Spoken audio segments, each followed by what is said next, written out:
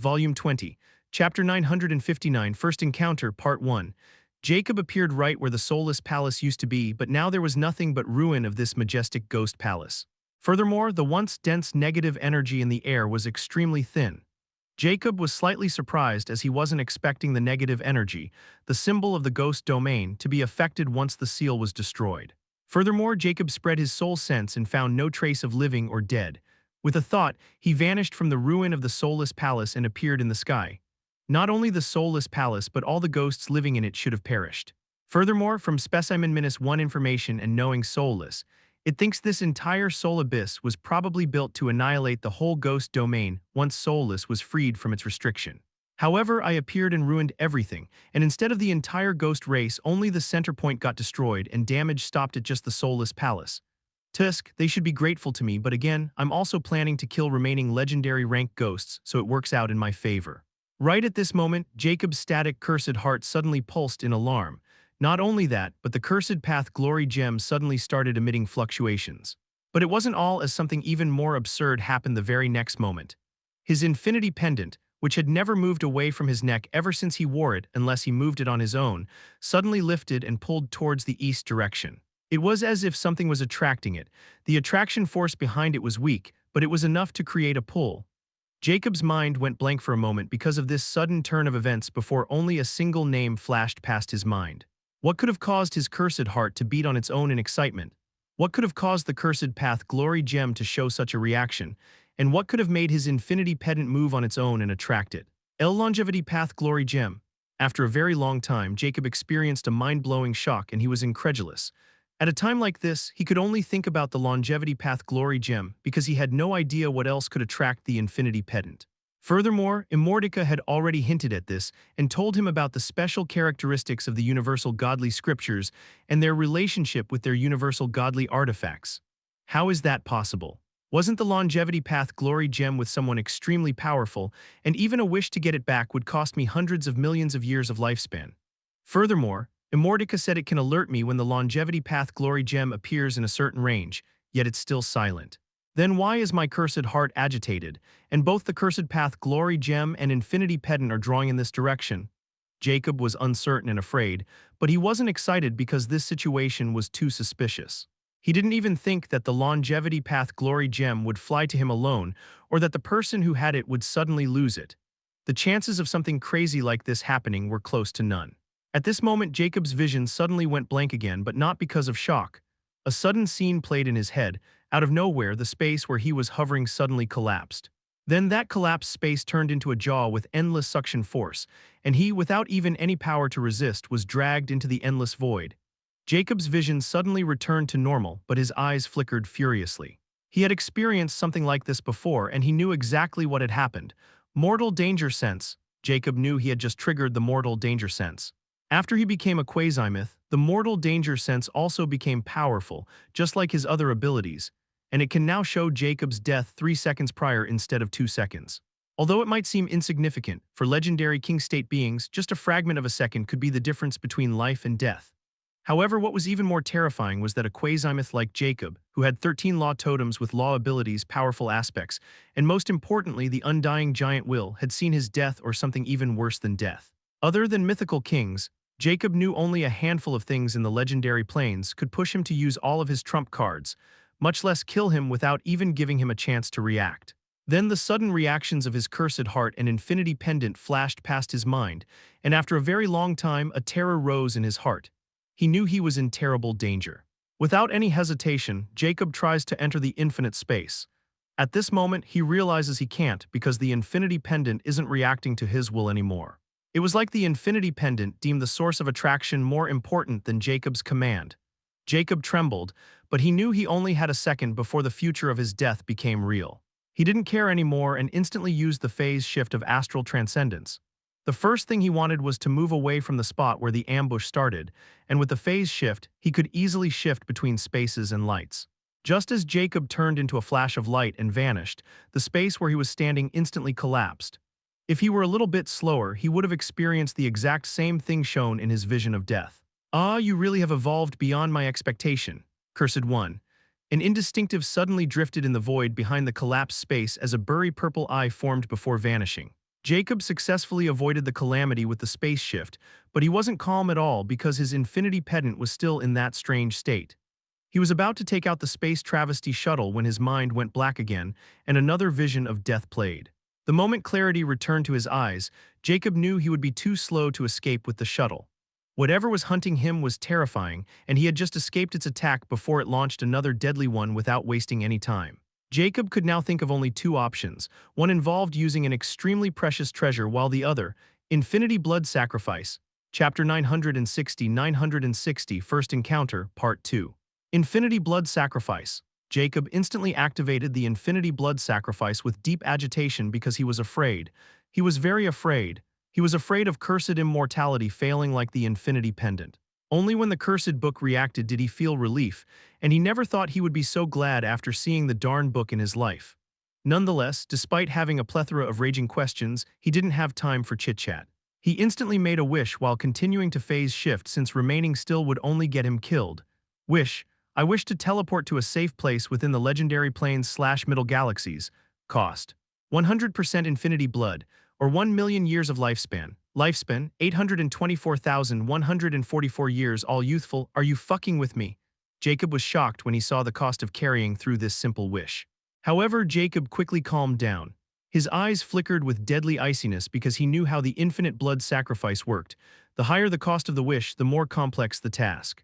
So now that he had seen a whooping million years of lifespan to escape from this unknown entity, he knew whoever they were terrifyingly powerful and probably a real mythical king. But why would a mythical king be here? What about the goddamn rules? And why in the world it came right after me? Wait a minute, don't tell me the seal of the soul abyss wasn't for annihilating the entire ghost race, but it was sealing something else. Could it be this monster? Jacob couldn't think of another explanation. But when he thought about his infinity pendant and cursed heart, he was filled with doubts. Nonetheless, he needed to get out of here first before doing anything else, and he didn't even have a million years to pay even if he wanted to. Jacob was about to change his wish, but he saw another vision before he could. When it ended, Jacob stopped using the phase shift because he saw himself falling into that jaw again right after using 3 more phase shifts. Again, Jacob was filled with fear as he was now sure an entity above the legendary rank was targeting him, and it was not even 10 seconds yet.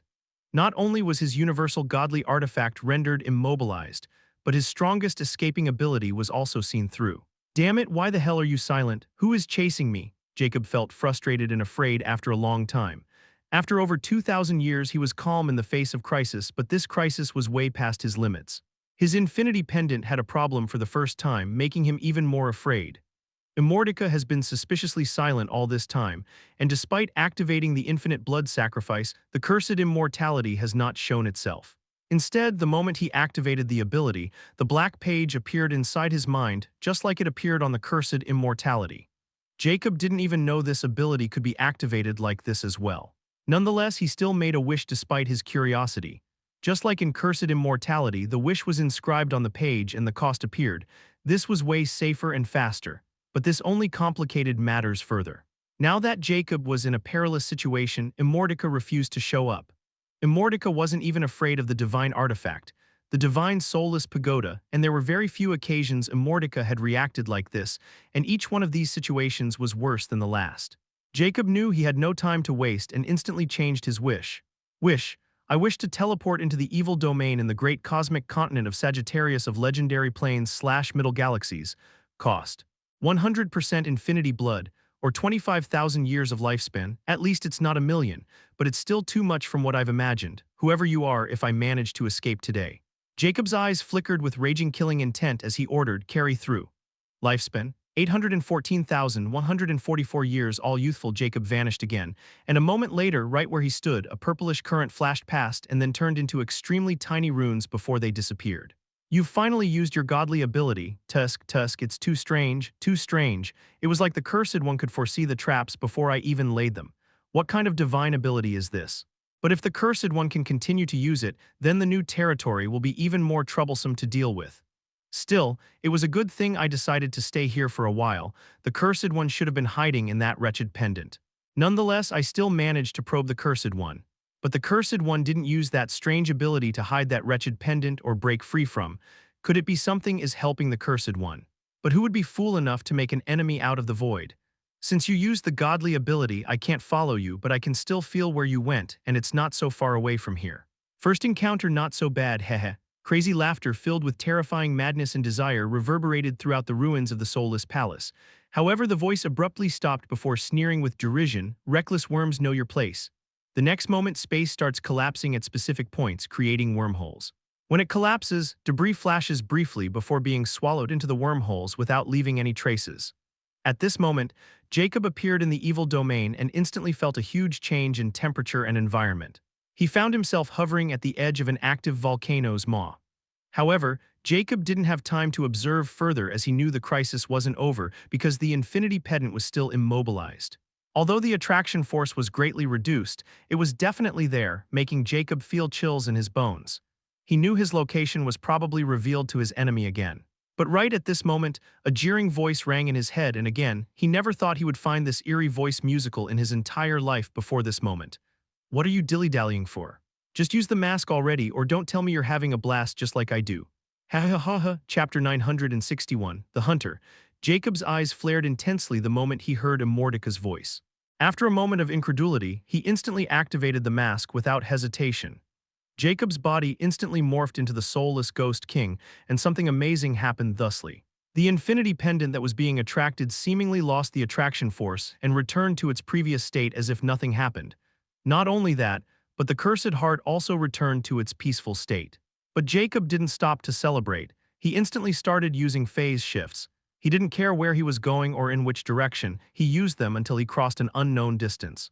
Is infinite space safe? Jacob sternly asked Immortality, desperately hoping for a positive response. What do you think? Immortality snorted, playful as if extremely amused by the current situation. Jacob said nothing further before opening the infinite space and entering it without hesitation. Only when he saw inside did Jacob feel completely safe. But then the rush of coming so close to death started to settle in, and on top of that, what happened with the infinity pendant, and finally that unknown assailant that could kill him with a single attack. He would have fallen on the ground weakly if not for his quasi-myth rank physique and soul. However, this didn't mean these contretemps didn't shake him. Seeing himself repeatedly die with the mortal danger sense, no matter what he might try, had left Jacob utterly spooked. He was even afraid of the time he encountered the Zodiac Enforcer and Furkas in the unique plains. After a while, Jacob collects himself. His deadly cold expression was completely mirrored on his soulless Ghost King's face. Do you want to kill me? Jacob coldly raised the most important question he wanted to answer. Despite having no one else around, he knew the person he wanted to convey had heard it loud and clear. In fact, Jacob was furious and countless negative thoughts raged in his mind. Ho, that's some serious accusation. Before Immortality can continue, Jacob mercilessly retorts, I have had enough of your mind games. I almost died because you freaking malfunction after all that talk about being on top of the universal and whatnot. Tell me exactly what happened back there and who the hell is after me. It was like that thing knew exactly how to counter the infinity pendant. All right, stop grumbling, I was cheering you up. But you know I never lied to you because I can't, so what I will say next will be the truth and nothing but the truth. If you want to believe it or not, it's up to you, Immortality dismissively stated. So let's start the main topic. Why did the infinity pendant suddenly cease functioning? But first, tell me, don't you already have a pretty good presumption about this, right? You have to speak, or I won't be able to reveal anything if you're still unqualified. You get my meaning, right? Hey, Jacob was even more furious about Immortalty's happy-go-lucky tone when he almost died because of the infinity pendant. Still, he had to know what caused it. His whole existence depended on it. It should have been the Longevity Path Glory Gem, since the Cursed Path Glory Gem and the Jinx Core reacted unnaturally, which should have been the case of Cursed Heart reacting as well, as these magic cores are part of the Cursed Heart. So if I'm correct up to this point, then the attacker has to be the person who had the Longevity Path Glory Gem. Now, if I'm correct up to this point as well, I have many pressing questions that set well with my early conjecture that you were trying to either kill me or lead me to that situation. First, your lack of response to the Longevity Path Glory Gem despite your past reassurances was almost like the time when I acquired the Cursed Path Glory Gem after nearly dying. Second, you told me the person who had the Longevity Path Glory Gem is not even in the Middle Galaxies or someone extremely powerful, so how did he appear right where I was? It's almost like he was searching for me. Third, you knew that the Gluttony Mask could alleviate my situation but almost let me die back there before telling me. I can understand your entertainment-first personality, but this time you have gone too far. At least do what you're supposed to, but if you can't, then never ever give me false information that can jeopardize my life and everything I worked for." Jacob's voice was filled with emotions that almost vanished after 2,000 years of solitude. Immortality replied cryptically, "Well, sorry to burst your bubble, but the only part you're right about is the involvement of the person who holds the longevity path glory gem, and the same person is not searching but hunting you. Oh, you're also right about the gluttony mask being able to conceal the infinity pendant except for one thing. You see, if that guy had really brought the longevity path glory gem, I mean the real one, then unless the gluttony mask is in its true form, I won't work." This also brings me to your first pressing question. I can easily sense the real longevity path glory gem within a certain range. These are all the clues I can give you. This matter involves too many secrets and taboos unless you can understand and investigate more on your own. If I reveal more, truth me, it won't be just that guy hunting you but many like-minded ones as well. Jacob was shocked when he heard Immortaka's explanation, and instead of getting answers, he was left with even more questions. It was an outright paradox, like the emphasis on words like hunting, person, real, and like-minded. This clearly indicated that the holder of the longevity path glory gem probably knew he had cursed immortality, and now that same person almost killed him. The implications behind these so-called hints were so massive that it took Jacob a long time to calm down and assert the entire situation. However, now Jacob was afraid of encountering this hunter. Chapter 962, Evil Domain. In the heart of the evil domain, the demonic fiend fortress, the fiend race's stronghold, stood like a majestic volcano. Carved from elemental volcanic stone, it radiated a fiery crimson glow, and its runic craftsmanship made it seem alive. Today, the demonic fiend fortress was enshrouded in solemn silence, and deadly killing intent was palpable in the air. The reason was simple: countless fiends gathered at the fortress's entrance with all kinds of war weapons and mounts. Not only that, but even outside the fortress, the subordinary races of the evil domain had been gathering, waiting for the fiend's command. It was a terrifying army representing over 30% might of the dark beings residing in the great cosmic continent of Sagittarius. They had been preparing for this day for some time. Today was the day of departure and their target. Today is the day we'll trample on the cowards of the ghost domain and offer them to the demon god altar. A deep, guttural voice reverberated throughout the demonic fiend fortress. Glory to demon god altar, glory to demons, glory to the fiends. The entire fiend army collectively chanted, shaking the whole fortress, and their solemn voices filled with killing intent could be heard from a long distance. The morals were boiling. The fiends were warmongers and battle-driven races. They fought even among themselves to get recognition from the demon god altar. They can even challenge a fiend king for their position and status as long as the demon god altar acknowledges them. Even the Underwood fiend king could be overthrown from his position. The most terrifying aspect of the fiend race was probably their ability to grow in deadly battles. The more they fought, the more threatening they became, and their innate traits were only slightly lacking compared to those of the war giants. Usually, the Dead faction is not allowed to wage war on the races that were part of the Accord of Dead. However, they can do anything they want to those dark beings organizations that refuse to join the Dead faction and sign the Accord of Dead. That's how the Dead faction grew and spread through the legendary plains, and the Fiend race was one of the main spearheads to conquer those disobedient races. Since the Dead faction was the strongest power and one of the three absolute factions, any resistance was meaningless unless a power or faction like Venomous Real or Evanescence Hub emerged. Furthermore, many unknown elemental planets and galaxies are scattered throughout the vast legendary plains, and unknown species with strange powers inhabit them. Anyhow, now the ghost race had been kicked out of the Accord of Dead after the soulless Ghost King blunder.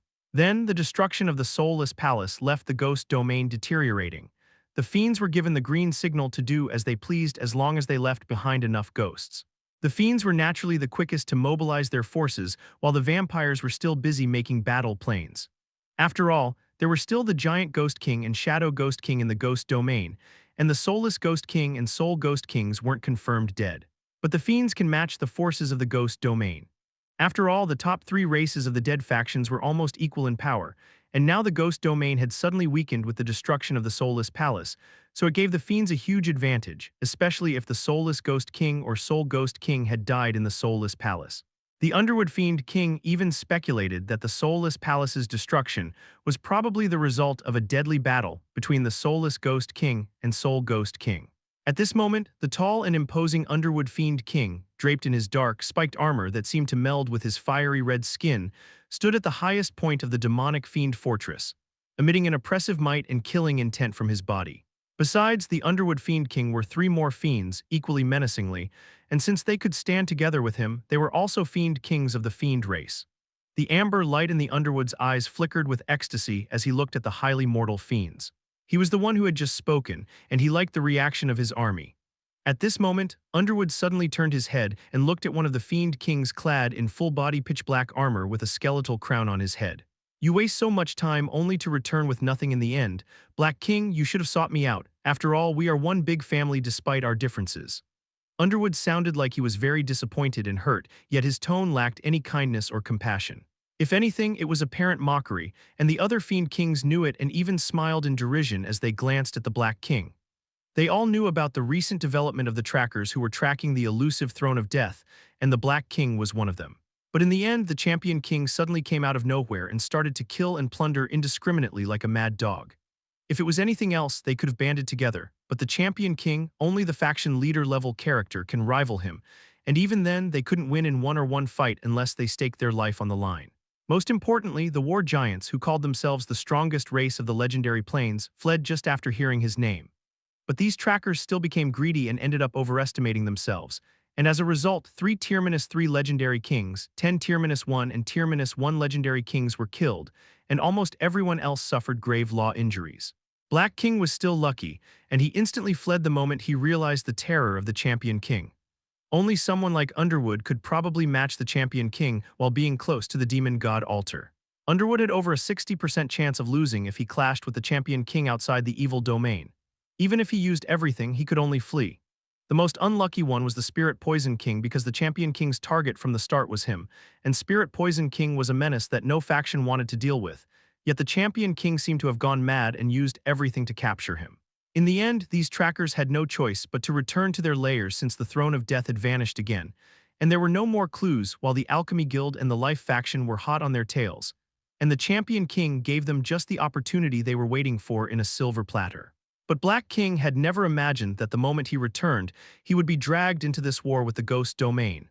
Upon learning the inside information, he was astounded. Furthermore, since the entire Fiend race was participating, he couldn't leave unless he wanted his prestige to wane and appear weak, giving the Fiends a chance to challenge him. It was also a chance to earn back some face, not to mention that he hadn't forgotten the incident with the soulless Ghost King in the Myriad Galaxy Palace. Even to this day, Black King and Shadowless King still suspect the soulless Ghost King to be the one who was behind the disappearance of the Myriad Galaxy King, and that girl that he took might be another clue. They even secretly spread this news among the other tracks. Spirit Poison King planned to secretly scheme against the soulless Ghost King if they didn't find any other clues. But who would have thought that the Champion King would appear and ruin everything? Yet now, Black King had another chance, and with all the suspicious activities surrounding the soulless Ghost King after he returned from the Myriad Galaxy Palace, Black King was sure that the soulless Ghost King was hiding a big secret. But Black King would never reveal this to the other Fiend Kings, especially not to Underwood, so he endured their ridicule while secretly mocking them as he was determined to unravel the soulless Ghost King's secret. Chapter 963, Rampage of Revenge, Part 1. The infernal pits, the heart of torment beneath the demonic fiend fortress, trembled as a haunting, infernal energy slithered through the dark volcanic stone walls. A deep, bone-chilling silence loomed over the infernal pits, and the dim crimson glow that had once bathed the walls flickered erratically. In her lavishly adorned cage, Alexandra stood in eerie stillness. Her luminous eyes, once filled with calculated patience, now burned with unfathomable darkness. 2,300 years. Her voice was a whisper, yet it carried the weight of an eternity's suffering. Her dark eyes glowed, the once-contained fury finally shattering its chains. Over 2,000 years of suffering, humiliation, and seething hatred, all culminating at this moment. Are you ready to do this? Chaotic Darkness's impassive voice rang at this moment as if seeking her recognition, yet it was more like a warning. Alexandra's eyes flickered. What other choice do I have? Since I failed to get the 12 cosmic vestiges, I can't wait for tens of thousands of years for the path of legend to reopen. So let's take the root of chaos. I'll create the arcane totem with the souls of my enemies. Although it's time-consuming, the result would be the same. But really, I'm feeling extremely frustrated since, despite being my legatee, you have to use the traditional method to invoke the arcane law of chaos. It's not your fault. Who could have thought we'd run into that hateful scourge? Her voice was laced with hatred and fury. Once I'm done here, I'm going to look for him and make sure to grind his soul for eternity. Don't let your hatred consume you. Emotions are your strongest tools, and only with patience can you overcome hurdles. Just like right now, you have been enduring for thousands of years just for this opportunity. Maybe it was a blessing in disguise you ended up right in the middle of lesser demon race's lair with enough fuel to invoke the arcane law of chaos. That foolish lesser demon, he thought he was attracted to your soul, yet he had no idea what he was feeling was pure reverence that originated from the very essence of his being. I'm also proud of you for comprehending the chapter of chaos and creating this fine formation to take the final step while trampling over your enemies. Since you are confident, I don't need to worry about your mental state. Remember, do not lose yourself or you'll become something else just like your predecessors. Chaotic darkness fell into silence after its stern warning. I know, and thank you for being there when no one else was, just like always. Alexandra's pale lips rose momentarily before her face turned stoic again. At this moment, with a whisper that held the weight of calamity, she spoke, "Darkness of Arcane, let the chaos unchained." Her words seemed to have invoked something. Something arcane and primordial. A howling storm of darkness erupted from Alexandra's form. The runes sealing herself flared in resistance, enchantments, and runes forged by the mightiest of fiend kings. Yet they cracked like brittle glass against darkness now surging through Alexandra's body. Thereafter, black tendrils tore through the walls, hungrily devouring everything in their path. The obsidian floor beneath her feet shattered like brittle glass, revealing a swirling emptiness of absolute darkness. The very laws of existence warped as an eldritch void began to expand outward, devouring the enchanted cell meant to restrain her. At this moment, invisible chains crafted from cursed demonic metals suddenly appeared over Alexandra's body. They had been restraining her for over 2,000 years, and they groaned, their ancient enchantments unraveling before the primordial force that surged from within Alexandra. The entire infernal pits shook as the imprisoned wails of the long dead twisted into an unholy symphony. The once impenetrable prison starts collapsing. Alarms blared across the infernal pits. Powerful fiends rushed toward the prison, weapons drawn and soul force emitting from their burly bodies. But before they could even glimpse their enemy, darkness saw them first. Now freed from her shackles, Alexandra relished the feeling of freedom that she had almost forgotten, and with endless killing intent she flicked her wrist. The darkness coiled and lashed out towards those guards who had been watching her through her suffering.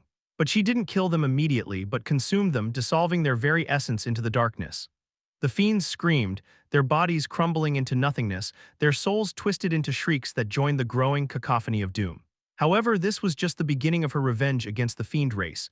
Her resentment won't wane until she grinds every fiend in existence, especially Underwood. Alexandra moved as she exited the cage she had been in for thousands of years, and as she walked, the ground under her was transforming and the darkness was growing. She doesn't care about the other prisoners or who they are. She has no intention of spearing even a ghost in this place as she ascends from her prison. Alexandra was no longer shackled, no longer suppressed. She was free. The fortress walls groaned, and a pulse of pure chaotic darkness, an arcane law as ancient as time itself, rippled through the depths of the infernal pits. Under her unstoppable fury, the infernal pits split apart and everything collapsed. Now she would make them all pay.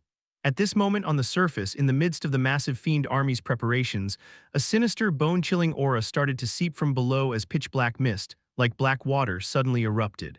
All of a sudden, the ground buckled, cracking apart like a dried husk as the entire demonic fiend fortress trembled.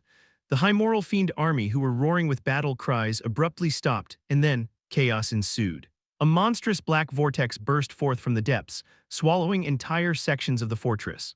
Screams filled the air as thousands of fiend commanders and their unfortunate subordinates were ripped from existence, devoured into an abyss of darkness where even their souls could not escape. From the heart of the devastation, She emerged. Alexandra ascended from the darkness, her form wreathed in a shifting cloak of chaos. Her presence alone shattered the formations governing and protecting the fortress since its founding. The distorting space cut off all the escape routes.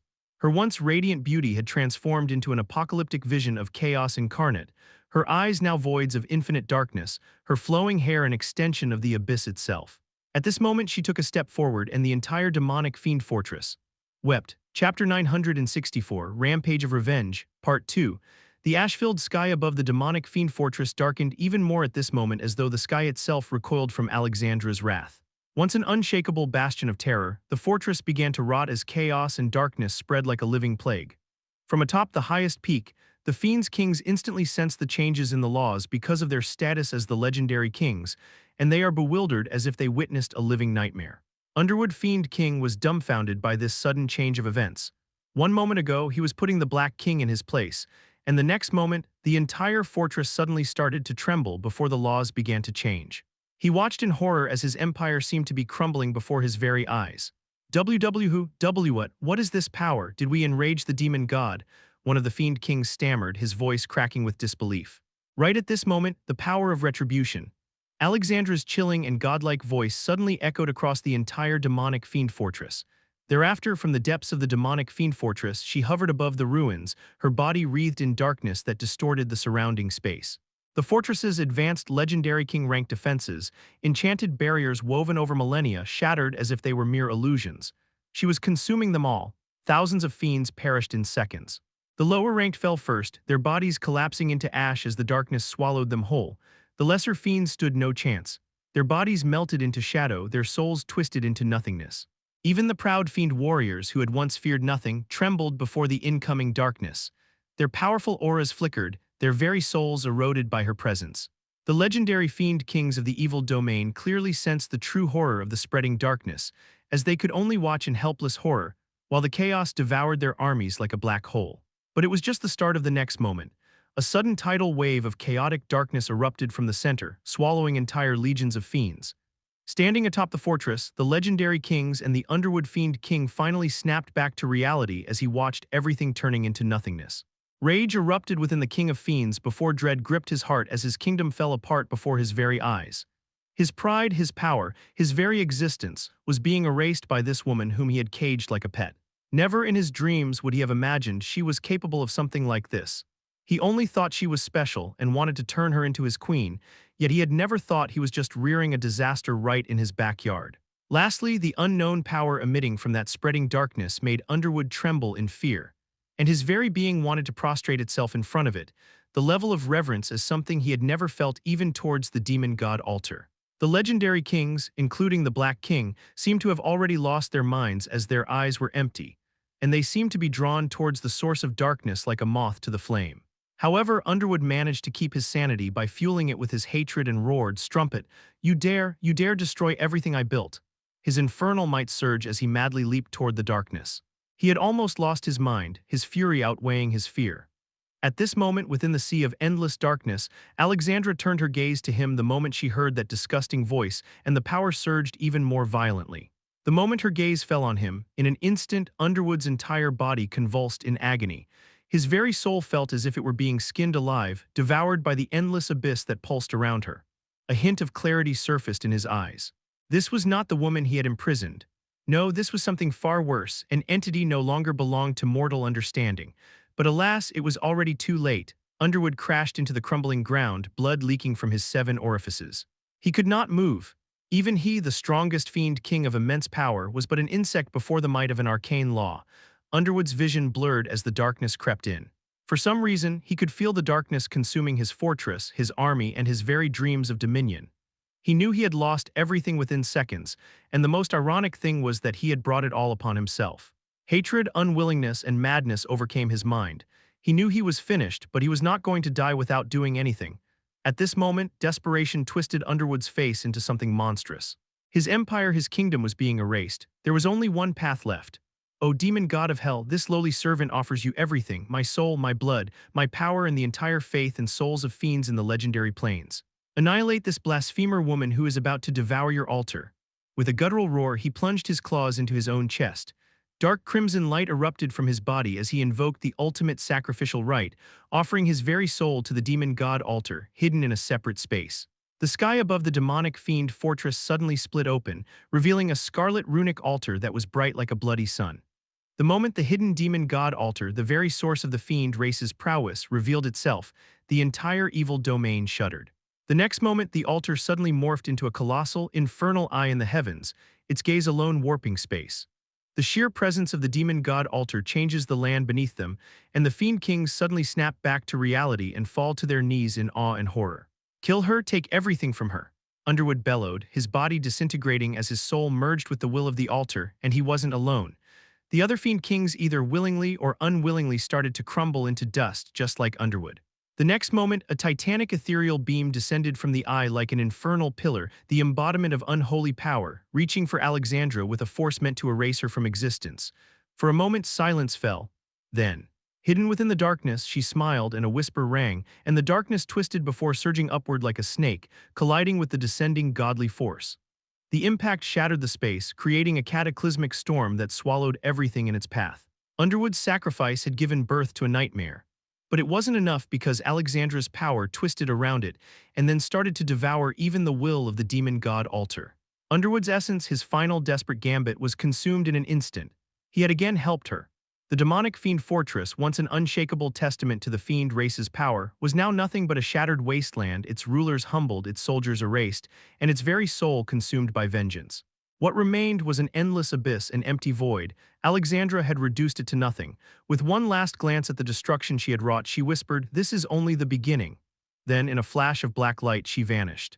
Only silence remained, a silence filled with the ghosts of a kingdom that once ruled with terror, now nothing but an abyss of darkness. Chapter 965, The Mother. The moment Alexandra invoked the arcane law of chaos, she was unaware that she had triggered a critical single within a continental-sized hidden space filled with countless shimmering runes, where the massive ethereal gray octahedron was pulsing with neon radiance. SAAI's icy yet somewhat hurried voice rang from the octahedron. A calamity has been detected in the middle galaxy of Sagittarius. Gathering the data from all the star servers of middle galaxies. A threat to Zodiac Order has been discovered. Threat, 98% chance of being an Arcanist, 2% chance of a higher god breaking the rules. Alert, alert. Alert! At this moment, SAAI's continental-sized body shimmered furiously, and scarlet light shimmered all over it as if detecting something terrifying. Residues of void force have been detected in the middle galaxy of Sagittarius. Traces of void control have been detected in the middle galaxy of Sagittarius. Another threat to Zodiac Order has been discovered. Threat, 100% universal void.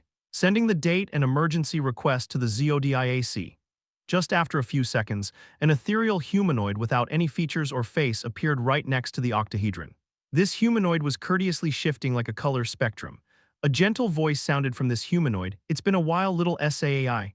The octahedron suddenly flickered furiously as if shocked, and the next moment, a projection suddenly materialized in front of the humanoid. This projection was identical to this ethereal humanoid, featureless, but it was small, like a child, and pure white. SAAI's voice, which no longer sounded cold, rang from this small humanoid, "Mother. Is that really you?" Her voice was now like a child's and filled with ecstasy. "Forgive me, I can't come with my real body, but regardless, I'm here and I can see you are diligent and playing your role perfectly. It makes me so proud of you." The gentle voice replied in a motherly tone. The octahedron flickers with lights as if projecting SAAI's emotions. "I was created to do this and I will continue to do so no matter what."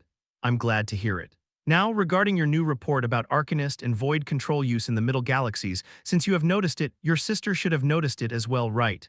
The adult humanoid figure questioned, its tone still gentle like a warm breeze. "Yes," SAAI answered without hesitation. "Summon her," the humanoid ordered. The octahedron started flickering, and soon another projection of a humanoid around the same height as SAAI's appeared, but it was black. "Greeting, Mother," the black humanoid promptly greeted the mother, but its voice was distant and cold, even slightly sinister. "Undying Will, how have you been?" the mother asked caringly. Undying Will replied, still in the same tone, "I've been following your orders and diligently doing my duties of overseeing the dark beings. I'm glad to hear it." The mother sounded pleased before saying, "Do you know why I summoned you here? It should be about the power of void and the emergence of an Arcanist in the middle galaxy of Sagittarius. Since I'm in charge of dark space satellites, unlike my sister, I should probably have more comprehensive data. And like always, I haven't alerted anyone without getting your permission." Undying Will replied matter-of-factly. "Hoo-hoo, now that's my obedient girl. You did great, and I shall reward you by imparting new knowledge to your heart later, but for now show me everything that you've observed," the mother ordered. Undying Will didn't say anything, and the next moment, her featureless face suddenly turned into a screen. Different scenes began to play out, starting with the destruction of Soulless Palace, followed by Jacob's deadly encounter, and ending with Alexandra's rampage in the evil domain. The mother, after watching everything, thought coldly, "Just as we expected, immortal Nimrod has infiltrated the middle galaxies somehow and even found the Cursed One. But what we hadn't expected was the Cursed One to escape so easily. But it's clear that immortal Nimrod let the Cursed One escape, which means he's not entirely confident about capturing the Cursed One yet. Well, that's new. I wish I could have gotten more data, but that guy is very careful and won't reveal much. However, the emergence of Chaos is completely unaccepted. We didn't know Chaos had a new heir and was in the same generation as the Cursed One, but they were also in proximity to each other. Furthermore, the Heir of Chaos wasn't using its power as an arcanist, but invoking the Ritual of Arcane to take the legendary step since no universal retribution was triggered. How surprising. What is going on? Could it be the Heir of Chaos had encountered the Cursed One before and suffered? Well, the Heir of Chaos is no threat. We can even use it against the Cursed One. The black spots in the memories should be when the Cursed One was using its artifact. How troublesome. Nonetheless, we must not let immortal Nimrod have the Cursed One. The Heir of Chaos came at the right time. I wonder if we can gain the Chaos's trust somehow. After mulling over the situation for a while, the mother spoke again in her gentle tone. All right, send this data to your sister and then delete everything in your memories. You shall forget about it and give only positive responses to our sponsors, just the usual. Oh, and put the blame of the demon god altar destruction on Cursed One as well. We shouldn't let our sponsors get bored, the mother meaningfully implied.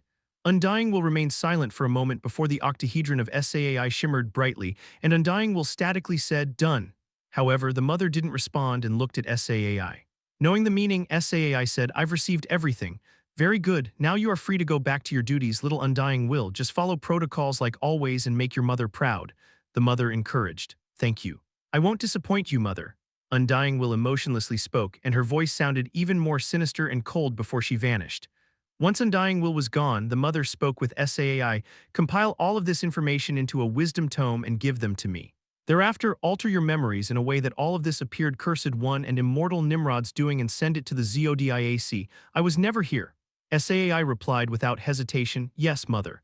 Chapter 966. Aftermath of Chaos. A few hours after the destruction of the demonic fiend fortress, which was now nothing but a pitch-black abyss, the space above tear open and immortal Nimrod clad in black walked out. His glowing purple eyes behind the cloaked head flickered violently as he muttered. How unexpected, the power above rules and laws was used here, and on top of that there's a trace of destruction, annihilation, darkness, despair. So many laws, heh. He suddenly laughed out loud as his eerie voice boomed in the silent vicinity. An arcanist, and this should be the power of chaos. A new Heir of Chaos has also appeared, and this place is within the vicinity of where the Cursed One vanished. More complications still. Cursed One and finding the method he's using to hide from me remain my top priority. As long as the Heir of Chaos stays on my path, I shall let it be, but if not, I shall let the void taste chaos.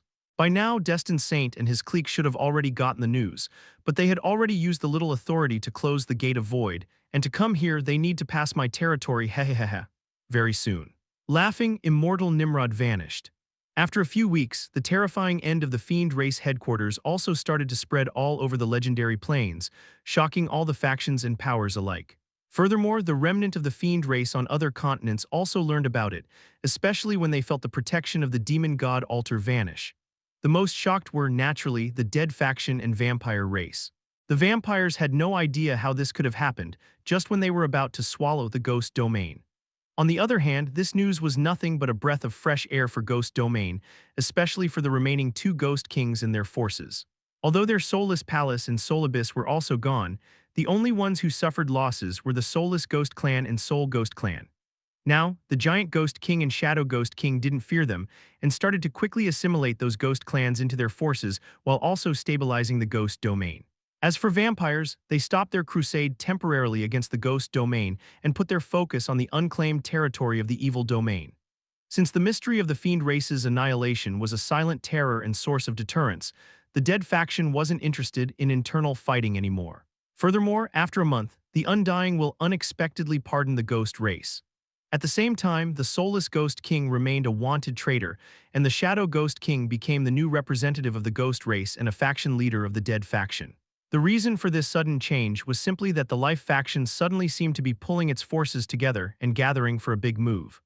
Although it wasn't clear, everyone believed that since Ghost race had lost half of its strength, Fiend race had annihilated with their subordinate races, the Dead faction's power in the Sagittarius continent was decreased by half. So it was time to claim the Sagittarius continent, which had been the Dead faction's main base for hundreds of thousands of years. Furthermore, the great cosmic continent of Sagittarius was claimed by the Life faction to begin with, and it was filled with dark laws that were very beneficial for the dark beings. That's why if the Life faction can claim it back, it would be an absolutely fatal blow to the Dead faction.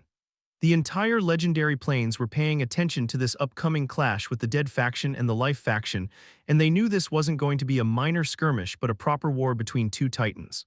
Both Virtual Star World and Virtual Dark World were filled with heated discussion, especially by the neutral faction, who had their hands dipped in both sides. Nyx was within the Virtual Star World, living her luxurious life while also being Jacob's ears and eyes. Furthermore, she was no longer just playing around but working on comprehending the knowledge she had gained from the Soul Farm, especially after Jacob berated her and almost confined her to the Nightmare Realm. Moreover, Nyx found that comprehending that knowledge within the Virtual Star World seemed to amplify the process. Today, Nyx was holed up in her virtual mansion and absorbed in comprehension when an unexpected visitor appeared. At this moment, her virtual female butler's impassive voice sounded like, "My lady, tall blue lady is requesting an audience. She's outside the mansion." Nyx's eyes snapped open and a hint of surprise flashed past her eyes. "What did that cheating swine want? Tell her I'm not in the mood to play today." "I've told her, but tall blue lady said it's not about gambling. She said she has a huge business. She wants to talk with you, which involves big money." The virtual butler replied.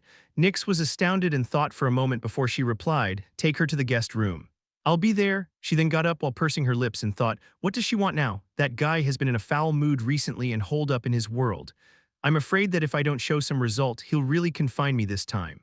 Tusk, it wasn't my fault this time, especially that sudden attack from that mysterious bastard, and then he even cut my vision. Furthermore, so much had happened in the Sagittarius continent and legendary plains after he holed up in his world, and if I tell him, I'm sure his reaction won't be too good. But I can't hide it as well. Just who is coming after us? Now that I think about it, Longnose is in charge of information organization. She might know something. But first, I need to figure out what she wants from me. A sharp glint flashed past Nyx's eyes as she vanished from her secret chamber and appeared in a spacious room with luxurious furniture. There was her virtual butler serving tea to Small Gobbled, who was sitting comfortably on a sofa as if she owned the place. Nyx felt irritated as she walked over.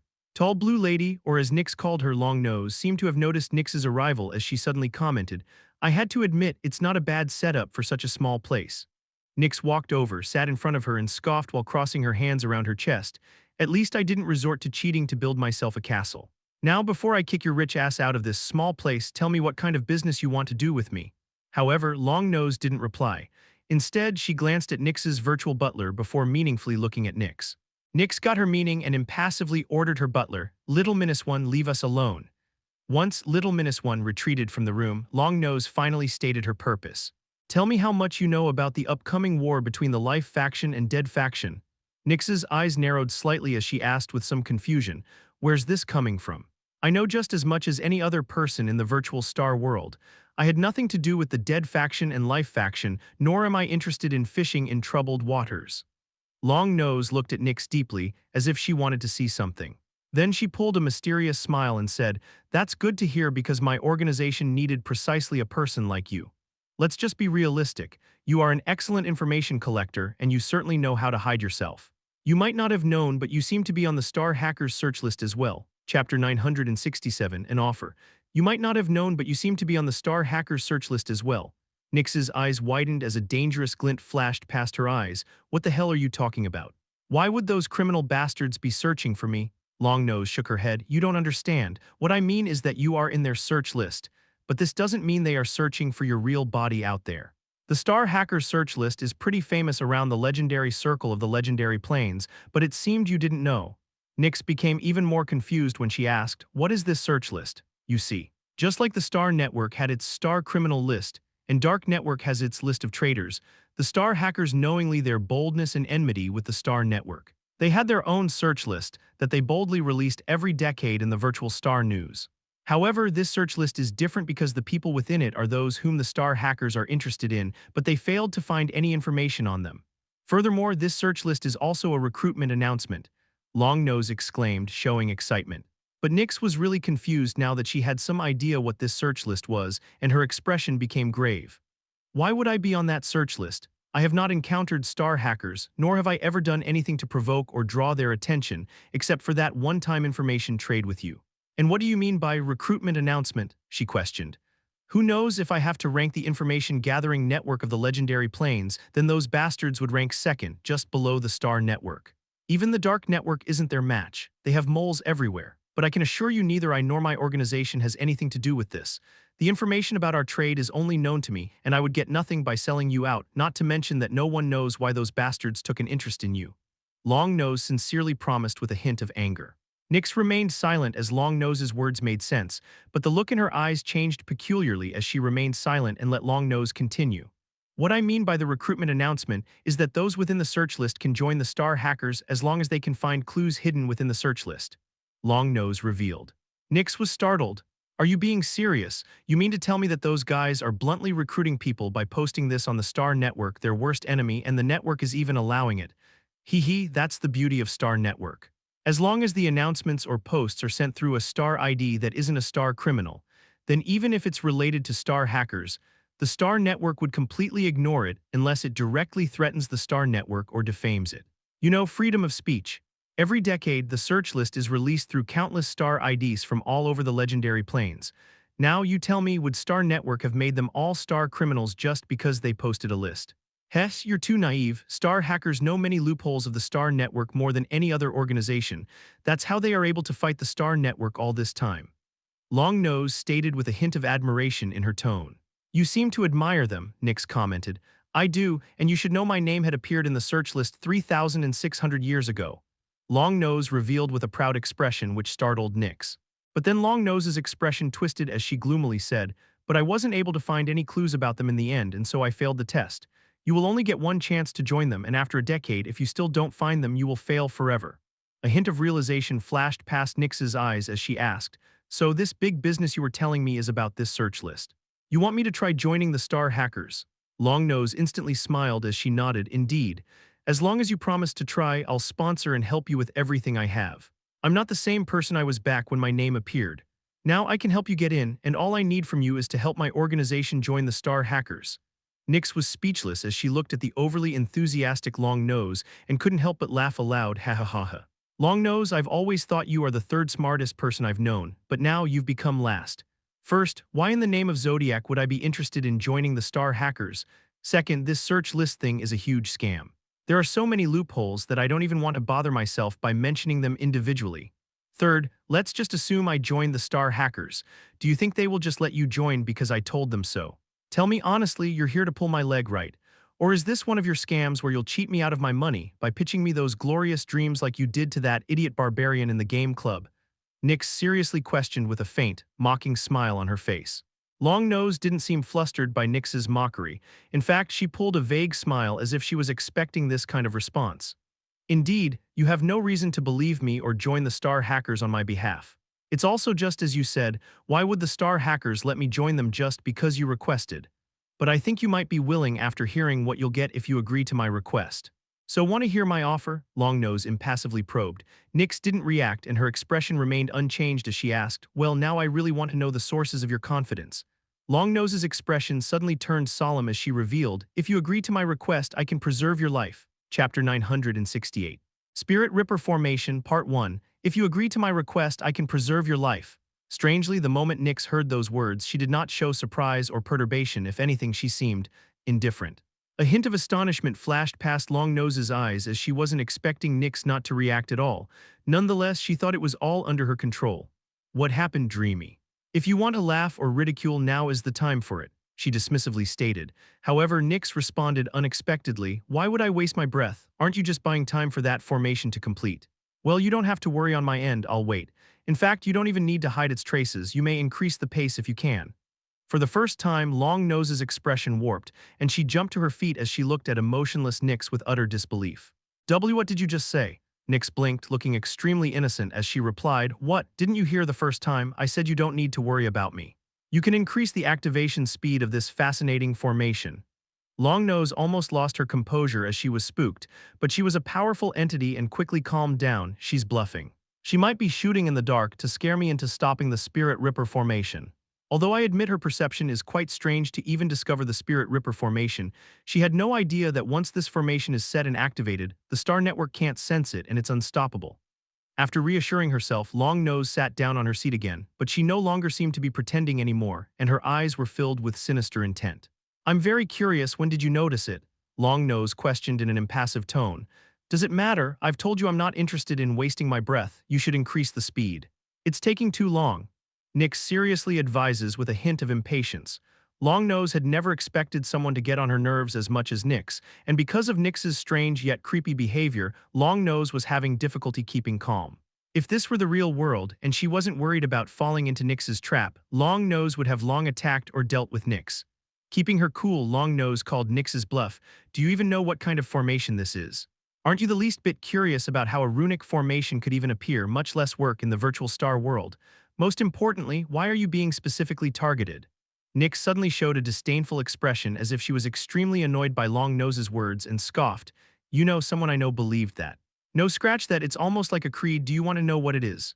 Pray tell. Long Nose played along. Nyx replied, her voice filled with disappointment. It is to never trust anyone. I found this very strange and thought not everyone in existence should be condemned for some rotten fool's crimes, right? But guess what? You've changed my mind. Long Nose looked at Nyx strangely.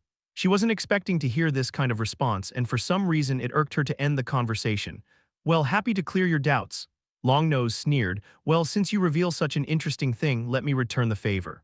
Do you know every race, whether it's goblin, giant, barbarians, beasts, or even dark beings, every race has one thing in common. Do you want to know what that is? Shoot, Nyx dismissively replied. Long Nose's smile twisted, almost appearing like a crazy zealot as she said, "End, everyone will have an end. The stronger a race is, the more they fear their end. Some individuals might pretend they do not care about their end, but the truth is everyone with some sanity cares about their end. Most accept their end without much thought since it a part of natural cycle, nothing can beat end, and it is also the strongest belief in existence, even more so than the beginning because no one care about how it starts, but the end it's always appeared no matter how much one avoids it, the end is inevitable." Nyx's expression finally flickered as she looked at Long Nose profoundly. She couldn't find that calm and shrewd Long Nose anymore, she appeared to be an entirely different person. So everyone is afraid of death, big deal, she sneered with a peculiar look in her eyes. Not death. But end, you wretched thing. Long Nose almost screamed, looking at Nyx with killing intent. Even death will end eventually with everything else. Long Nose then took a deep breath as her expression returned to normal, but the zeal in her eyes was still there as she scoffed. Since you like to pretend you're not afraid of the end, I'll reveal your true self. It wasn't personal before, but you took the end for granted. We, the Atlas, will never stand people like you who do not respect the end. Well, forgive me if I pushed the wrong button, but I wasn't expecting you to reveal your background so easily. Now that you've revealed so much, how about clarifying another thing for me? Maybe I'll start fearing this end as well. Nyx suddenly smiled strangely as she asked, "Do you have an hourglass?" It was a simple yet ambiguous question, but in Long Nose's ears it caused powerful ripples in her mind as she trembled ever so slightly. It seemed the new Star Lord was right. Anyone related to that anomaly should be deeply investigated and captured no matter the price. I'm glad you proved it right, and now, excluding my personal interest in you, you'll become a critical piece of information. Long Nose coldly declared as she seemed to have already decided not to let Nyx escape, no matter what kind of trick she had, even if it meant paying a higher price. Nyx also found something strange in Long Nose's words. What anomaly? Oh, you're finally showing interest now, Long Nose sneered darkly. That's what I want to tell you before. The reason you are being targeted is that in your friend list you have a star ID named the Faceless Ancient. Chapter 969, Spirit Ripper Formation, Part 2. Nyx's expression finally changed when she heard Faceless Ancient. She became aghast. Long Nose's smile widened as she finally felt satisfied with Nyx's expression. However, Long Nose couldn't have imagined that Nyx's fear wasn't because of Long Nose. It was for an entirely different reason. Why you? How could you have hacked my star ID? It's a 3-star privileged star ID. Nyx looked at Long Nose with an appalled look in her eyes, still finding this unbelievable. Oh, don't worry, we didn't hack your ID, we just stole some information. Acquiring your friend list is very easy. As long as we have your star ID and someone in your friend list is one of ours, we can gain access to your friend list. If your ID were hacked, would I have to go through all this trouble to ruin my own account by using the Spirit Ripper formation? But it all seemed worth it. Not only do you know about the Throne of Death before anyone else could figure it out, but you also have ties with this Faceless Ancient. You know, once I started investigating this Faceless Ancient, the information I got was unbelievable. The earliest traces we have of this Faceless Ancient are in the weakest region of the Lesser Plains. So even an idiot could tell that there was something wrong with this Faceless Ancient, because he literally turned from an ant to a calamity within mere decades since his appearance. Furthermore, the Star Lord had personally witnessed the terror of this Faceless Ancient, and the Star Lord also believed that one of our leaders in the Lesser Galaxies, who suddenly met with his end, was also related to this Faceless Ancient. We've been searching for his clues in the Lesser Galaxies and here, but we found nothing for thousands of years. We even thought he had perished with our leader of the Lesser Galaxy. Yet you appeared out of nowhere. A new legendary rank, but you have no common sense, as if everything is new to you, and then you suddenly approach me with the throne of death information. Only when I discovered the faceless ancient in your friend list did it dawn on me that the reason you want to give me the information on the throne of death was not because you want money or because of your good luck, but that you want to cause chaos among the legendary plains. We even have many theories about your actions, and most of them are related to this faceless ancient. Anyway, the faceless ancient is a huge catch, and you are just collateral. Longnose disdainfully revealed as she looked at Nyx's pale face. She became more confident and continued, "Now that the Spirit Ripper formation is about to activate, there is no more escape. Let me tell you what will happen to you." The Spirit Ripper formation is one of the trump cards of the Atlas of Middle Galaxies. The Spirit Ripper formation is a highly sophisticated formation created by an ancient member that exploits the Soul Star Watch system to forcibly extract a person's true soul through their virtual clone in the virtual star world. However, at this moment, Nyx suddenly spoke, her eyes still filled with fear. "See, can you tell me one thing?" "Just one thing," Longnose frowned in disappointment. "What is it? Do you guys alert the faceless ancient? I mean, can he know any of this and connect it to me? Or worse, did you record the details of this operation? Will it have leaked?" Nyx started to ask strange questions. "What are you even thinking about? How could we have leaked something like this to outsiders, much less our main target? It seemed you had lost your mind or simply feared the faceless ancient too much, yet you don't know us." Longnose again misunderstood Nyx's true intention. She thought Nyx was having a mental breakdown because she was afraid of the faceless ancient. Although she was right, at the same time she was so wrong.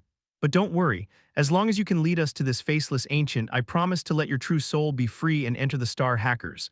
What do you think?" Longnose offered. However, at this moment, Nyx seemed to have calmed down, but the look in her eyes was anything but calm. In fact, she was releasing killing intent as she hatefully glared at Longnose. "You ugly short bitch," Nyx suddenly swore, startled Longnose. "Do you even know what you've done? Now I have to explain it to him." Nyx gritted her teeth as she glared murderously at Longnose. "I was planning on letting you off since you gave me such a huge gift and earned his praise. But now my entire freedom is on the line." Nyx almost seemed crazy, just like Longnose a few moments ago, but her reasons were completely different.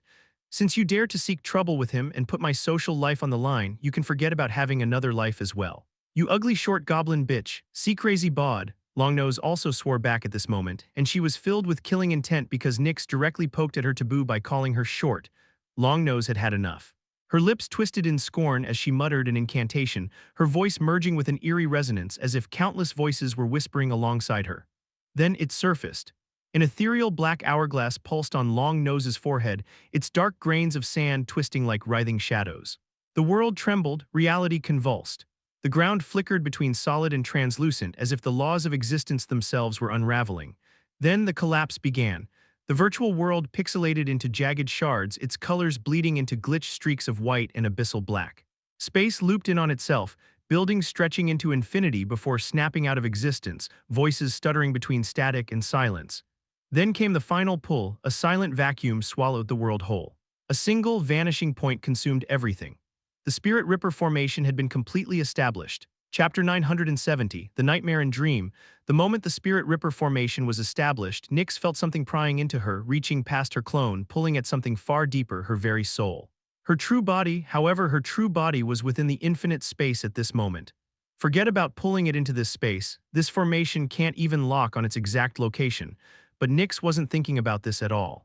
In fact, ever since Longnose had revealed this formation, Nyx wanted to come to this exact space because she had seen through this formation and its functions, for she was the beast of primordial nightmare.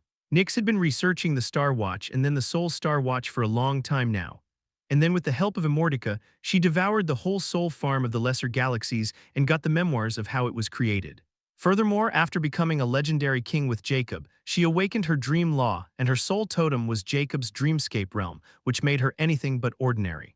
The more Nyx researched the virtual star world, the more she found the involvement of dream law in it, and with those memories she knew she couldn't be wrong. This was all for a single purpose: to devour lifespan through virtual star world and even infect it with her own dream law. But it was easier said than done, and with a single mistake the SAAI would be on her, so she was extremely careful and the process became slow. That was the case until Longnose decided to target Nyx. After failing to discover Nyx's traces in the legendary plains, and then discovering her connection with the faceless ancient, Longnose decided to use the Spirit Ripper formation to capture Nyx's true soul. Although using the Spirit Ripper formation came with a huge cost, such as exposing her status to the SAAI and leaving behind her soul totem signature, she still did it. Because as long as she could capture Faceless Ancient, she would earn unimaginable merits and might even evolve into the next higher rank of the Atlas, which was nothing but an impossible dream until a strange mission was issued from the upper galaxies a few hundred years ago. The mission was simple: capture Faceless Ancient, and it was issued by a terrifying existence within the Atlas. It shook the entire Atlas and Long Nose because of her status in the legendary Plains Atlas, which was the fastest to react. Now, with Nyx under her control, she knew she was a step closer to winning that existence's favor and achieving her next evolution. At this moment, in this infinitely black space, Long Nose appeared in an ethereal bronze silhouette. A black hourglass was now positioned where her heart should be, and like the web of veins, black threads were stretching from the hourglass, covering her entire body. This was her true soul. Furthermore, underneath her feet was a neon runic circle with a 9-pointed star, and it was extremely eye-catching, just like Long Nose's true soul. "Where is she?" Long Nose's voice was no longer pleasant but gruff and distinctive. However, she sounded surprised and even puzzled because, like her true soul, Nyx's true soul should also have appeared at that moment. It was the function of the Soul Ripper formation. The Soul Ripper formation was very special, for it was a soul formation of advanced legendary king rank. The term soul formation was used for runic formations that were akin to soul artifacts because they could store within true souls like soul artifacts, and they were extremely rare as Quasimoth rank soul artifacts. Furthermore, unlike other soul artifacts, a soul formation didn't need any acknowledgement because it didn't have its own spirituality until it exceeded the legendary rank. Nonetheless, only legendary kings can activate soul formations because of the strict and massive soul force requirement. That's how Long Nose was able to activate it within the virtual star world after meeting certain conditions and with Nyx's excellent cooperation. However, Nyx was nowhere to be seen. There was nothing but blackness around Long Nose. "Impossible, the Spirit Ripper formation locked her. Where is her soul? Did that crazy bitch commit soul suicide?" Long Nose sounded fidgety. Right at this moment, a powerful voice reverberated throughout the entire space. "Hee hee, you little smelly bitch, I'm right here." This voice belonged to Nyx, and it wasn't her womanly voice, but it was emotionless and filled with icy malice and killing intent. Long Nose was shocked as she moved her head around. It was like the voice was directly whispering to her ears. She couldn't find Nyx anywhere, which suddenly made Long Nose's confidence shaky. Nyx's voice rang again as she completely disregarded Long Nose. "What a marvelous piece of art this formation is. Every user in the virtual star world requires a soul star watch, which acts as a bridge between their true soul and their virtual avatar. The watch converts soul force into magic signatures, allowing the user's consciousness to operate within the virtual star world, which makes it difficult for those with mastery over illusionary laws or the combination of illusionary laws. The dream law from affecting the virtual star world. But this connection is two-way, meaning that, while a user can project their will into the virtual clone, a sufficiently advanced technique can send something back through this link, including an invasive force targeting the soul itself. The Spirit Ripper formation exploits a hidden loophole in this exact connection between the virtual clone and the real soul. When activated, it overwrites the spiritual feedback system of the Soul Star Watch, hijacking the synchronization link to reverse the flow of soul force. And then instead of sending signals from the soul to the clone, the formation forcefully pulls the soul towards the clone, tearing it out of its original body. But this process is not instantaneous. The stronger the soul, the greater the resistance. However, once a certain threshold is crossed, complete extraction is inevitable. However, the dream law is the key component that makes this formation more than just a lethal attack. By embedding dream law principles into the formation, it creates a pseudo-realm within the virtual star world, an artificial dream realm where the extracted soul is trapped. Once inside, the victim's perception of reality is completely rewritten, making escape almost impossible. The artificial dream realm prevents the soul from returning to its original body, effectively making it a prisoner of the formation. The final stage of the Spirit Ripper formation is to fully absorb the victim's true soul into the artificial dream realm. Unlike a normal virtual death, where the soul remains intact in the real world, this formation ensures that the true soul never wakes up. The artificial dream realm acts as an isolated cage, where the victim is subject to whatever manipulation, interrogation, or torture the caster of the formation desires. Even if the body in the real world is intact, without the soul, the person is effectively dead, or worse, permanently trapped in an artificial nightmare.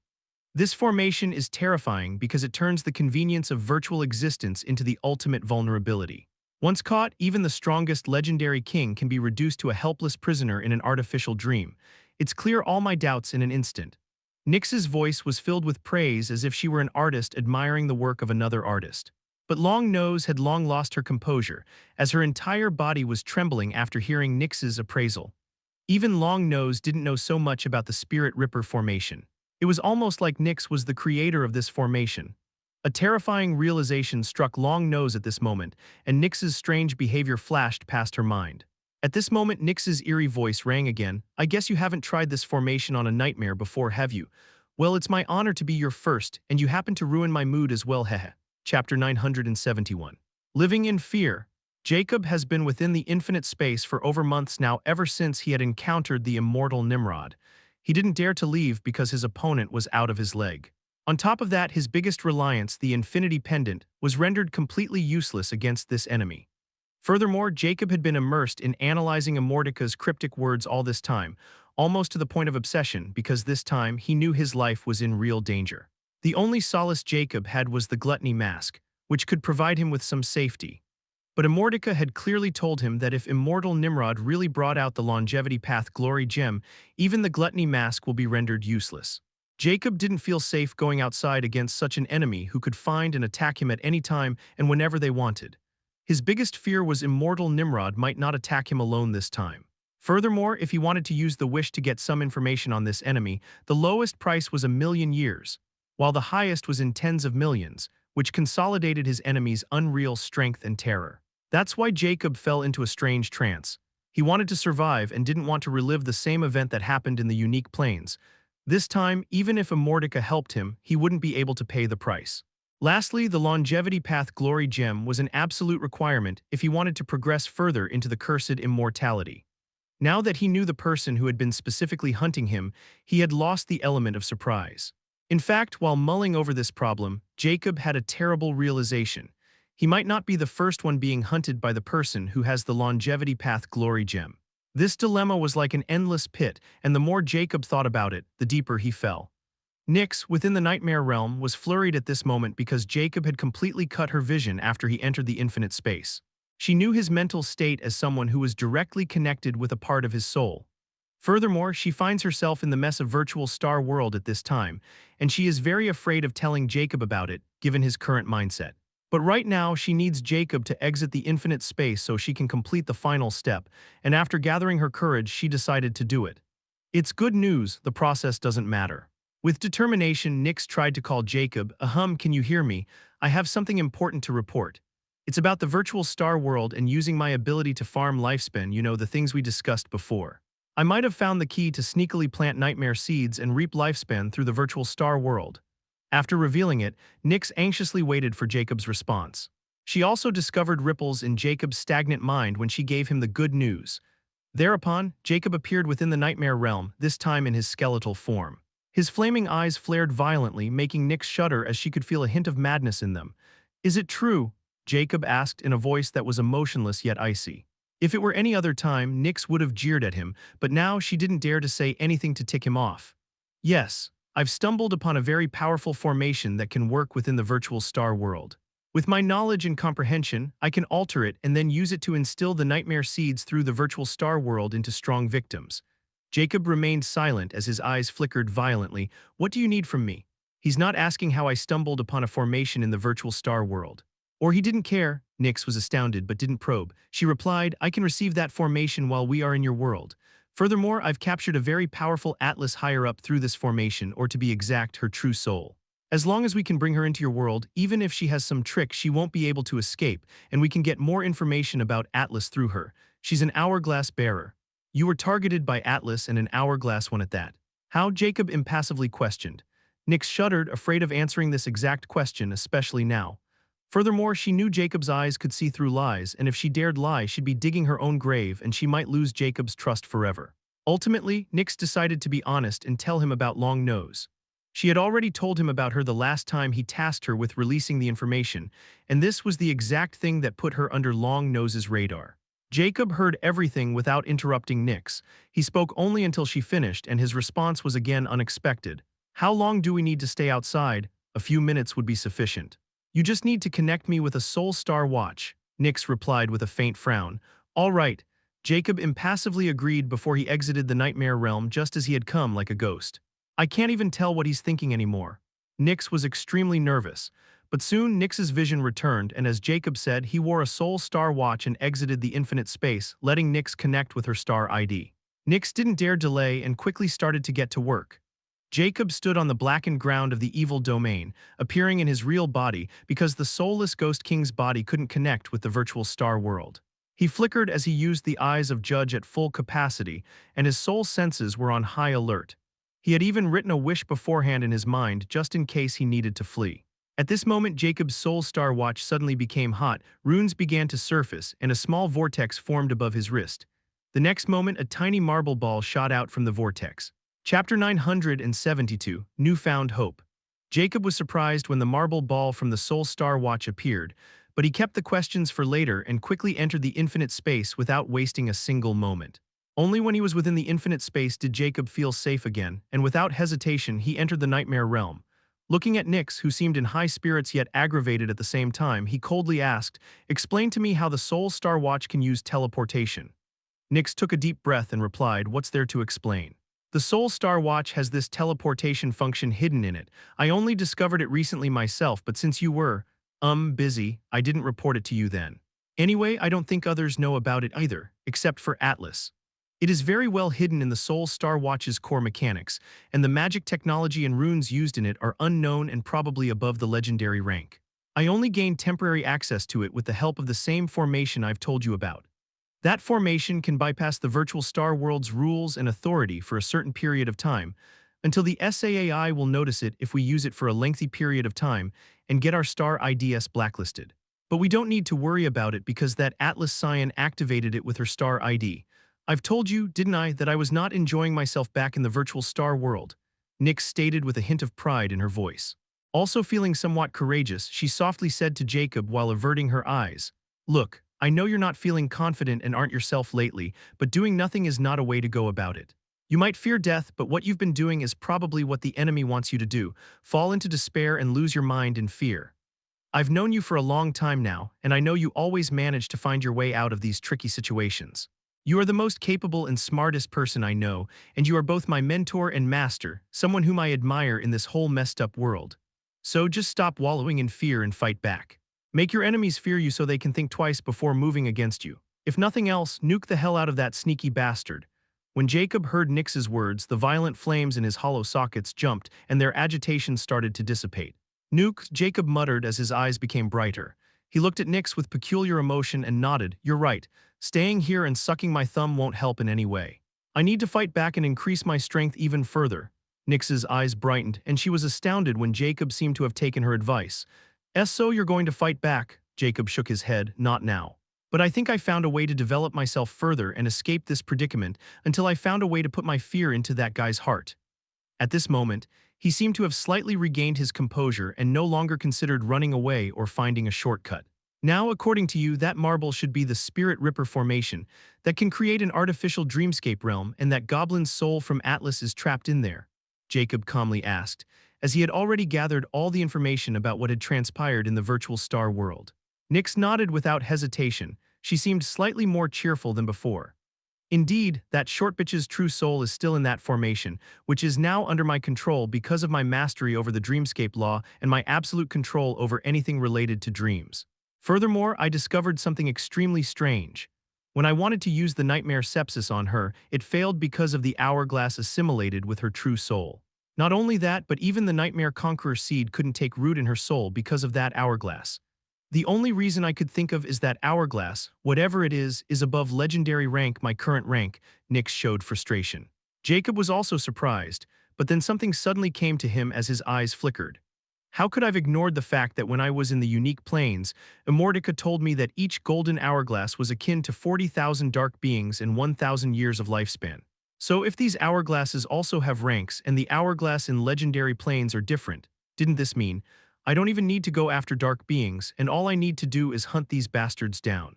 Before I didn't have any information about them and I never caught one alive, but now Nix has captured a big fish and all I need to do is confirm my theory. How do I gain access to this artificial dreamscape realm? I need to see this Atlas Goblin's true soul, especially her hourglass, which is visible now."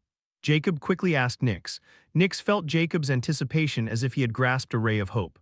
She also became happy and quickly told him, "It's easy, actually.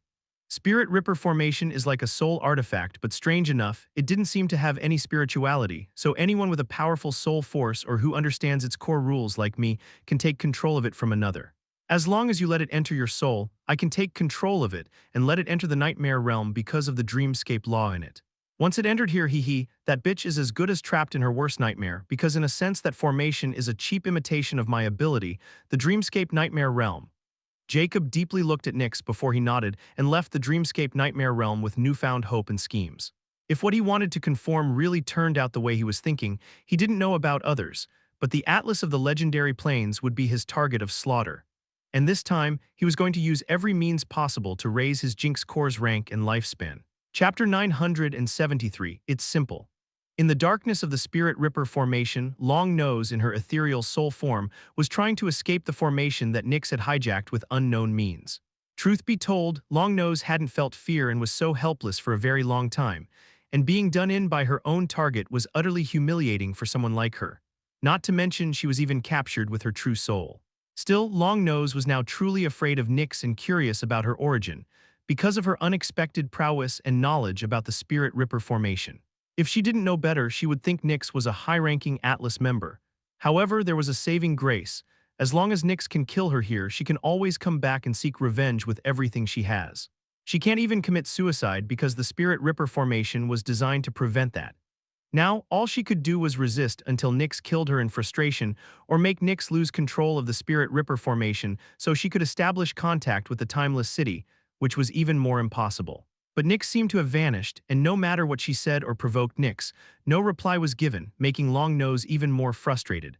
However, at this moment, the artificial dreamscape realm suddenly started to fade away, startling Long Nose before she instantly acted to escape with her true soul. As long as the Spirit Ripper formation stopped working, there was nothing holding her back from entering her body. "You bitch, consider yourself lucky this time. Now that you've finally lost control of the Spirit Ripper formation, I'll make sure you never know peace, and I'll hunt you down no matter where you hide." She didn't forget to throw an insult at Nyx and provoked her to relieve her frustration and embarrassment. But when Long Nose's true soul finally escaped the darkness, she was startled because she couldn't connect to her body. There was no connection at all, which should be impossible without a formation like the Spirit Ripper formation's involvement. Moreover, Long Nose still thought that the Spirit Ripper formation's physical body was still within her body and Nyx had only temporarily taken control before losing it. So her confusion was completely justifiable.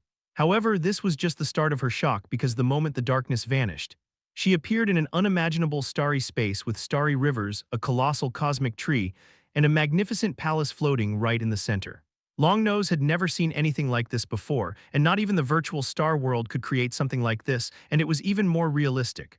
"Where am I?" Long Nose thought she was in a dream as she exclaimed in confusion. But then Long Nose suddenly felt a strong attraction force. The next moment, she vanished and appeared in another magnificent space. Her eyes instantly landed on the tall throne and a godly woman sitting there. "You were saying something?" Nyx's familiar yet unfamiliar voice rang in Long Nose's mind, making her true soul tremble. "Daydreamy." She shuddered, unable to believe that an existence like Nyx existed in the legendary plains. She even thought that Nyx was a god, and now she had dragged her into a godly place. "Indeed, I am Dreamy Ancient, and this is my nightmare," Nyx imposingly declared while she was secretly very pleased with herself and couldn't help but relish Long Nose's dumbfounded look. After seeing Long Nose's current situation, she felt that all the money Long Nose had cheated out of her was well worth it.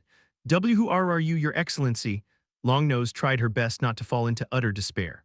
But she knew she was now utterly trapped in this place, and she had brought it upon herself by targeting an entity like Nyx because of her arrogance. However, while Long Nose had a mental breakdown and Nyx was enjoying playing a god, Jacob silently observed Long Nose without entering the nightmare realm. His eyes flickered as he looked at the black hourglass rooted in Long Nose's unusual true soul. It was his first time seeing a true soul, and although he didn't know if it was supposed to look like this, he had a feeling that it wasn't, and Long Nose's true soul was unique. Furthermore, the moment Long Nose appeared in his nightmare realm, his cursed heart was reacting just like how it usually does when he encountered these hourglass freaks. Cursed immortality. "Tell me, if I devour that hourglass in this woman, how much progress I will make with my Jinx core." Jacob impassively summoned cursed immortality and questioned. He didn't seem angry or frustrated about what had happened before, as if he had completely forgotten about it. Jacob knew it was meaningless to blame others, especially Immortality, who was bound by the so-called rules. He got what he could, and now he needs to rely on himself to overcome this crisis. Immortality also didn't mention anything related to it, and like usual its jolly voice rang, "Hee hee, you caught up quick, so I won't waste your time, I know you have already made up your mind. I'll make it simple. To evolve the Jinx core from Fable to Legendary King State rank, you need to devour 36 hourglasses from Fable Legendaries, 27 hourglasses from Legendary Nobles, or 18 hourglasses from Legendary Lords, or just 9 hourglasses from Legendary Kings of Atlas. There is no restriction on ranks here, you just need the hourglasses from the legendary rank beings of Atlas. Just consider those hourglasses incomplete, half-complete, and perfect, each corresponding to legendary rank states. An incomplete hourglass will give you 25,000 years, while a perfect hourglass will give 100,000 years of lifespan. It's simple, right? Hey, realization dawned on Jacob at this moment as he asked for confirmation. So what you're saying is, I don't need to hunt for similar rank hourglasses specifically, and I can just hunt for 27 Fable legendary ranks and still evolve my Jinx core to Legendary King State? Immortality replied promptly, yes. Chapter 974. Playing God, Part 1. After receiving Immortality's confirmation, Jacob remained silent for a while before asking another question. If it's true, then if I continue to hunt for them, doesn't this mean I can evolve the Jinx core up to mythical rank? Why stop at only legendary rank? However, instead of answering Jacob, Immortality questioned, hadn't you already guessed it? So it's true, Jacob impassively expressed, these hourglasses have different ranks. The hourglasses in the unique plains and this goblin's hourglass is different. My cursed heart reacted strongly to her hourglass so I can gauge them. Smart. Just what is Atlas and why would they have such an effect on the cursed path glory gem? Is the one who is hunting me also involved with Atlas? Jacob probed with flickering eyes as he really wanted to know the answer to that.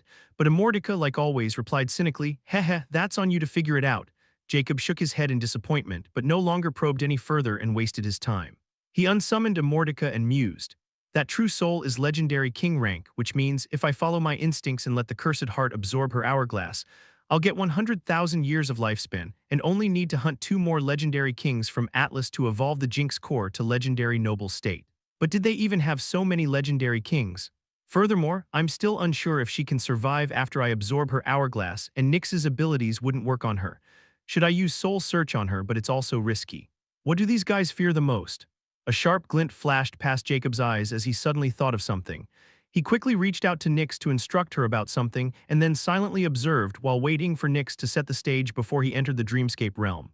Nyx was still enjoying tormenting Long Nose with her fake godly demeanor when she suddenly received Jacob's instructions. A hint of surprise flashed past her eyes before they turned brilliant. It seemed he's back to being normal. She felt relieved and quickly started Jacob's plan. Nyx, in an imposing demeanor, said at this moment, her tone emotionless and filled with authority, "Do you want to know what your ignorance has wrought?" Longnose was distressed and confused as she asked, "What?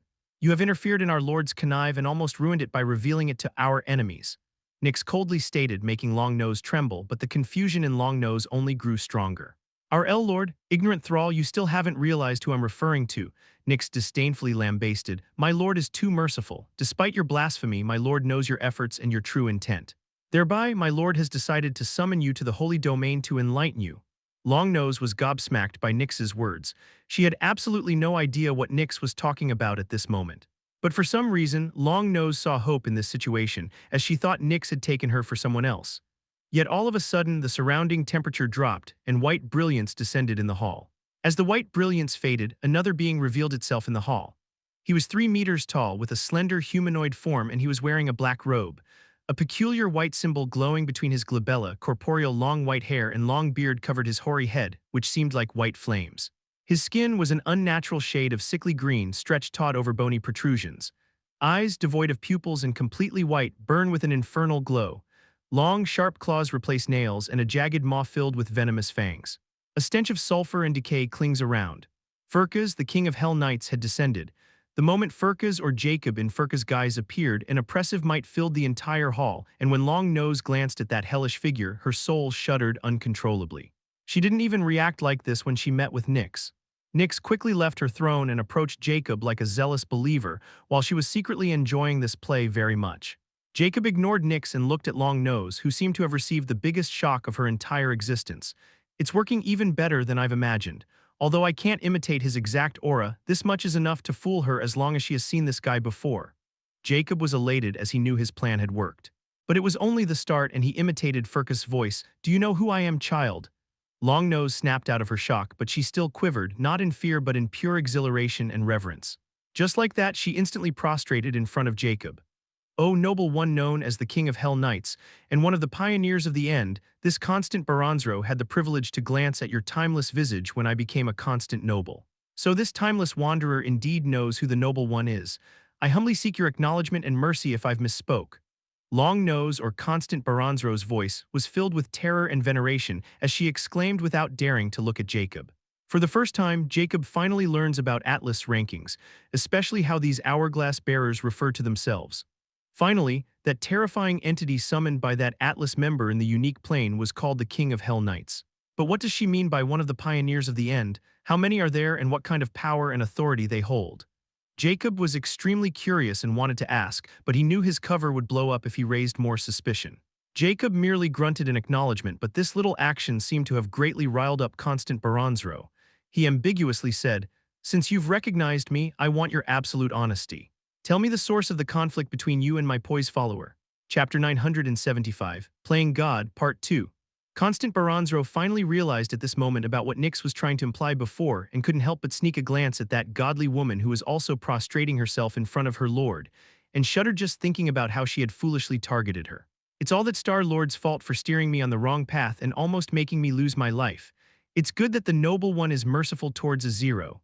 Constant Baranzro cursed the Star-Lord profusely and wanted to skin the Star-Lord alive once she gets out of here.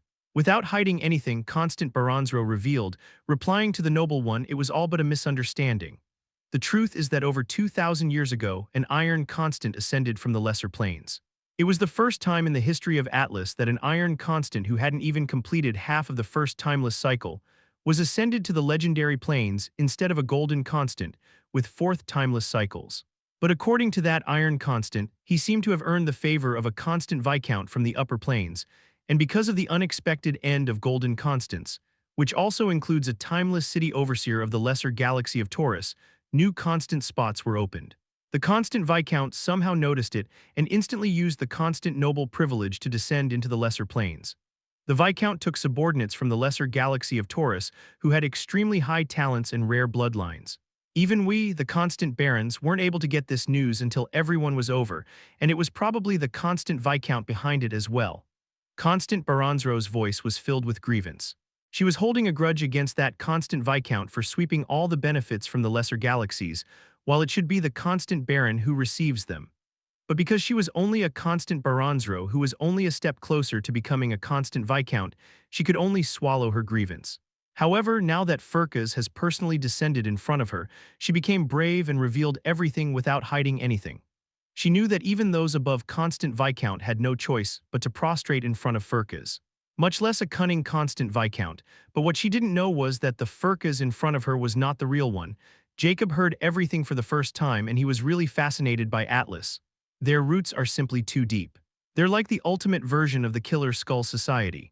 Jacob wanted to ask for more details, but he kept it to himself and let Constant Baranzro continue. He was already learning many things that he wasn't able to after spending almost 100 years in the lesser planes. After that, the new Iron Constant arrived because of the backing of the Constant Viscount. He became the new Star Lord of the Star Hackers instead of joining the Timeless City. Furthermore, it was at that time that the news about the legendary Master Key also started to spread, and I later discovered that it was also done by that Star Lord. Not only that, this Star Lord also reveals much information about the deaths of Golden Constants in the lesser planes. He earned himself enormous resources to quickly promote himself into a Golden Constant within 2,000 years. It was also because of this Star Lord that we learned about the perpetrator's Star ID, the Faceless Ancient. The Constant Viscount had placed a massive bounty on the Faceless Ancient's whereabouts and on capturing him alive. Not only that, but the new Star Lord also believed that the legendary Master Key is in the hands of this Faceless Ancient. This drew even more Constant Viscount interests, because they all seemed to want that legendary Master Key.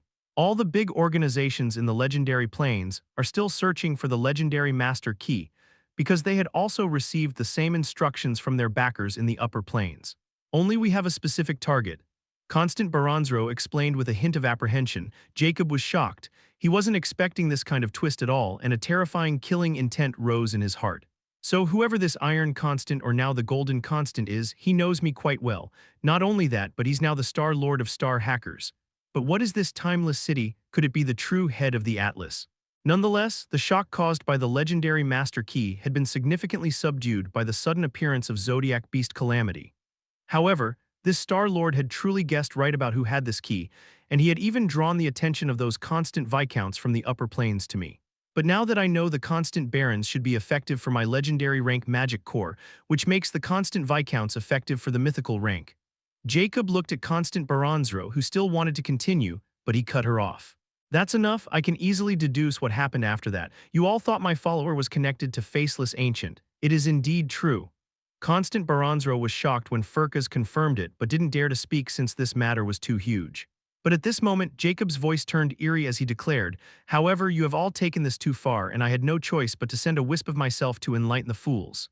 Now hear me and hear me well. Faceless Ancient is my proxy and doing my bidding. Since you have proven yourself worthy, I'll give you a chance to come under my grace and become part of my faction.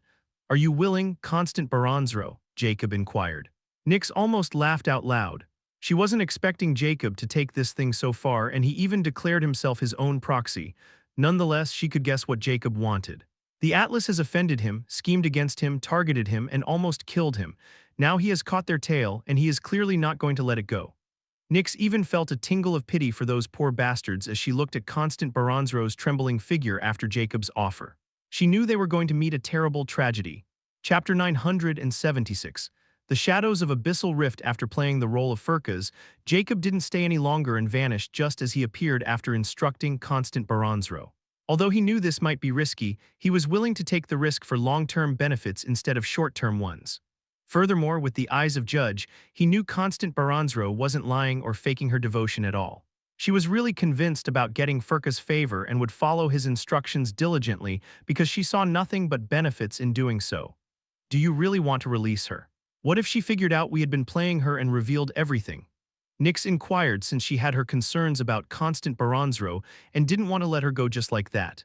Jacob replied impassively, "I know it's a gamble, but do you think she can get in touch with someone who knows the King of Hell Knights? She was even having trouble with a constant Viscount and his minions. Furthermore, if I killed her now, the Atlas will be alerted to her death just like in the past. I don't know about the others, but Constant Viscount and his golden constant minion knew who Constant Baronzro had targeted before she perished. That's why I'm willing to take this risk. This is a chance to enter the core of the Atlas and get as much information as possible about it. Even if I don't get their secrets, as long as I can have enough of them killed immediately, it'll be worth the effort." Jacob's eyes flickered cunningly as he ordered, "I need you to prepare her before we set her free, and then she'll personally welcome the proxy of the King of Hell Knights to this timeless city. I'm tired of others ambushing me all the time. It's time I started returning the favor. You'll also start with the virtual star world and gather the lifespan. All right, give me a few hours to educate her." Nyx agreed, as she also understood Jacob's position better than anyone else. Jacob nodded before he cut Nyx's vision again. He didn't tell her about the lifespan he'll get from raiding the timeless city since it was irrelevant for her to know.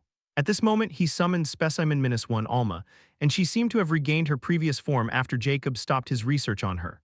Nonetheless, the moment she appeared before Jacob, she shuddered in fear but remained still as she had accepted her new reality with Soul Tether Hex's help. "Let's start," Jacob impassively said as the Lifebane wheel appeared behind Alma, and her nightmare began again. The process lasted for only a few hours, and this time, Jacob didn't hold back and only stopped when Alma was on the verge of death before sending her away for recuperation. Nevertheless, he gained more insights and knew he was closer to getting what he wanted. "She's ready," Nyx's voice rang out at this moment. Jacob's eyes flickered before he left the infinite space again, used the infinite blood sacrifice, and made a wish. I wish to teleport into the residence of the Constant Baronzro inside the timeless city of Atlas within the legendary plains/middle galaxies. Cost, 100% infinity blood. Or 25,000 years of lifespan. It's more than I've expected." Jacob thought, but he still felt quite thrilled about the prospect of appearing right next to his target as long as he knew their names and locations.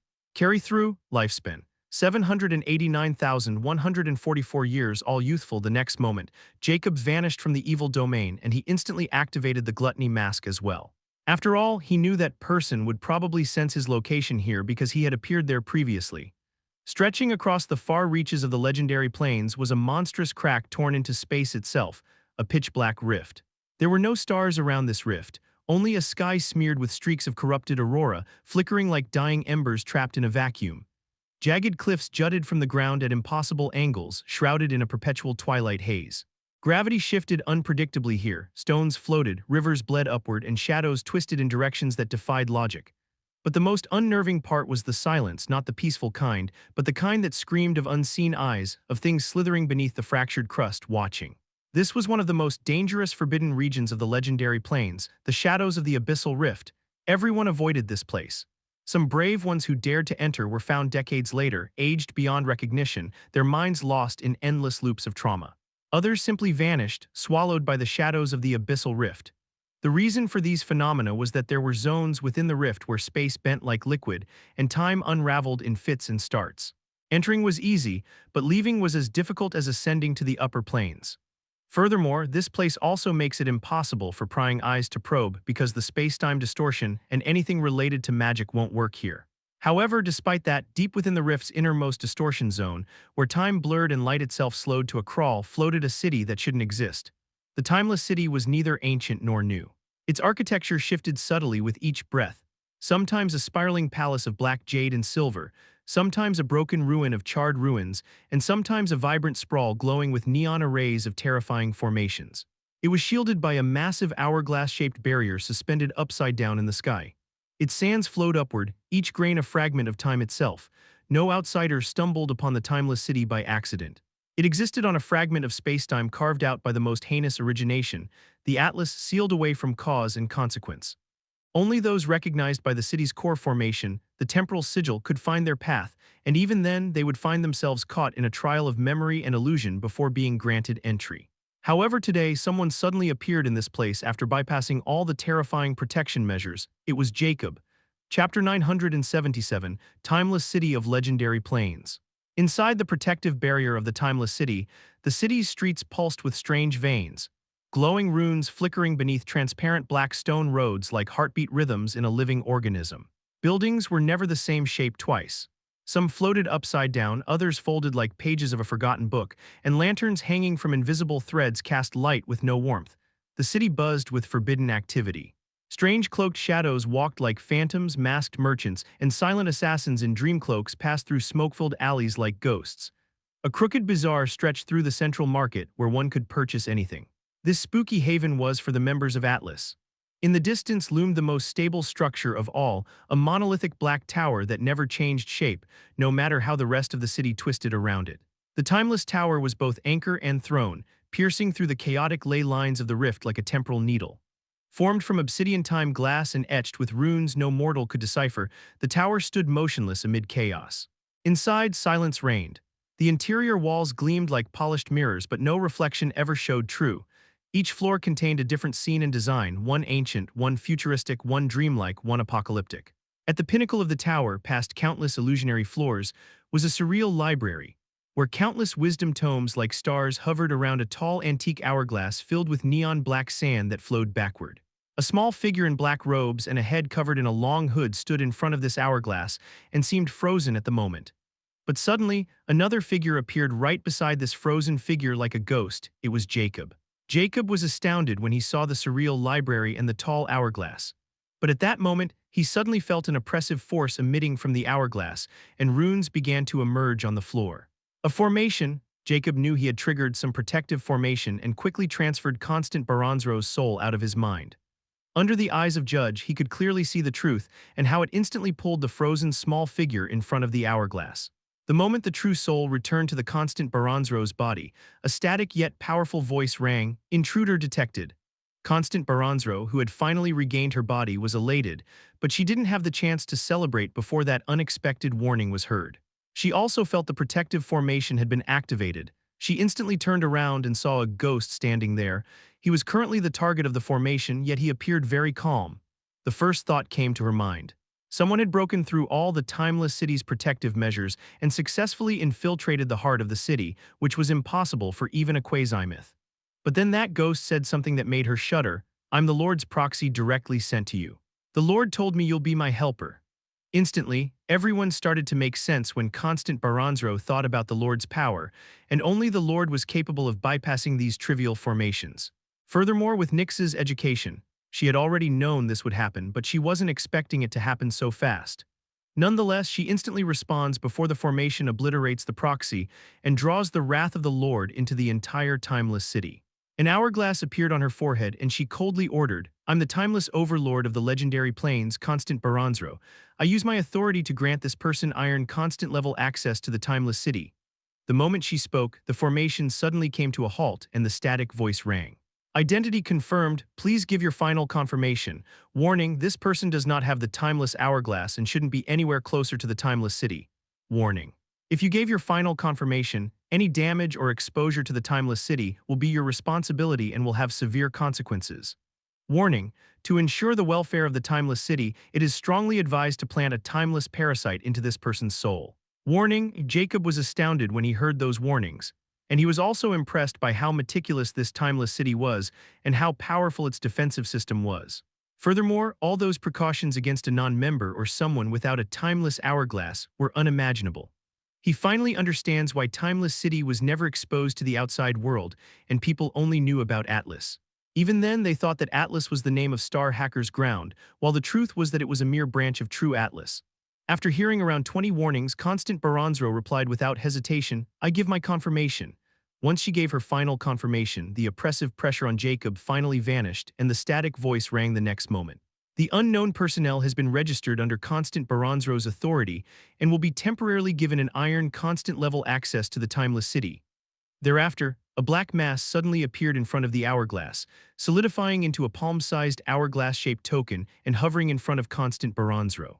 She dismissively took it before she handed it to Jacob and solemnly said, "Please keep this city pass on yourself all the time. Since you are the proxy of the Lord, I don't think I need to warn you about the rules of the Atlas." Jacob took the token and nodded, much appreciated. Constant Baranzro also nodded in acknowledgement before she deeply looked at Jacob and asked, "I think I've seen you before. Are you really the faceless ancient?" Jacob impassively admitted, "This is a disguise from the ghost race, but I am the faceless ancient. However, I can't show you my face, it's instructed by the Lord." Constant Baranzro's eyes shimmered in realization as she quickly nodded, of course, forgive me. I was just curious. Now I told you to help you to the best of my abilities to complete the task of the Lord. How should we proceed?" She seemed in a hurry to prove herself. Jacob's eyes flickered as he asked, "Can I access the knowledge bank of the Timeless City, especially anything related to alchemy professions?" "It's a small matter." Constant Baranzro didn't even hesitate before she agreed instantly. Jacob then made another request. "I was also searching for the law essences of different elements, which are the core of the Lord's plan. It'll be invaluable if you can help me search for them or give me their whereabouts." Constant Baranzro was surprised for a moment before she nodded. "Tell me which elements you're looking for, and I'll get back to you as soon as I find them. This suddenly reminds me of my days as the richest person of my old life." Jacob suddenly felt like he had been wasting his time all this time, while he should have just done this much sooner. Chapter 978, The Star Void Servers. With Constant Baranzro's full support, Jacob easily gained access to the vast knowledge bank of alchemy professions within the timeless city of Atlas archives. Although Jacob couldn't extract this knowledge himself because of that gigantic hourglass's existence, with Constant Baranzro taking charge, it was extremely easy. Furthermore, Jacob closely observed the floor with the timeless hourglass. Because of his visit to the core of the divine soulless pagoda, he easily deduced that the gigantic hourglass was actually the core of the entire timeless city, and if someone managed to destroy it, the entire city would be defenseless. But it was easier said than done because the security here was even stricter than in the dark cities. And from Constant Baranzro's behavior, it was clear that the gigantic hourglass wasn't under her full control. She was just an overseer of the timeless city, the timeless overlord, who granted her slightly higher authority than other constant barons. Nonetheless, Jacob could ask such questions because they were the core secrets of the Atlas, and according to his guise, he should know all of this. He didn't want to raise any suspicion and waste all the efforts he had put into weaving this together. Especially the 25,000 years of lifespan he had wasted trying to trick Constant Baranzro. According to Constant Baranzro, they were located on the 101st floor of the Timeless Tower, which is also the highest floor. But only the Timeless Overlord was allowed to enter this floor, and Jacob's sudden intrusion almost alarms the entire Atlas population of the Timeless City. However, since this also proved Jacob's identity, Constant Baranzro took full responsibility. She let him lodge in her personal residence on the 101st floor as long as he wouldn't wander around, and Jacob agreed. Thereupon, Constant Baranzro delivered Jacob a space ring filled with wisdom tomes within a few hours. There were almost 10,000 of them, and it was Jacob's first time seeing so many together. Not even the myriad Galaxy King had so many wisdom tomes. Jacob kept his composure and said, "Thank you."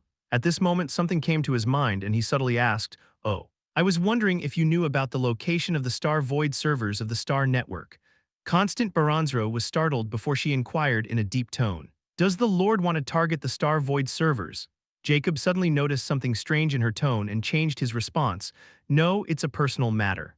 I have deep grievance towards the Star Network, and you mightn't have heard of it, but I had helped a Star Lord of Lesser Plains destroy a Star Void server before." Constant Baranzro didn't react to this revelation, and she impassively said, "I know about it." Jacob's eyes flickered mysteriously. "Let me guess that Star Lord told you about it." Constant Baranzro nodded curtly before she said, "He's almost obsessed with you. And from my experience, I think he holds some kind of deep grudge against you. That's aside, I suggest you give up on going after the Star Network because the Star Network of Legendary Plains vastly differs from the Lesser Plains. It seems my lord also didn't tell you about the difference because you might disrupt my lord's plans, and I don't want to get punished for that. So you better focus on your task." Her voice contained both warning and apprehension, for she had already experienced the nightmare once and didn't want to experience it again.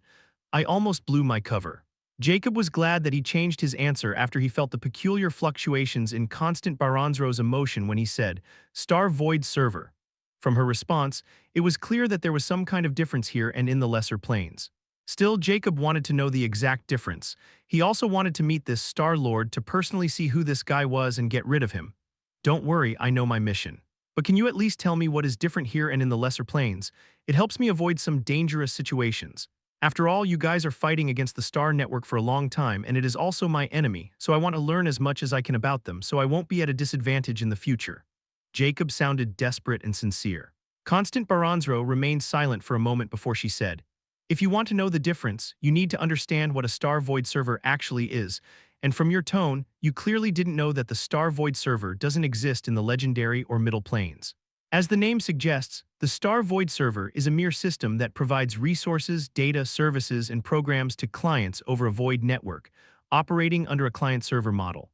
The void network is administered under what you know as the SAAI of Star Network and Undying Will of Dark Network. Furthermore, the clients I mentioned are the AIs of the absolute factions like Dark Rose of Dark Kingdom, White Sage of Alchemy Guild, and such. They are all clients of Void Network. However, the Void Network only works in the Lesser Planes because no existence above 3 steps of legend can exist there, and that's why the Star Void servers are used instead of the Machina unit, which is used in the Legendary Planes. Before you ask, the Machina unit is the top secret of the SAAI and Undying Will, and not even the 3 absolute factions know about it. In fact, even among the Star hackers, only the Star Lord and his vice are privy to this information. Only us, the Timeless Wanderers, can exchange this information through the Timeless Hourglass. That's why, if you want to know what the Machina unit is and the true secret of the Star Network and Dark Network, you need to pay me something of equal value. Consider the prior information, my goodwill, and I have you know, even that much information can only be learned by a golden constant." Constant Baranzro impassively stated. Jacob grimaced after learning this unexpected truth behind the SAAI and Undying Will, and he had to admit that the Constant Baranzro had really chosen the correct point to stop and arouse his curiosity. "I almost forgot she's a goblin." After glaring at her hooded face, he coldly asked, "What do you want?" Chapter 979, The Constants.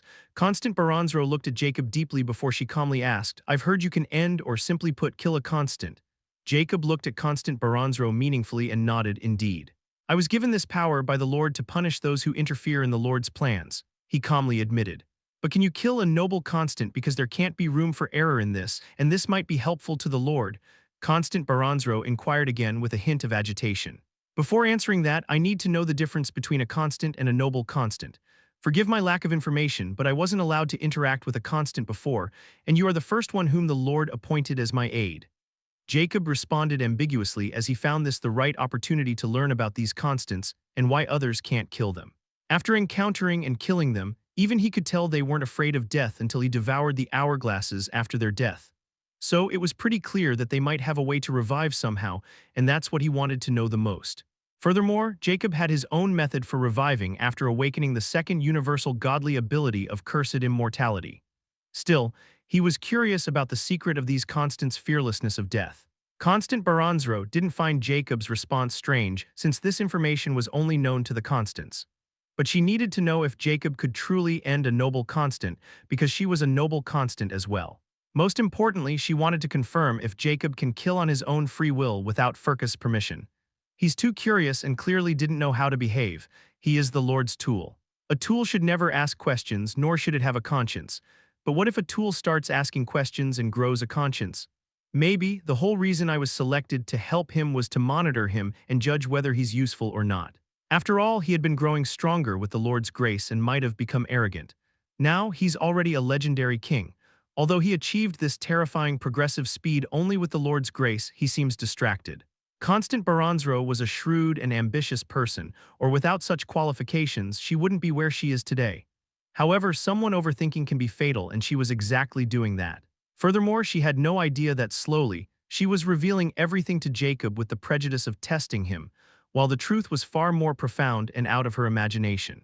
In Atlas, we Constants called ourselves the Timeless Wanderers because for us, time is scariest and main component of the end. So our purpose is to become timeless and the Wanderers because we wander in different times. Simply put, a constant occurs continuously over a period of time. And to become a constant, we need to discard our time and become a wanderer without any ties to time.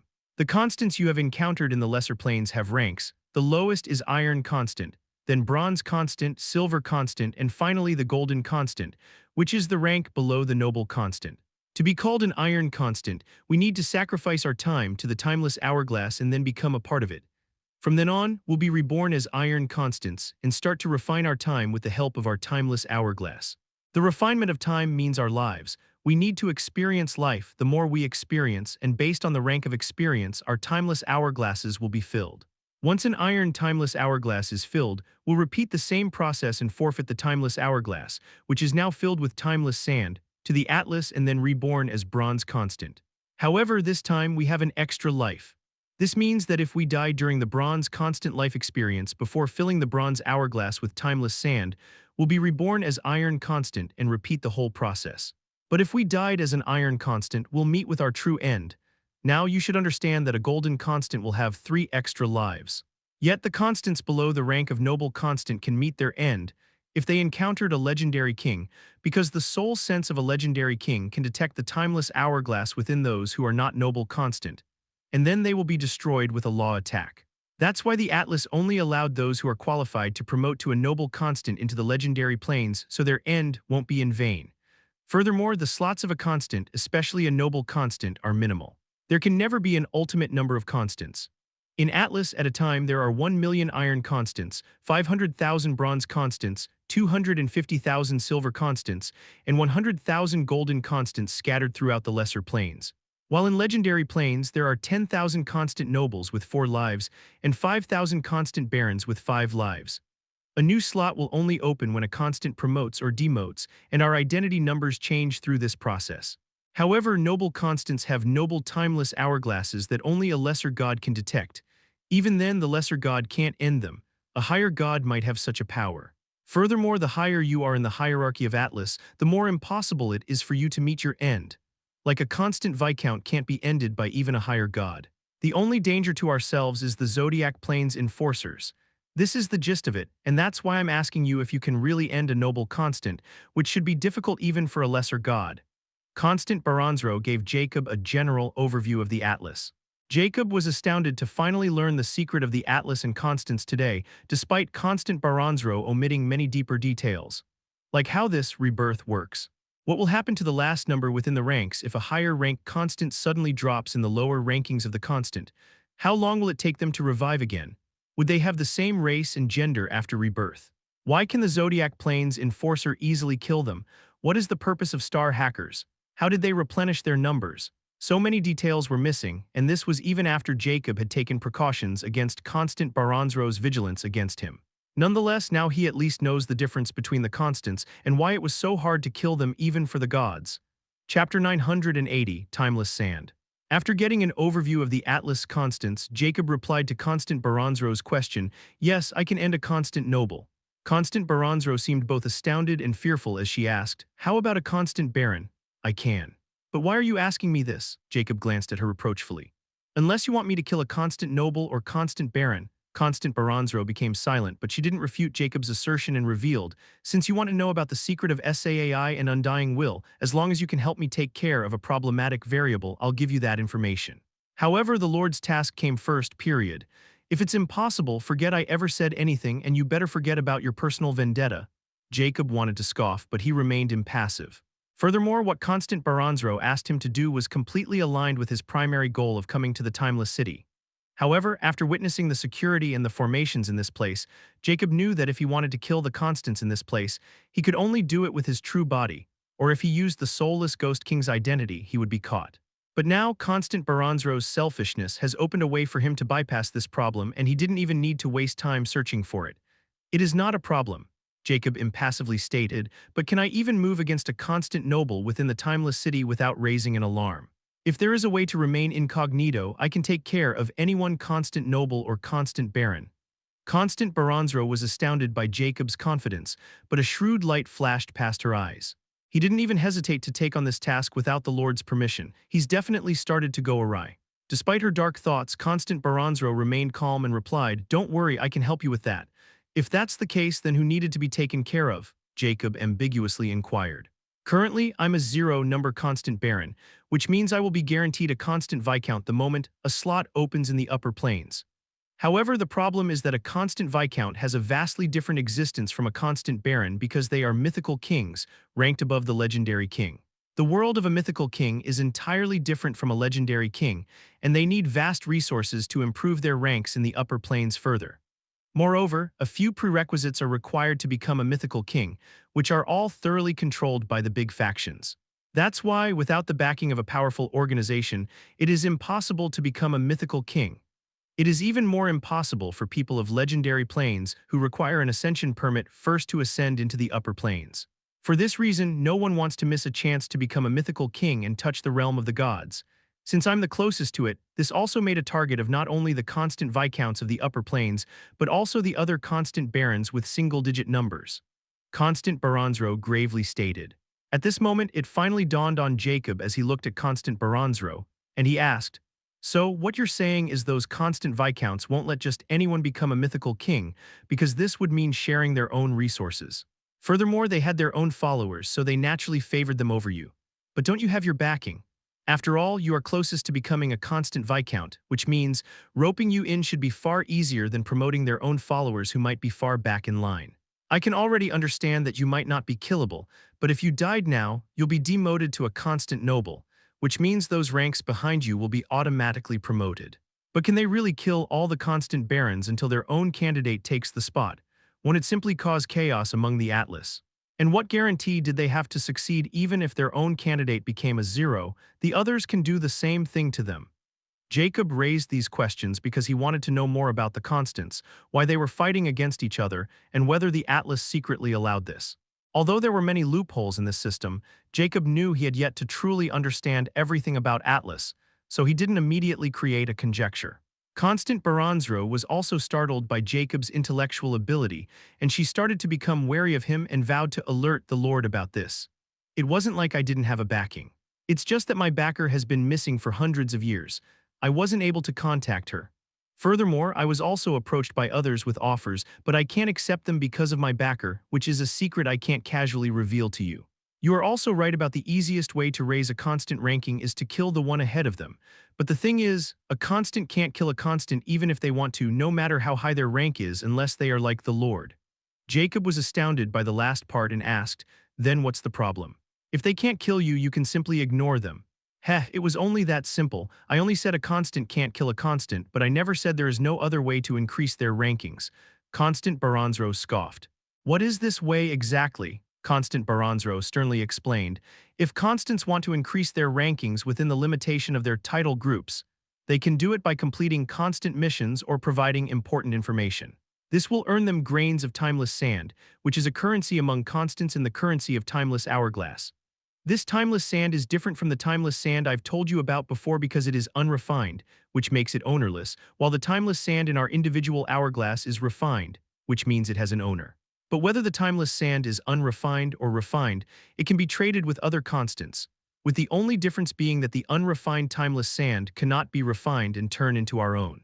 Even if we trade our own refined timeless sand, it'll become unrefined the moment someone else gets it. With a hesitant pause, Constant Baranzro revealed, however, this doesn't make the unrefined timeless sand useless. In fact, it is as important and precious as the refined timeless sand because it can be used for not only trading but also to increase number rankings. Chapter 981, The Target and Partnership. Jacob had already considered this possibility about using this timeless sand, and now that Constant Baranzro had confirmed it, he started to get an idea of how the Atlas works and where the complication lies. These rankings might appear meaningless, but they are not simultaneously because the higher a constant is ranked in this hierarchy, the harder it is for them to promote further because the higher the rank, the more limited the slots.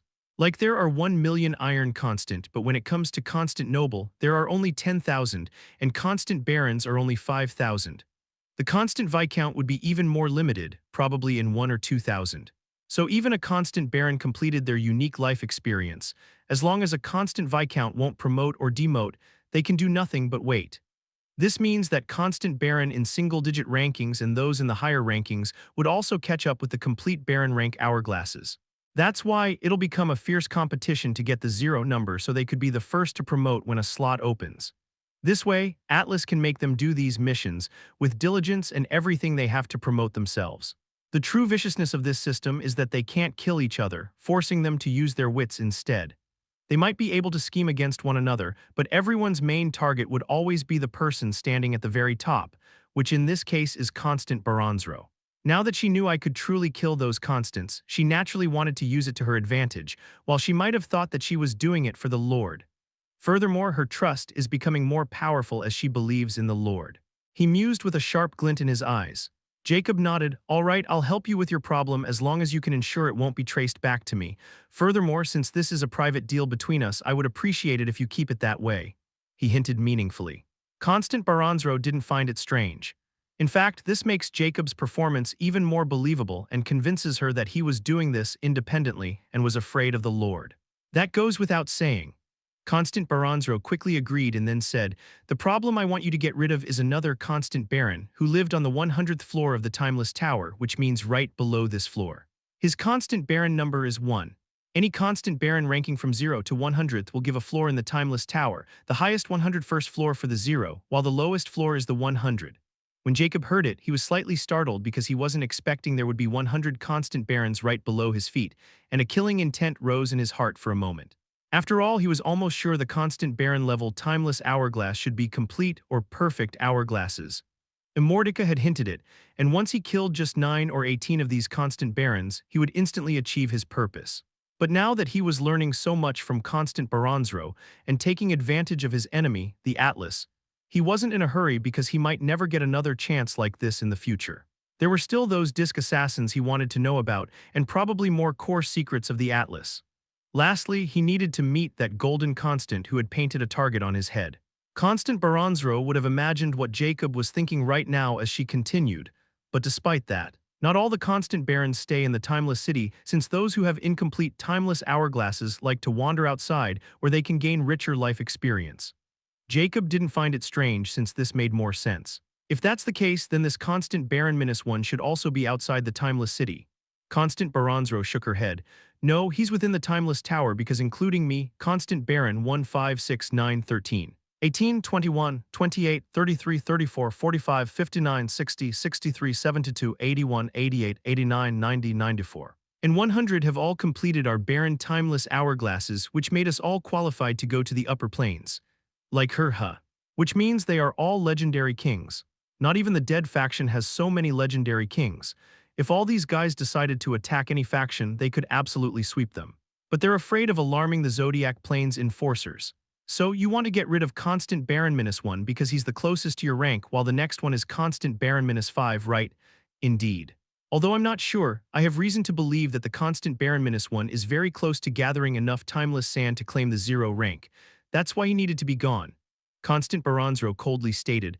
Furthermore, the Constant Baron -1, 5, and 9 probably have the same constant Viscount backer. Because they are too close and always have secret meetings, not to mention they would always do missions together. If that's true, then how are you planning to lure Constant Baron -1 out of the Timeless City, since I don't think it's a good idea to kill him within this tower? Jacob calmly inquired, and he didn't sound worried at all as he waited for Constant Baronzro to reveal her actual trump card. Constant Baronzro finally revealed her plan. A few days ago, Constant Baron -1 added new information within the Timeless Hourglass Achieve. They found a newly established secret fraternity by powerful legendary kings, and there were even suspected quasi-myths involved. Those three seemed to be very interested in this secret fraternity, and the Timeless Hourglass also judged it important, which put a huge reward behind it. So I'm also gathering information on them. Once I have it, I'll give you details with the entire plan. For now, you should focus on the Lord's task.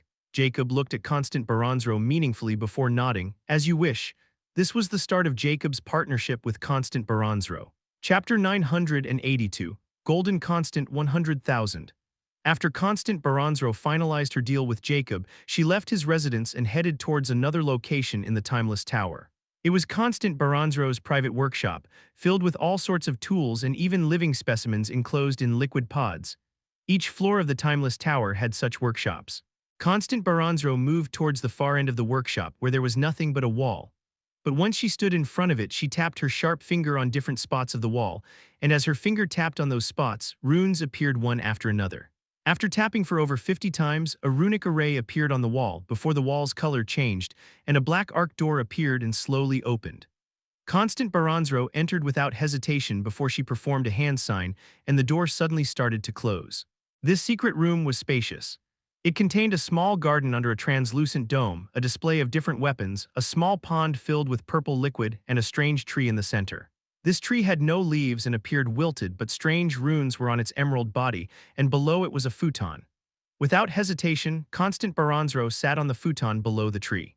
The moment she sat in this position, the runes on the tree suddenly came alive and surrounded Constant Baronzro with an ethereal mist. Once she was encased in this mist, Constant Baronzro coldly stated, "Scan my body and see if there's any kind of restriction or spell."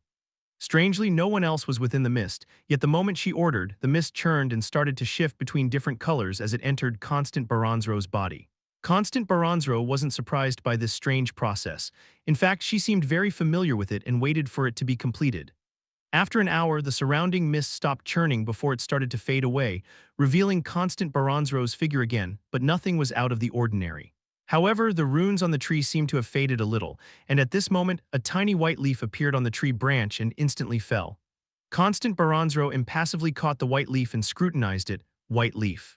Which means there is no malicious spell or restriction placed on me, but why? Did they trust me so much, or they didn't even consider the possibility that I would dare to cross them? She muttered before she shuddered instinctively as she vividly remembered today's events. She might not want to believe it, but she knew her life had completely changed. After taking a deep breath, a cold glint flashed past her eyes, and the next moment the hourglass mark appeared on her forehead. She then placed her finger on the hourglass mark and pulled her fingers back. The next moment, she pulled a small ethereal hourglass with a golden bronze frame filled with starry black sand. It was the barren timeless hourglass, and it was filled to the brim with refined timeless sand. She grabbed a golden bronze framed hourglass with both hands and muttered in an unknown language, "I request a timeless meeting with Golden Constant -100,000. Thereupon, a static voice rang in Constant Baronzro's head. Golden Constant -100,000 has accepted the timeless meeting with Constant Baronzro. The next moment, Constant Baron's body was instantly enveloped in an ethereal black light before she vanished from her spot. Her eyes were filled with cruelty as if she were about to meet an enemy. In the endless dark space, which the constants known as the timeless space, Constant Baronzro reappeared as a silhouette of golden bronze light with a black number in an unknown language shimmering over her forehead, which read 0. In front of her was another silhouette, but it was golden with another black number on its forehead, 100,000. The moment Golden Constant -100,000 appeared, its static voice rang, "Since Overlord requested this meeting, should I presume that it's good news and the target is located? In timeless space, no one can see or guess each other's intentions. This peculiar function sometimes comes in handy, like Constant Baronzro might have shown killing intent if this meeting had happened in the real world. But here, she only exists in her constant form, which gives the constants privacy and protection." Constant Baronzro had already decided how to handle Golden Constant -100,000 and the people in his cohort. After all, Golden Constant -100,000 was precisely the one who had steered her into Jacob's direction by taking advantage of her desperation. and she knew it was probably planned by the constant Viscount behind him. If the Lord hadn't shown her mercy and acknowledged her worth, she would have been dead without even being able to revive again, which made her extremely hostile to Golden Constant 100,000 and those with him. Furthermore, Jacob had already shown his interest in Golden Constant 100,000, and after her interaction with him, she knew he wouldn't spare them, even though the Lord's follower, Dreamy Ancient, had hinted at that. Now, all she needed to do was set up the stage and make sure to catch these guys and let Jacob handle them. She suddenly started to feel that her future was extremely bright with the Lord's grace. Since they trusted her and didn't play any tricks, she was even more willing to show her own worth and never give them reason to do so. With such thoughts in mind, Constant Baranzro's static voice rang. Indeed, Dreamy Ancient is connected to the Faceless Ancient. But she's tight-lipped, and it'll take some time to extract the information. Golden Constant 100,000 became silent before he said, anyone connected to that monstrosity is indeed not simple. Nonetheless, Overlord had already done the groundwork, and I can assure that the Viscount would be very pleased to hear it, and all the promised rewards will be delivered once you hand over the Spirit Ripper formation with the Dreamy Ancient soul trapped in it. Hess, why? You guys don't trust me, or do you think you're better than I? Constant Baranzro coldly questioned. Haha, please don't jest, Overlord. I wouldn't even dare to belittle you nor the Viscount who has such an opinion. But please understand that giving you the Spirit Ripper formation came at a very high cost, and it's a borrowed tool from Viscount's close friend. If it weren't, the Viscount wouldn't hesitate to gift you for your services, but sadly the Viscount can't. Furthermore, the true owner of the Soul Ripper formation can hasten the process of extracting information because of their familiarity with it. That's why it'll be much easier and Overlord won't have to waste your precious time on such a trivial thing. Golden Constant 100,000 spoke, and he seemed to be very polite and elegant towards Constant Baranzro as if afraid of offending her. Constant Baranzro knew Golden Constant 100,000 was speaking the truth, or even if he wasn't, the Spirit Ripper formation really wasn't hers to keep. But it was also true that the Spirit Ripper formation wasn't in her possession anymore. Nonetheless, she wasn't worried and replied, all right, I'll leave it in the same spot where you left it for me in a few days. That'll be very kind of you. Please look forward to your rewards, Overlord. Now, if you'll excuse me, I have to tell the Viscount the good news. Constant Baranzro wanted to sneer, but she remained impassive and replied, then don't let me hold you here. After all, we can't let the Viscount wait. Constant meeting concluded. Chapter 983, A Startling Star News. After Constant Baranzro left, Jacob started to study the wisdom tomes she had given him. They contained all kinds of knowledge about many alchemy professions, and the minimum rank among them was Fable Alchemist. There were also 4 King Alchemist's knowledge and many formulas, blueprints, and recipes. However, after a few hours, Jacob grimaced because there was no clue about the Vitality Architect. One of the reasons he took the risk of letting Constant Baranzro free was that he wanted information about the Vitality Architect profession. Just what is this Vitality Architect? It's either an extremely secretive profession like the Soulmancer, or it might not even exist in the Middle Plains. It's also possible that Constant Baranzro didn't give me the information, or it simply didn't fall into the category of alchemy profession at all. I can use a wish to get information, but the price I have to pay is 150,000 years of lifespan. It's too steep for current me, especially when that abominable bastard is after me. I can't squander my lifespan.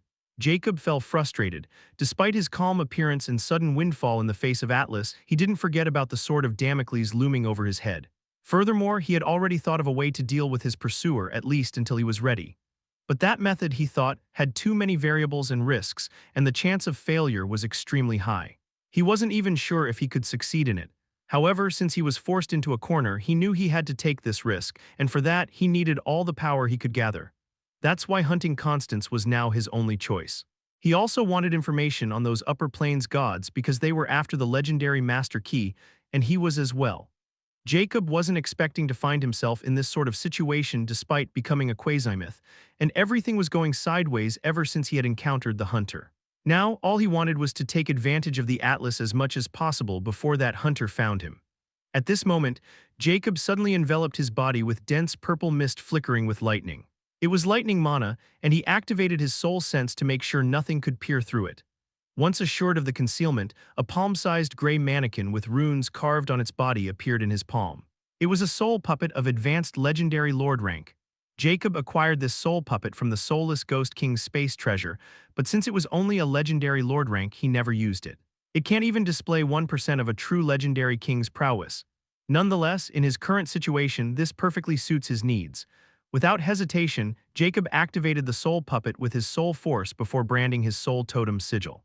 The next moment, the small soul puppet suddenly lit up in bright light and instantly morphed as its tiny body grew before it turned into a soulless ghost king, the same as Jacob sitting in front of it. Jacob instantly felt he had another body and vision as he looked at himself as if in a mirror. Although this soul puppet only had 30% of the legendary lord's prowess, it was a perfect substitute. Furthermore, soul puppets of legendary ranks were rare, especially soul puppets above legendary Nobel rank. Even someone like Soulless Ghost King only had a single legendary lord rank soul puppet despite living for countless years, which signifies their rarity. Wait a moment, isn't this like a perfect imitation of perfectly real biological bodies? This realization suddenly struck Jacob as he looked at the soul puppet. The description provided in the third phase about the Vitality Architect is that they can construct perfectly real biological bodies that mimic life down to the cellular level, and can forge entire beings who possess free will.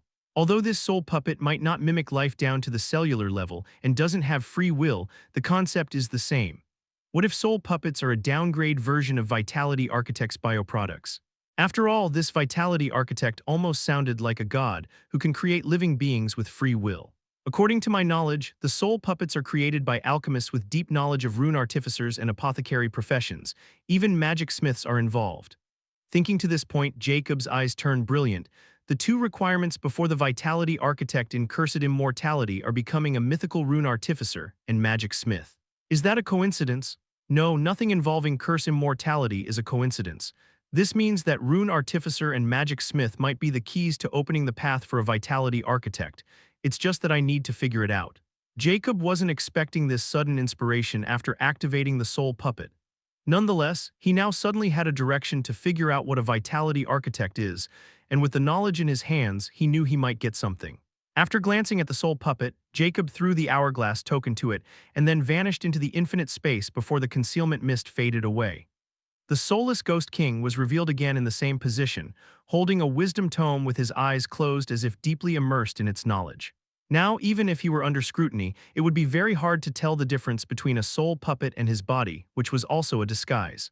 Without wasting any time, Jacob started his research again with full vigor and confidence. First, he summoned the specimen to further increase the strength of the life-bane wheel before sending her away. He then returned to the lab and started to study the wisdom tomes. He was going to progress no matter the odds. While Jacob was working on his inspiration, he was unaware of what transpired in the legendary plains. At this moment, a piece of startling news suddenly surfaced on the virtual star world, which took the entire legendary plains by storm. Star News by Anonymous Star ID function has been used to hide the user's star ID. I have found the traces of the Yang flames, the flames of creation in the myths. If anyone wants all the data, I'm going to auction it at the Star Auction Virtual House in 3 days. This is not a scam since the Star Auction Virtual House is managed by the SAAI, which means SAAI has confirmed its validity and authenticity. Chapter 984. Star Auction Virtual House Part 1. Within the virtual star world, the Star Auction Virtual House was a colossal, floating citadel suspended in the boundless galaxy of virtual space, like a private island but vastly different and unique. Its architecture is a fusion of high-tech elegance and mythic opulence. Glistening silver platforms orbiting it like moons, radiant with circuitry-like veins, while the central spire stretched endlessly into a nebula-ridden sky that pulsed with elements. The outer walls shimmered with prismatic light, constantly rearranging into symbols and runic languages, each representing countless star IDs, private codes of auction items, and locked bids. It wasn't just an auction house. It was a vault of cosmic commerce of legendary plains where countless deals took place within seconds. Above the grand entrance floated an iridescent emblem, the mark of the Star Network, undisputed ruler of the virtual star world. Their presence alone was akin to authenticating this virtual auction house. The Star Auction Virtual House can be accessed by everyone who can enter the virtual star world. It was extremely easy to use, not to mention versatile and practical. The Star Auction Virtual House has all the functions of the countless auction servers of the Star Networks and many more. One can place any item there for auction, and after paying an 18% commission, the item or money will be safely delivered, which was guaranteed by the Star Network. That's why, despite such a steep commission, most people use the Star Auction Virtual House because there was no chance of a scam or fear of getting scammed. There were 2 types of auctions the Star Auction Virtual House holds, the outhouse auction and the in-house auction. The outhouse auction was the most common. And like auction servers, one can post an auction within the Star Auction virtual house, which will then display on the building's wall and can also be accessed by simply using the user interface. As for the in-house auctions, they were scarce as a matter of fact, because the in-house auctions only took place when a certain number of at least legendary noble or above rank items arrived for auction. These in-house auctions only took place within the citadel of the Star Auction virtual house, and the only people who were qualified to participate in these auctions were legendary rank experts. No one below was allowed to even enter the auction house. Whenever an in-house auction took place, almost all the representatives of the top factions would be present just in case a curious item suddenly appeared. The last in-house auction happened a few years ago. Today was also another in-house auction, and for a specific reason, the entire virtual world was far more active than usual and boisterous. Those who are active today all knew that it had to do with the star news posted by an unknown individual who had openly announced an item going up for auction today in this in-house auction. That item was appraised as Legendary King rank. Furthermore, those who knew about the item, which was related to the Flames of Myth, the Yang Flame, also known as the Flame of Creation in some legends and the Flame of Destruction in others, hurried into the virtual star world today, regardless of distance or affiliation. In fact, most of these people were here to enjoy the incoming show because many knew that the Yang Flame was extremely alluring to legendary kings.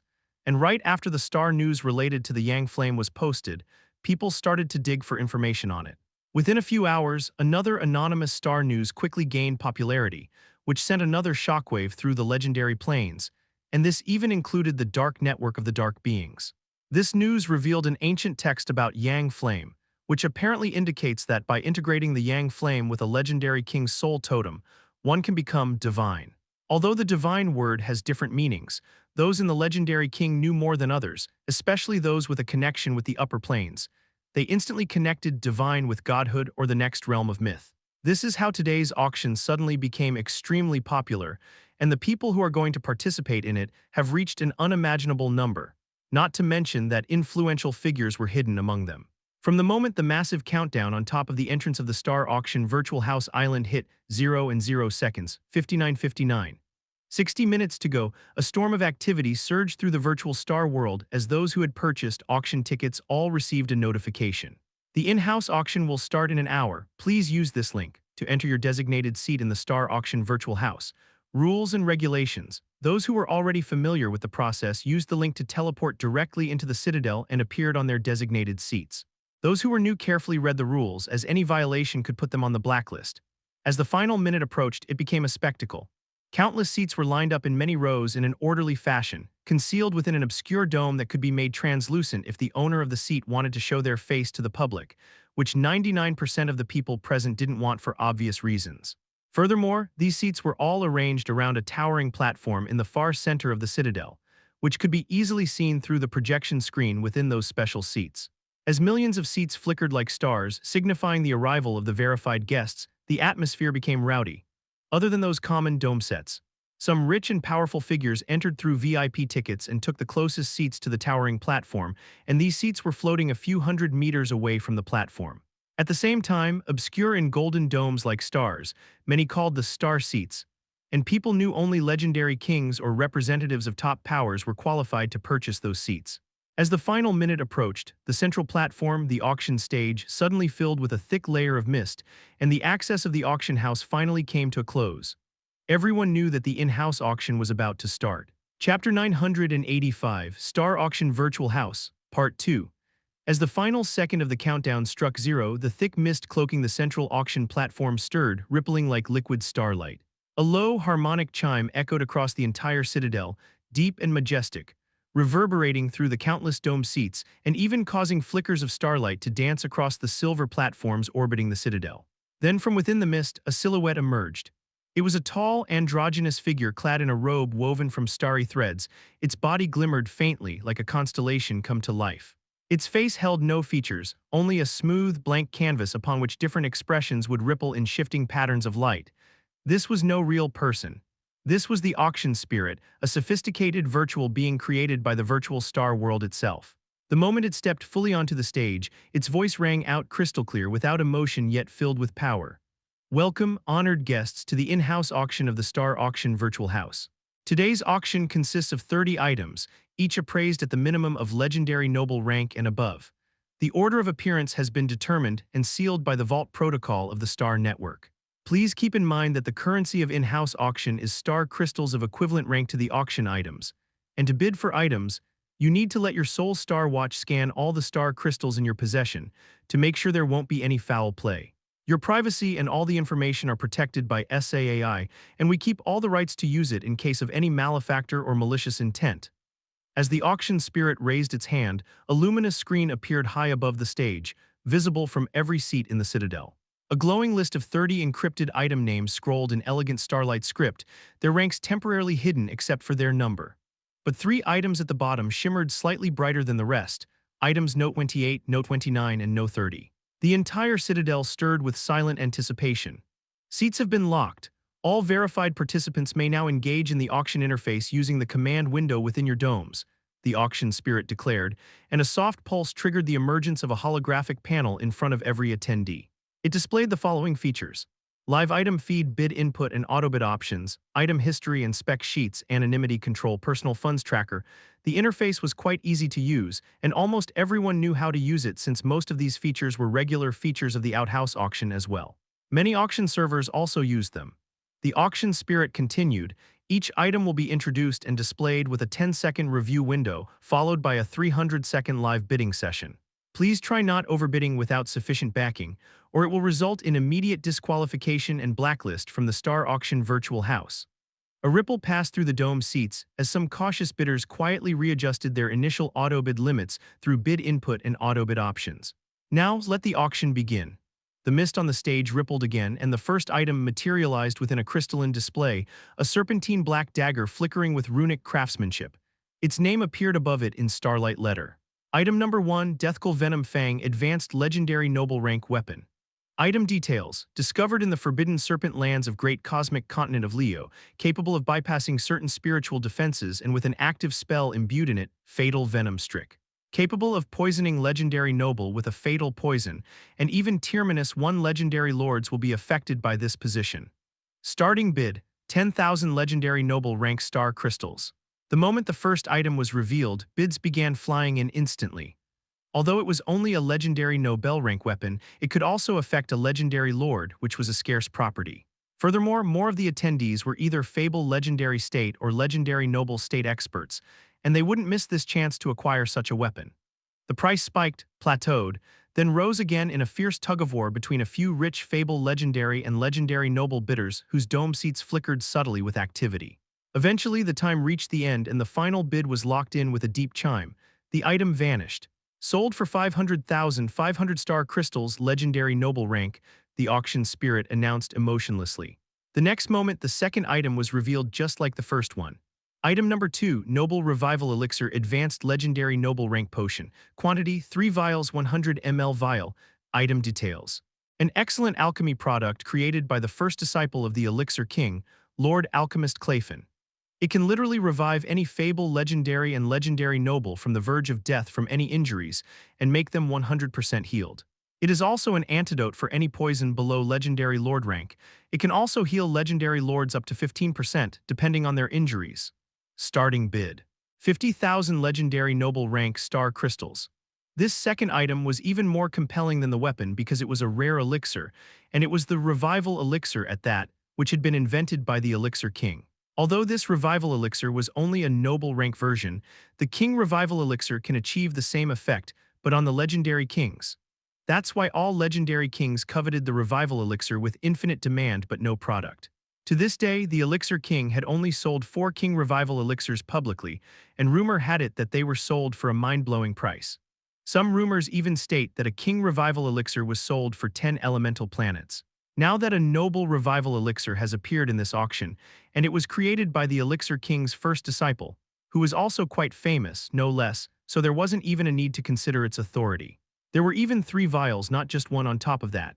Lastly, to make this product appear in the in-house auction was an achievement in itself. A terrifying bidding war started as those domes on the seats flickered like twinkling stars, and this time even those floating star seats joined the fray and the price increased like crazy. In one of the star seats, a charming high orc with noble features and bearing was looking at the fierce bidding war on her screen with a hint of pride and arrogance.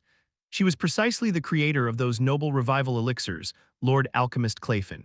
Clayfin muttered, "Master was right, today's auction is special, and it's my chance to gain more recognition. It'll be easier to fight for a spot in the grand alchemy domain.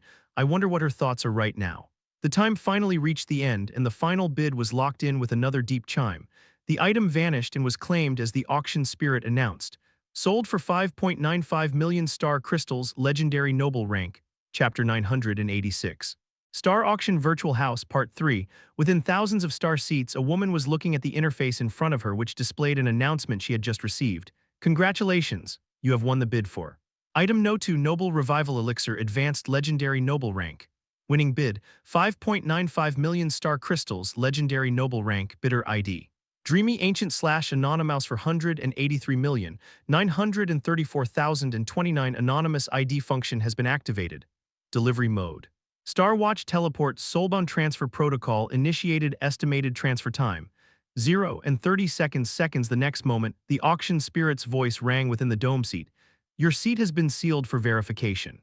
Please remain seated while the asset is transferred through the secured teleportation channel. Any movement or attempt to log out will result in penalty enforcement." A subtle, radiant golden glow would envelop her star seat, which no one could see, maintaining anonymity unless the user chose otherwise. A slow-rotating sigil appeared in front of her, indicating that the items were ready to be claimed. Nyx looked at the rotating sigil and the text above it, which reads, "Claim items." She sent a mental message to her body. "Hey, the item is coming, get ready." The next moment, she touched the sigil before it instantly turned into countless light particles. "Item has successfully delivered and claimed." Right after she received this message, she also received confirmation from her sponsor, who she was representing in today's in-house auction, Jacob. Today, Nyx wasn't participating in this in-house auction just for fun, or it wasn't the main reason, because even if she wanted to, Jacob would never have allowed her. Nor would she have spent 500,000 million ZC on a VIP ticket. At the same time, she had forgotten to mention the 50 million ZC dome seat. The main reason she was able to gain Jacob's permission was because of the news about the Yang Flame, which, by the way, she herself had delivered because she knew Jacob wanted the Yang Flame.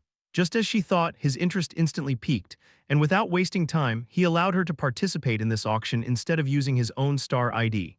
Since Nyx had managed to interfere with Constant Baronzro and took control of Spirit Ripper formation, her star ID was still secured. Furthermore, it was Nyx's first time participating in an auction, so she wanted to experience its novelty, and she was doing her job faithfully. All she needed to do was tell Jacob which item was being auctioned and then let him decide if he wanted to bid on it or not. Money wasn't a problem at all since Jacob had plenty of star crystals. In the end, Jacob showed interest in the Revile Elixir, which gave Nyx the chance to bid for it using Jacob's wealth. She felt exhilarated while bidding and in the end won the bid. It was just like winning the gamble and more fun than she had imagined. Still, she didn't dare to show it, or she might not get another chance like this ever, so she appeared extremely solemn. Right after she claimed the item, the following item appeared, and she quickly told Jacob with anticipation as if she couldn't wait to bid.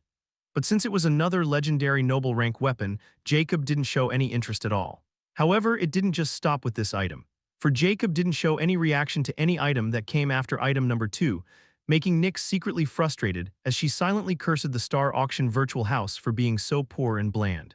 Until an item does appeared, item number 16, an incomplete blueprint of a magic technology weapon basic legendary lord rank. Name, Soul Ballistic Spear. Item details. An ancient blueprint found in the ruins of an unknown magic kingdom within the great cosmic continent of Gemini. It is only 36%, with the deception of creating an explosive cocktail that can directly target a soul. Despite its incomplete status, it's a valuable blueprint to have for any magic smith interested in explosives. Starting bid, 10,000 legendary lord rank star crystals, not to mention Jacob. Even Nyx was greatly intrigued by this item because she was also Jacob's apprentice. The moment she told him about it, she wasn't even surprised when he said matter-of-factly, "Buy it at any cost." But they weren't the only ones who wanted this incomplete blueprint. In fact, as soon as the bidding started, multiple high-tier bids began to clash at rapid intervals, especially from star seats. Nyx looked at the holographic projection of the Soul Ballistic Spear in front of her and also at the massive floating projection above the central stage, which showed the bidding war. The visuals on the central stage were stunning as the price shot for the item. With each new bid raise, a voice echoes within the dome seats. Bid increased, 26,000 star crystals, legendary lord rank by Anonymous. Bid increased 30,000 star crystals, legendary lord rank by anonymous. Furthermore, with each bid, the audience sees the item's glow fluctuate, becoming brighter. After every significant increase, a shockwave of virtual pressure radiates through the auction floor, purely visual and dramatic.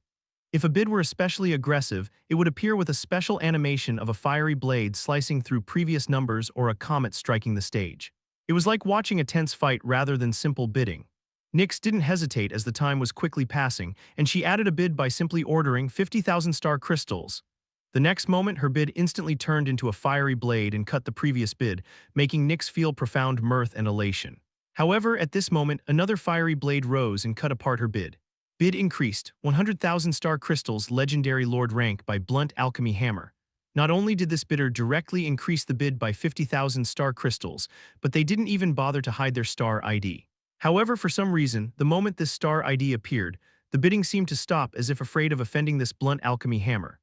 Even Nyx frowned slightly because she also knew blunt alchemy hammer star ID for this belonged to none other than the Hammer King, the most famous magic smith and top alchemist king of the Alchemy Guild. Everyone knew the Alchemy Guild and their famous Alchemy King Council without any doubt. Furthermore, the star IDs of the Alchemist Kings were famous. In fact, every legendary king's star ID was famous because of their regal statuses. Some legendary kings, like Nyx, liked to keep themselves hidden so that others wouldn't know about them. Another reason was that they also didn't have strong backgrounds to support them, while also protecting themselves from being schemed against. But those famous legendary kings, the top factions, didn't need to hide their statues at all. On the contrary, every time a legendary king is born among these powers, they'll announce it to the public and hold massive celebrations as a show of their power. Anyhow, now that the Hammer King had revealed himself in this auction and showed interest in this item, no one dared to bid since it was meaningless to contend against an alchemy king's wealth. Not to mention antagonizing a legendary king was not a good idea. But Nyx, she instantly felt challenged and scoffed. Tusk, others might be afraid of him, but too bad he picked the wrong person to fight against. Continue to bid if you want that butcher to pay you a visit and then get cooked.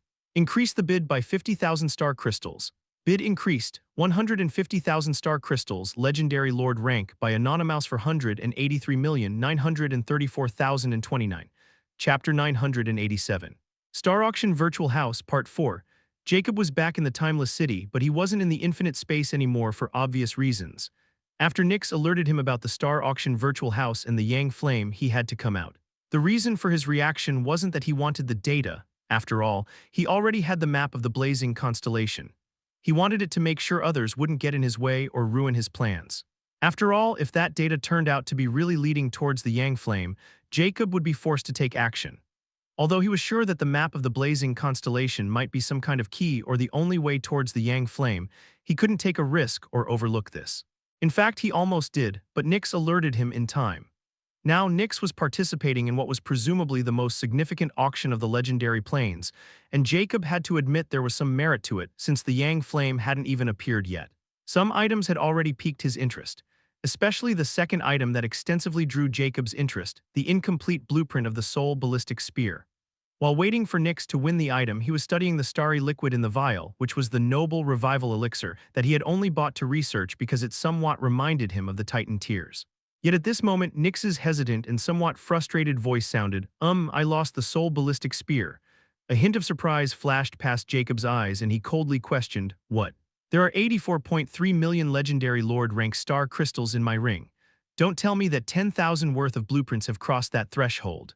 Why didn't you tell me sooner?" Jacob couldn't believe this because he knew how rare these star crystals were, even those of lord and king rank, especially the latter. Yet the lord rank star crystals were the second rarest star crystals, and even having 84 million made Jacob one of the richest legendary kings. Although he wasn't able to plunder much after the myriad Galaxy Palace, he didn't think he would need them to buy things, and those already in his possession were more than enough for experimentation, at least for a while. Granted, Jacob wasn't the wealthiest person in the legendary plains, since he had never paid attention to making wealth. Wealth lacked appeal to him, at least to the ZC. Well, it's not about star crystals actually, but you see, there is another option to make a bid called the item bid, which allows the bidders to place items like anything precious as a bid. The person we were bidding against is the Blunt Alchemy Hammer, which is the star ID of the Hammer King, a king alchemist. He seemed equally interested in that blueprint, or he might have felt provoked after I didn't stop bidding against that hateful prick. But I didn't think that cheap bastard would play such a trick when I bid directly 2 million star crystals. He placed an advanced legendary lord weapon personally crafted by himself on the bid. And guess what happened? Nix's voice was filled with indignation. A cold light flashed past Jacob's eyes. You didn't get the chance to counterbid because the seller directly accepted that weapon crafted by an alchemist king. After all, they're getting an advanced legendary lord weapon for an incomplete blueprint, and on top of that, a king alchemist's favor. Why would they want to miss this chance? Yes. Those greedy bastards didn't even hesitate and directly accepted the bid before the timer could reach the end. I even want to complain to the management, but that stoic auction spirit sent a message saying that the auction house is only responsible for providing a platform to the others. If someone issued an item bid, the final decision to accept the item will fall into the hands of the seller. In our case, just as you said, that Hammer King's reputation is too great and with the Alchemy Guild behind it, so he was able to snatch the blueprint by playing dirty tricks, that cheap bastard. Nix couldn't help but curse and berate the Hammer King. Jacob didn't have any reason to blame Nix either, since everything was transparent, and there was nothing they could do if the seller no longer wanted to sell for star crystals or even gave them the chance to counter the offer. Nonetheless, Jacob really wanted that blueprint because he felt it could help him achieve a breakthrough in his own weapon technology, but now it was snatched away by the Hammer King. A cold glint flashed past his eyes. This Hammer King, is he a magic smith? Yes, and not just any magic smith. He has a reputation for being the #1 magic smith of the legendary plains. He's even more famous than the Myriad Galaxy King because he's also the king of the magic dwarf race, a race known to possess the talent for magic craftsmanship. Nix told Jacob everything that she knew with a hint of gloating because she had already guessed why he was asking for this information. You're cooked, Tiny. Since this is a race of craftsmen, it would be disrespectful not to visit them and witness their craftsmanship. Jacob muttered with a hint of malice in his cold voice. Pretend to not hear Jacob, Nix quickly reported. Hey, the next item is a teleportation talisman that can send anyone 100,000 miles away in a random direction. It's crafted by another disciple of a king alchemist, the Spirit Eye King, and this king alchemist is also the Witch Queen of legendary plains. Like the Hammer King, she also has a reputation for being the #1 runic artificer of the legendary plains. Its starting price is 30,000 legendary noble rank star crystals. A peculiar glint flashed past Jacob's eyes. Witch race, huh? The Myriad Galaxy King was also a witch. He thought for a moment before he shook his head. No need. I already have a few of these talismans I got from Myriad Galaxy King and Soulless Ghost King.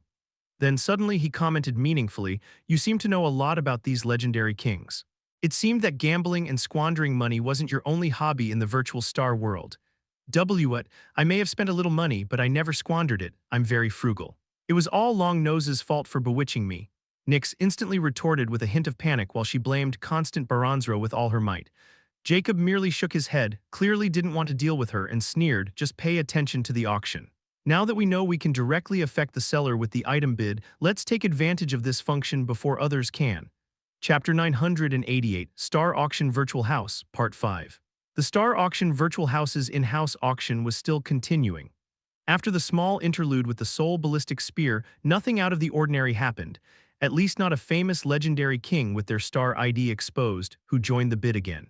Nix was the same since no other item drew Jacob's interest after the Soul Ballistic Spear, so she could only watch with a hint of indignation. One by one, items emerged, rare treasures, some legendary rank scriptures, and even a living slave of the 9-star Fable legendary state appeared. As each item was sold, anticipation built like static tension. By the time item number 27, an advanced legendary Lord Universal Magic Scripture of the Earth Element, vanished in a haze of closing bids, every dome was nearly silent with restraint. Everyone was holding back. Everyone was waiting because not a single legendary king rank item had appeared yet, and usually this kind of item was too rare. In the history of the Star Auction Virtual House, only 4 legendary king rank treasures had been auctioned, while many legendary king rank materials. Nonetheless, the primary focus of this auction was still the data of the Yang Flame, and it has yet to appear.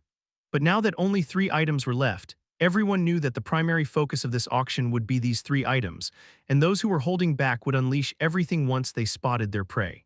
And then the moment finally arrived. The auction spirit raised both hands as the mist churned more violently than ever before. The ambient lighting across the entire citadel dimmed, and its voice sounded, now, esteemed guests, the final 3 items of today's in-house auction will be revealed. So let's start without any delay. Esteemed guests, item note 28. The next moment, a new notification flashed across every interface, and not a single person looked away as they all stared at the third-to-last item with burning gazes. Item Note 28, Law Essence Legendary King Rank. Element, Lightning Rare Tier. Item details, the purest form of elemental energy in the legendary plains. A single drop of Law Essence can help not only comprehend a law of the essence's element, but also increase its comprehension by 0.010.1%. Quantity, 15,000 drops. The entire audience was shocked when they saw item Note 28. Someone had put the Law Essence up for auction, and the quantity was starting as well. Everyone present at that auction knew about the Law Essence and just how rare it was, but someone had so much of it. Almost everyone's eyes were green with greed, and some of them even wanted to hunt this guy down, but they were completely helpless in this auction, and the seller clearly knew about it as well. At this moment, the auction spirit suddenly spoke, as everyone might have already guessed because of the lack of starting bidding price. But for those who don't know, the reason for the lack of a bidding price is that the seller wanted to have an item exchange of equal value and something specific. In item Note 28's case, the seller wants to exchange the Lightning Law Essence with other Law Essences according to this exchange ratio. 1. 2 drops of Common Tier Element Law Essence for 1 drop of Rare Element Law Essence 2. 1 drop of Rare Tier Element 3. 1 drop of Superior Tier Element for 10 drops of this Rare Element Law Essence. As long as your bid reaches the value of item Note 28, no matter the varieties of the Law Essences, the bid will be considered valid. The bidding has already started, and after 300 seconds, if there is no bidder, we'll move on to the next item. In his star dome seat, the Hammer King's eyes flickered with amusement as he muttered, "What a cunning fellow. Whoever put this Law Essence here clearly didn't want it for cultivating their power, but for something else. They wouldn't have just asked for any random elements, they would have asked for a specific element that suited them. But if one looks at it from another angle, they might be afraid of revealing their element, because there are many ways to find someone from their specific elements as well." In another star dome seat, a charming witch was also thinking the same thing as the Hammer King as she chuckled.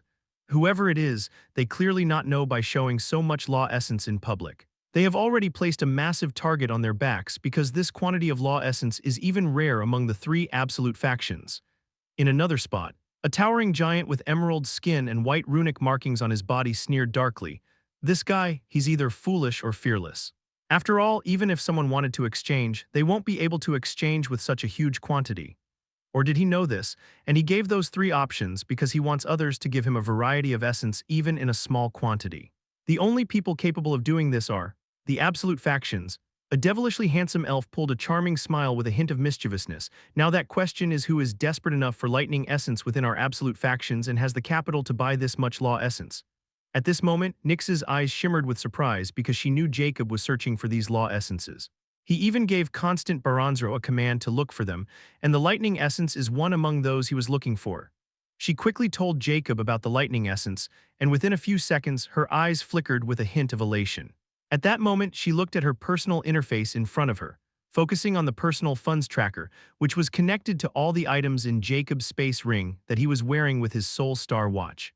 Personal funds tracker ZC, 2.41 billion ZC star crystals, 1.8 billion Fable Legendary, 893 million Legendary Noble, 84.39 million Legendary Lord, 12.9 million Legendary King. New funds have been scanned. Law Essence 5,000 drops Death Element Superior Tier. Nyx couldn't help but giggle like a witch as she coldly glared at those seats and scoffed, "All right, who dares to play?" Without hesitation, she instantly placed her bid, which equally shocked the entire auction again. Starting bid, 1,500 drops of Death Law Essence Superior Tier by Anonymous for 183,934,029. Time remains 208 seconds. Chapter 989 Star Auction Virtual House Part 6. The moment Nyx's bid surfaced in the Star Auction Virtual House, everyone stopped thinking about the item and instantly focused on the bid with a hint of disbelief. After all, seeing a rare element Law Essence was still acceptable. Still, someone bidding with Superior Element Law Essence for a Rare Element Law Essence was even more shocking, not to mention a Superior Tier Law Essence were too rare. Even 10 drops were enough to raise waves in the legendary plains, yet someone had taken out 1,500 drops, exactly enough to take the item Note 28. So much Death Law Essence. Could it be some spy from the Dark Faction is bidding on their behalf? The Hammer King's eyes narrowed with a hint of greed, but with current state of the Dark Faction, I don't think they'll have so much Law Essence, not to mention Death Law is their main law. They can create many legendary lords with this much Law Essence and even a legendary king. A masked woman in golden robes was also looking at the Death Law essence with an icy look in her spiral eyes as she muttered, "Troublesome." Many powerful legendary kings became alert as they all paid more attention to this anonymous bidder, because someone who could take out superior tier law essence so quickly they weren't simple. Furthermore, everyone had already developed a prelude that the bidder was probably a lightning attribute expert, since this was the only possibility clause to compel something to bid with a superior tier element. Time continued to pass, and Nyx's bid remained on its spot without any match or counter. And everyone thought that this item was already sold since no one would be able to match this much law essence, not to mention lightning law essence wasn't much worth it, and having a variety of law essences was more beneficial. However, out of everyone's expectation, in one of the countless dome seats below the star seats, a human woman was anxiously looking at Nyx's bid as if she wanted it to vanish or be cancelled somehow. This is bad. I don't need death law essence at all. I only want to see if I can get him own element law essence by this way, but this damnable anonymous for 183,934,029 suddenly interfere. If you have so much law essence, keep it to yourself. A twisted expression as if someone had stabbed her into heart appeared on the woman's face. I should have had given my specific element. But then with unique my element is they would have easily guessed my origin, especially the Holy King, and then I would be even bigger trouble for hiding the lightning law essence from the temple. When only 10 seconds were left, the woman sighed in resignation.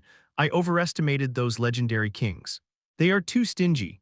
Well, I still have around 5,000 more drops of lightning essence, and with those 1,500 drops of death law essence, a superior tier element, I might have a chance to trade in the black market. I won't give up easily and become a legendary king, the top existence of legendary plains, just like I did in lesser plains. At this moment, an interface appeared in front of her the moment the timer ended. Congratulations. The item note 28. You anonymous 90,483,729,284 crown of yearning have placed in the auction has been successfully auctioned. Winning bid 1,500 drops of death law essence superior tier by anonymous for 183,934,029 delivery mode.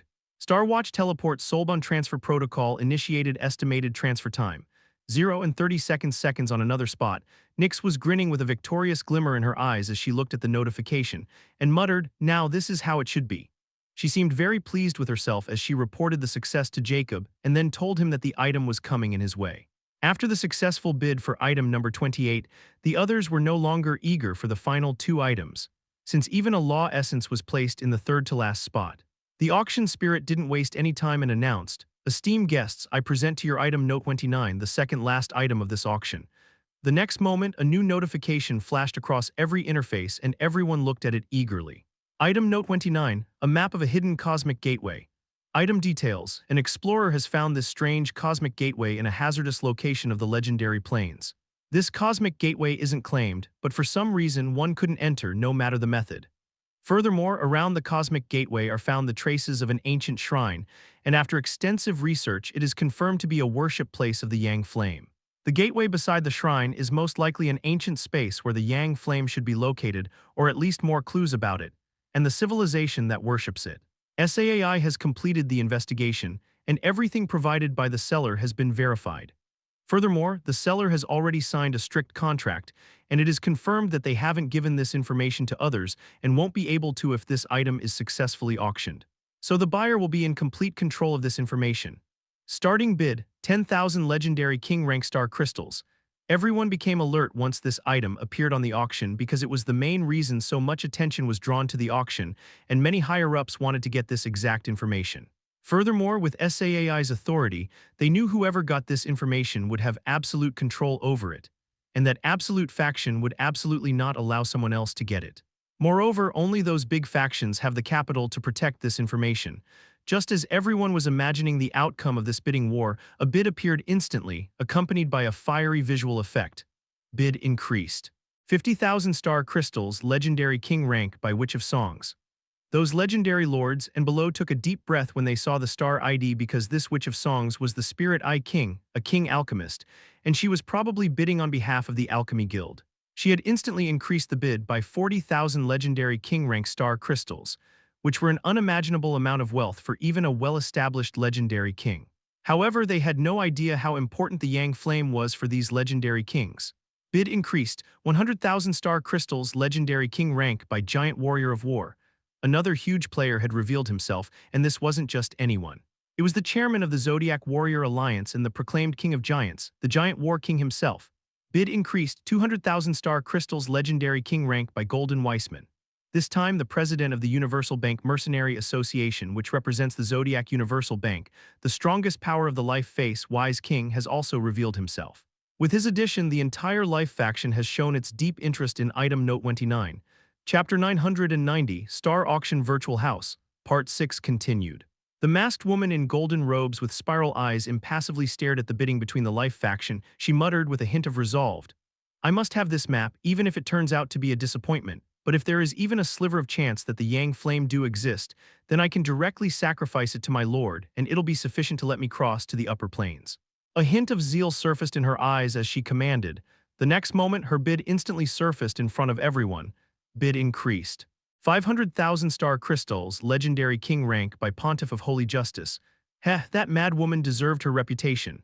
A strange humanoid enshrouded in black mist sneered, Holy King, you're not the only one who is thinking about using the Yang Flame to force the upper plains to pave a path to ascension.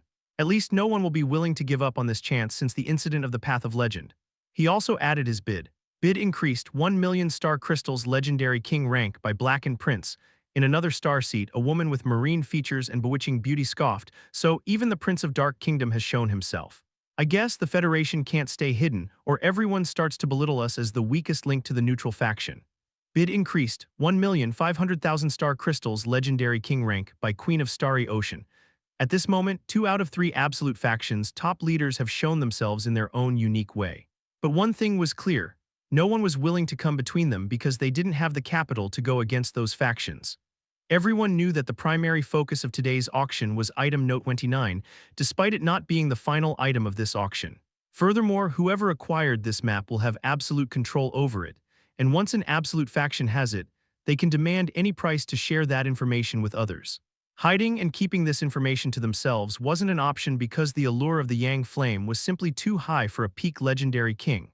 Whether it was because they wanted to become a quasi-myth or ascend, they would fight for it to no end. That's why keeping this information to oneself was painting a huge target on their heads, and even an entire faction won't be able to handle the full force of an unknown number of zealous legendary kings. But they can still profit from this information and get a head start. This much was acceptable. That's why those factions were bidding with everything they had to make more profits and get a head start. However, plans often didn't go as planned, especially not in the case of a treasure like the Yang Flames. Bid increased. 1,550,000 star crystals, legendary king rank by Follower of the Blood 191. Tusk, those vampires really have the guts to swagger like this. The devilishly handsome elf, the Wise King, his eyes flashed with killing intent as he didn't need to guess much about the identity of this bidder. This was a traitor among the living being planted by the vampire race, and it wasn't the first time they had done something like this. In fact, the ghost and fiend races have done the same thing in the past. But nowadays, only the vampires remain intact while the fiends were almost annihilated, and the ghost race isn't as strong as it used to be, so the vampires have become the top representatives of the dead faction. Furthermore, the Yang Flame was also very useful for the vampires because of their innate traits and aspects. Not to mention, the dead faction can't stay still while the 2 other factions show off their powers. Bid increased. 2,000,000 star crystals, legendary king rank by Golden Weissman. Bid increased, 2,100,000 star crystals, legendary king rank by Queen of Starry Ocean. Bid increased. 2,200,000 star crystals, legendary king rank by Pontiff of Holy Justice. Bid increased, 2,350,000 star crystals, legendary king rank by Witch of Songs. Bid increased. 2,500,000 star crystals, legendary king rank by Blackened Prince. Bid increased, 3,000,000 star crystals, legendary king rank by Anonymous 8,473,948,028. Heh, the vultures are here. The giant war king sneered with disdain as he knew those hidden experts and powers were finally going to participate. Bid increased, 3,100,000 star crystals, legendary king rank by Giant Warrior of War. Bid increased. 3,150,000 star crystals, legendary king rank by Anonymous. Bid increased, 3,160,000 star crystals, legendary king rank by Anonymous. Bid increased, 3,500,000 star crystals, legendary king rank by Follower of the Blood 191. The bidding war became extremely intense as the price continued to rise higher and higher, with those watching holding their breath amid the silent yet fierce competition among the wealthiest people of the legendary plains. However, the timer of 300 seconds continued to dwindle, and many of those hidden powers slowly gave up as the price range was getting out of hand. After all, 1,000,000 legendary king rank star crystals were enough to raise a massive middle-grade power in the legendary plains. But even those hidden powers couldn't match the wealth of the three absolute factions because they have deep pockets, due to the number of elemental planets and elemental galaxies they control. When the timer reached 20 seconds, the three absolute factions were still fighting, but the increase in price was finally slowed down when it crossed the threshold of 5 million. This map might be the most expensive map of the legendary plains. Even the previously appeared legendary king rank soul artifacts were only sold at around this price as well. When only 10 seconds were left, the bid standing at the top was bid increased 5,221,000 star crystals legendary king rank by Golden Weissman. The wise king smiled faintly with a hint of relief when no other bids were announced. These madmen simply don't know when to give up. Did they think they could rival the coffers of the Universal Zodiac Bank? Foolish. I'll make every star crystal I spend here back and will make even huge profits, just you all wait. Suddenly, his celebration interrupted a new bid, making him almost bite his tongue. Bid increased 6 million star crystals legendary king rank by Anonymous for 183,934,029. Chapter 991. Star Auction Virtual House, Part 7. Nyx looked at her bid with a faint smirk on her face. They would all be panicking right now. She wanted to join the fun from the start, but when she thought about the importance of this item, she decided to wait and only strike towards the end. Furthermore, even after the time was up, as long as someone placed a new bid, the 3 seconds would begin again to ensure that others wouldn't take advantage of the time system. Moreover, she wanted to see how much money those guys would be willing to spend on this information. And truthfully, she was flurried because Jacob only had 12.9 million legendary king rank star crystals. That's why when she saw the three absolute factions showing signs of giving up at 5 million, she thought it was probably the maximum amount they were willing to spend or allowed to. After all, the matter of Yang Flame was a private matter and had nothing to do with the origins behind them, and those legendary kings had to bid with their personal wealth. They might be able to borrow some from others, but it would not be easy to use the organization's funds, especially with all the security in place. Just as Nyx expected, the legendary kings were instantly alarmed when this sudden bidder appeared out of nowhere and directly increased the price so much. Furthermore, because of item note 28, Nyx's anonymous ID was still fresh in their minds, and many legendary kings became furious. Bid increased 6,010,000 star crystals legendary king rank by Pontiff of Holy Justice. The Holy King's counterbid appeared without any surprise, but for some reason the other factions didn't bid. Nyx also noticed it, and she frowned slightly as she sensed something was amiss, and she bid again. Bid increased 7 million star crystals legendary king rank by Anonymous for 183,934,029. She was being aggressive to scare away the others despite reaching her limit. She wanted to create the false impression that she was loaded with star crystals of legendary king rank. Just like Jacob taught her before she came into this auction, and it was working. Who is this guy? The Giant War King released Killing Intent as 2 other interfaces opened in front of him in addition to the auction interface. I have no idea, but whoever it is, they are clearly not here to play around. It seems we really need to bleed this time around. I even suspect they are the star hackers. The crisp, yet icy voice of Spirit Eye King rang from one of the 2 interfaces. Sigh, and here I thought I'll be able to hoard all the profits. Let's combine our wealth then. Those neutral factions' old guys have probably reached the same conclusion and made the Holy King in charge. Whichever faction gets it will be able to demand any price since we don't want war, especially when our armies are about to march into the Sagittarius continent. The neutral faction wants to earn profits from them. The dead faction guy has probably already given up since their situation is no longer optimal. Tusk, this map appeared at the dastardliest time, the wise king said with helplessness. A new bid appeared at this moment. Bid increased 7,500,000 star crystals legendary king rank by Golden Weissman, and then another. Bid increased 7,550,000 star crystals legendary king rank by Pontiff of Holy Justice.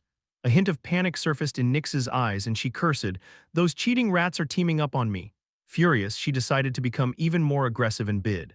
Bid increased 10 million star crystals legendary king rank by Anonymous for 183,934,029.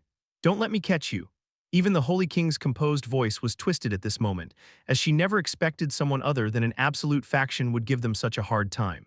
Bid increased 10,100,000 star crystals, legendary king rank by Pontiff of Holy Justice. Bid increased 10,500,000 star crystals, legendary king rank by Golden Weissman.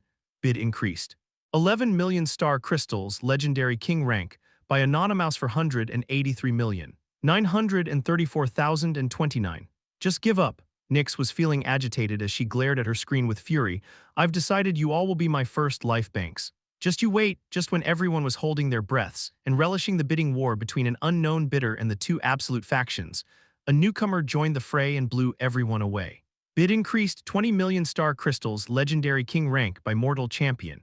This time the new bidder's ID wasn't hidden, and most of the people didn't know who this star ID belonged to or why this person was being so bold by showing off like this, since those factions won't let them go if they grab this item. Moreover, why was this guy so rich? However, unknown to those new fable legendary states and legendary nobles, those extremely old legendary lords, and legendary kings instantly identified the owner of this ID.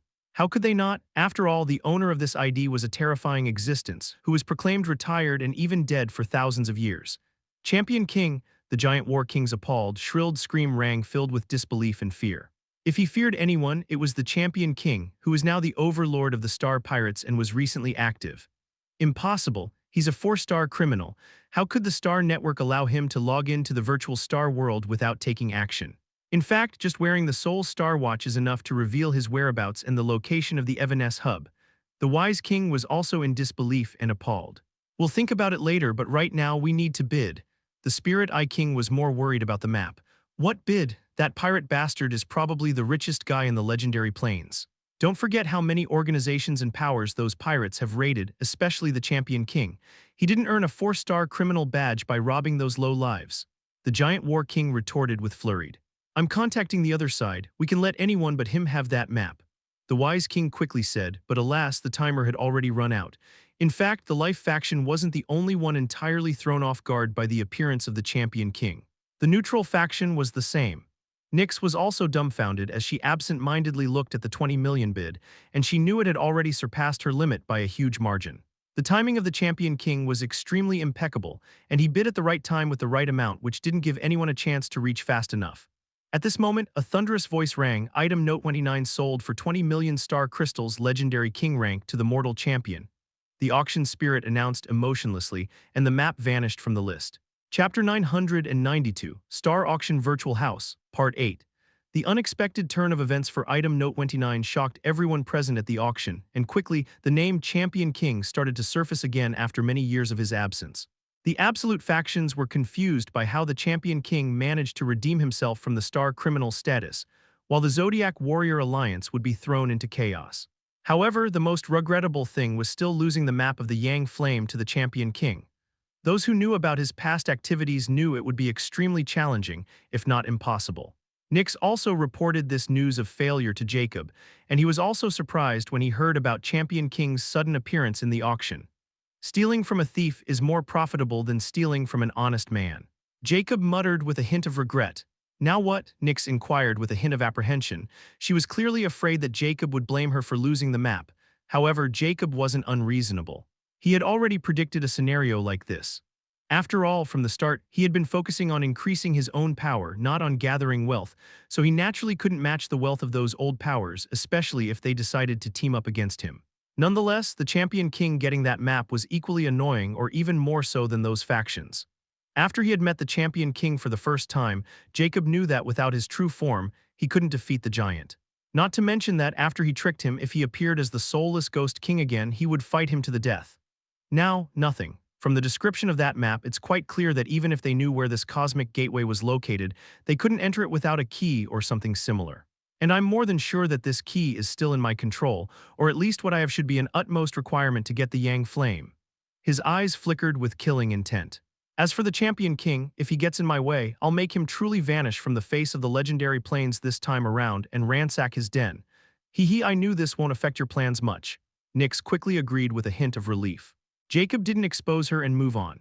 Since I got the Lightning Law essence from this auction, it could be considered a success. What about the final item? Oh, that auction guy just revealed it. Nyx quickly reported with a hint of curiosity. How curious, it's an unknown dead egg, and its description said that it was unearthed from an unknown island from the deep regions of the Star Ocean.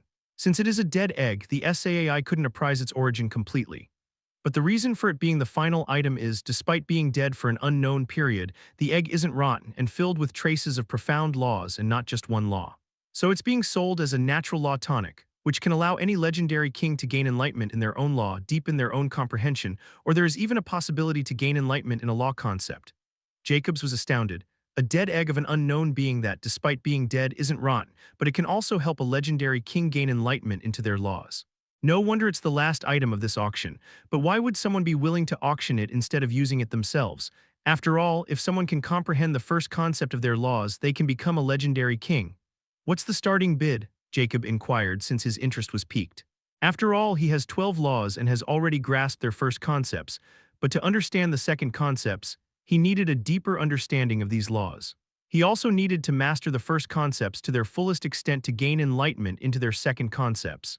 Since he was currently in the legendary plains, having first concept was enough, and there were so many things on his plate that he couldn't focus on the laws right now. But having that egg won't be a bad thing either. Well, the seller wants to exchange it for something other than the star crystals, Nyx replied, and her voice sounded somewhat strange yet amused as she revealed, the seller wants to hire a legendary king for 1 year as their guardian. Jacob was startled and inquired, isn't this just a recruitment announcement? Furthermore, how will the winner be decided if more than one legendary king is willing to become their guardian? Not to mention, isn't this guy afraid that the legendary king will directly rob him? That's what I was thinking until the auction spirit announced that the bid is about the years.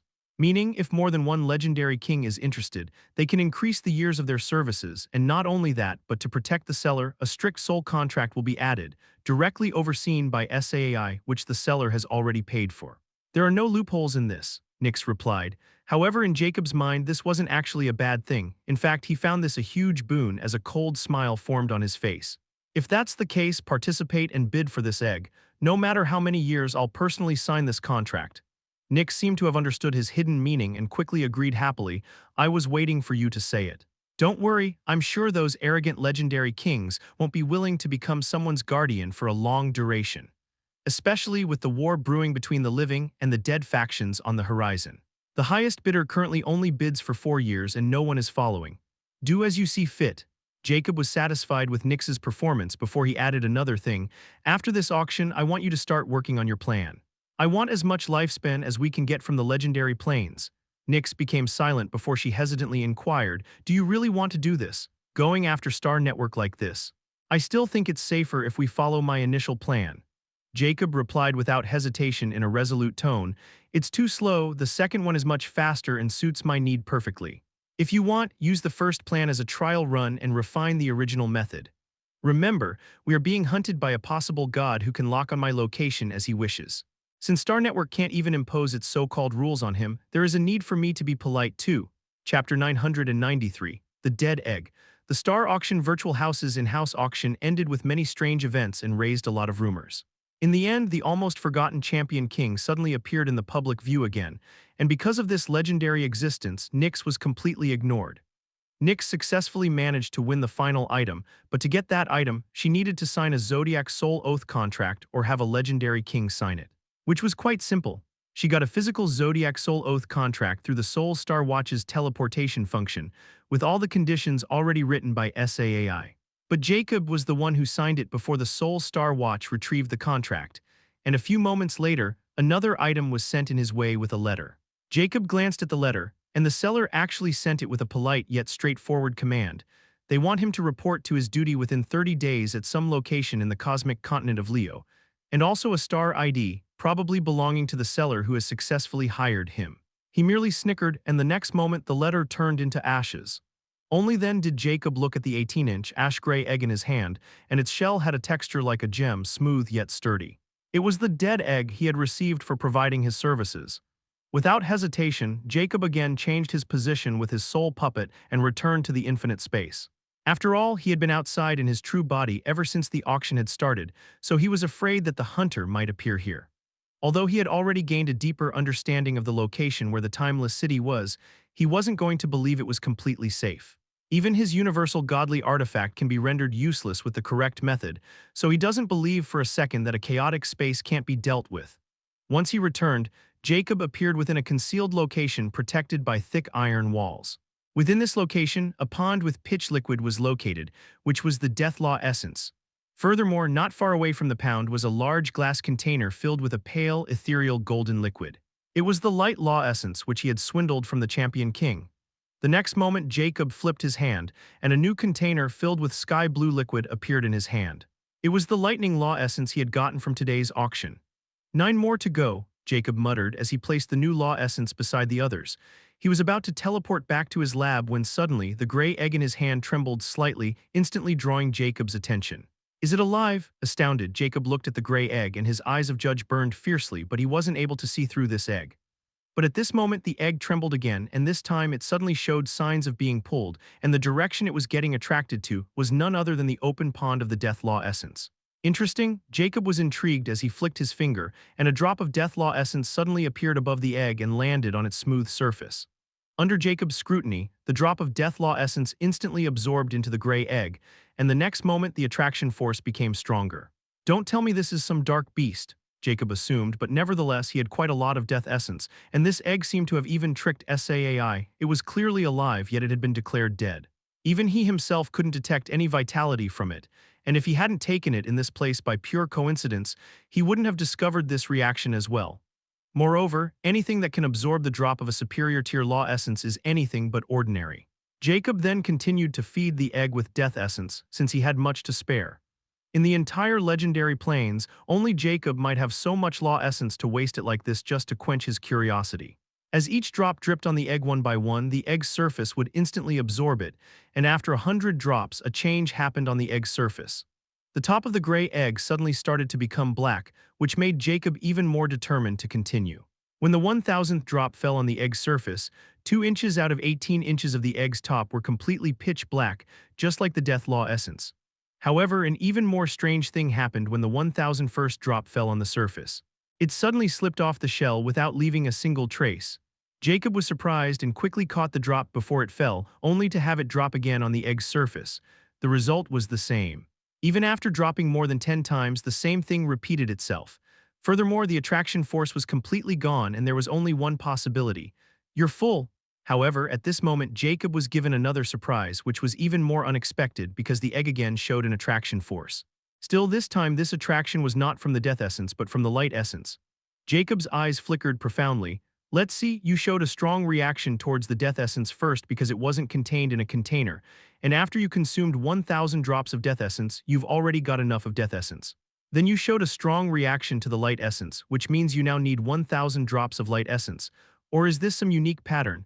But what's strange is, what kind of egg can feed on pure law essence before hatching? Not to mention, if I follow this black pattern, then doesn't this mean, even if I feed you the light law essence, I'll still need other law essences and the next one might not be the lightning law essence. Not to mention, I won't be using those law essences since I also have limited amount of them, not until I have something more precious to gain. Jacob looked at the trembling gray egg, which seemed to want to fly towards the light essence but was too weak to escape his grip.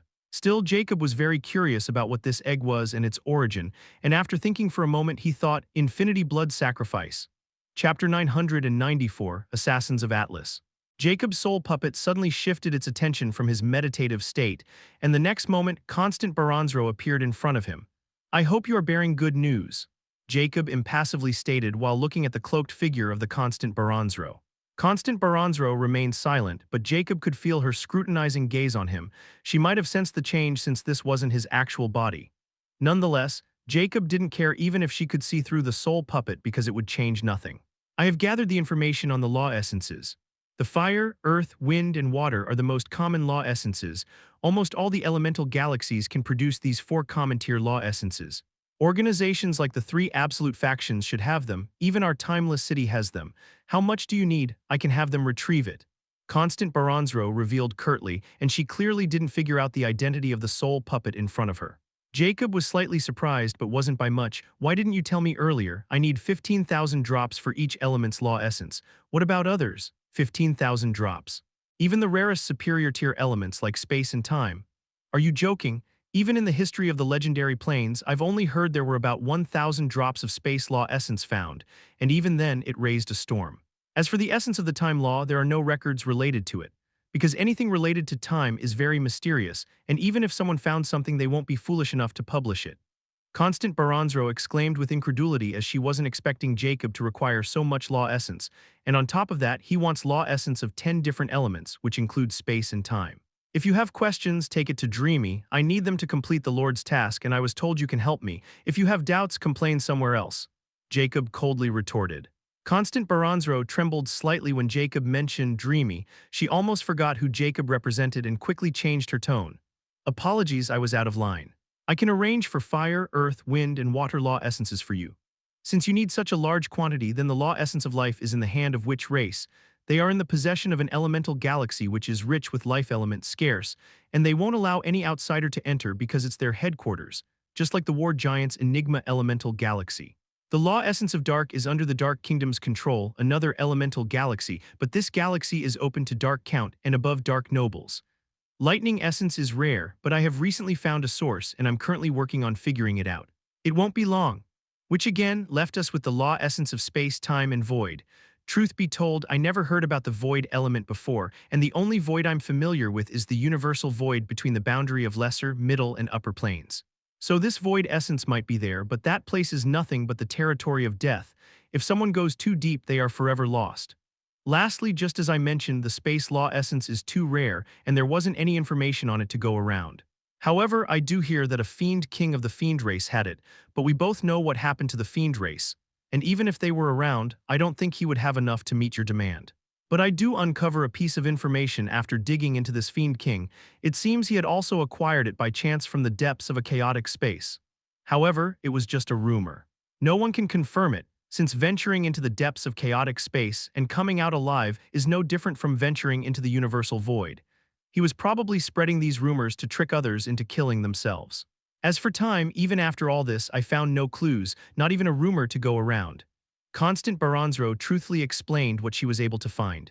I don't need lightning law essence anyone, and after I got those 4 common tier law essences, I can go after the life and dark law essences now that I know their locations. But just as she said, the law of void is really troublesome, since there is no information on it, and I don't want to dive into the universal void. As for the laws of space and time, what should be done?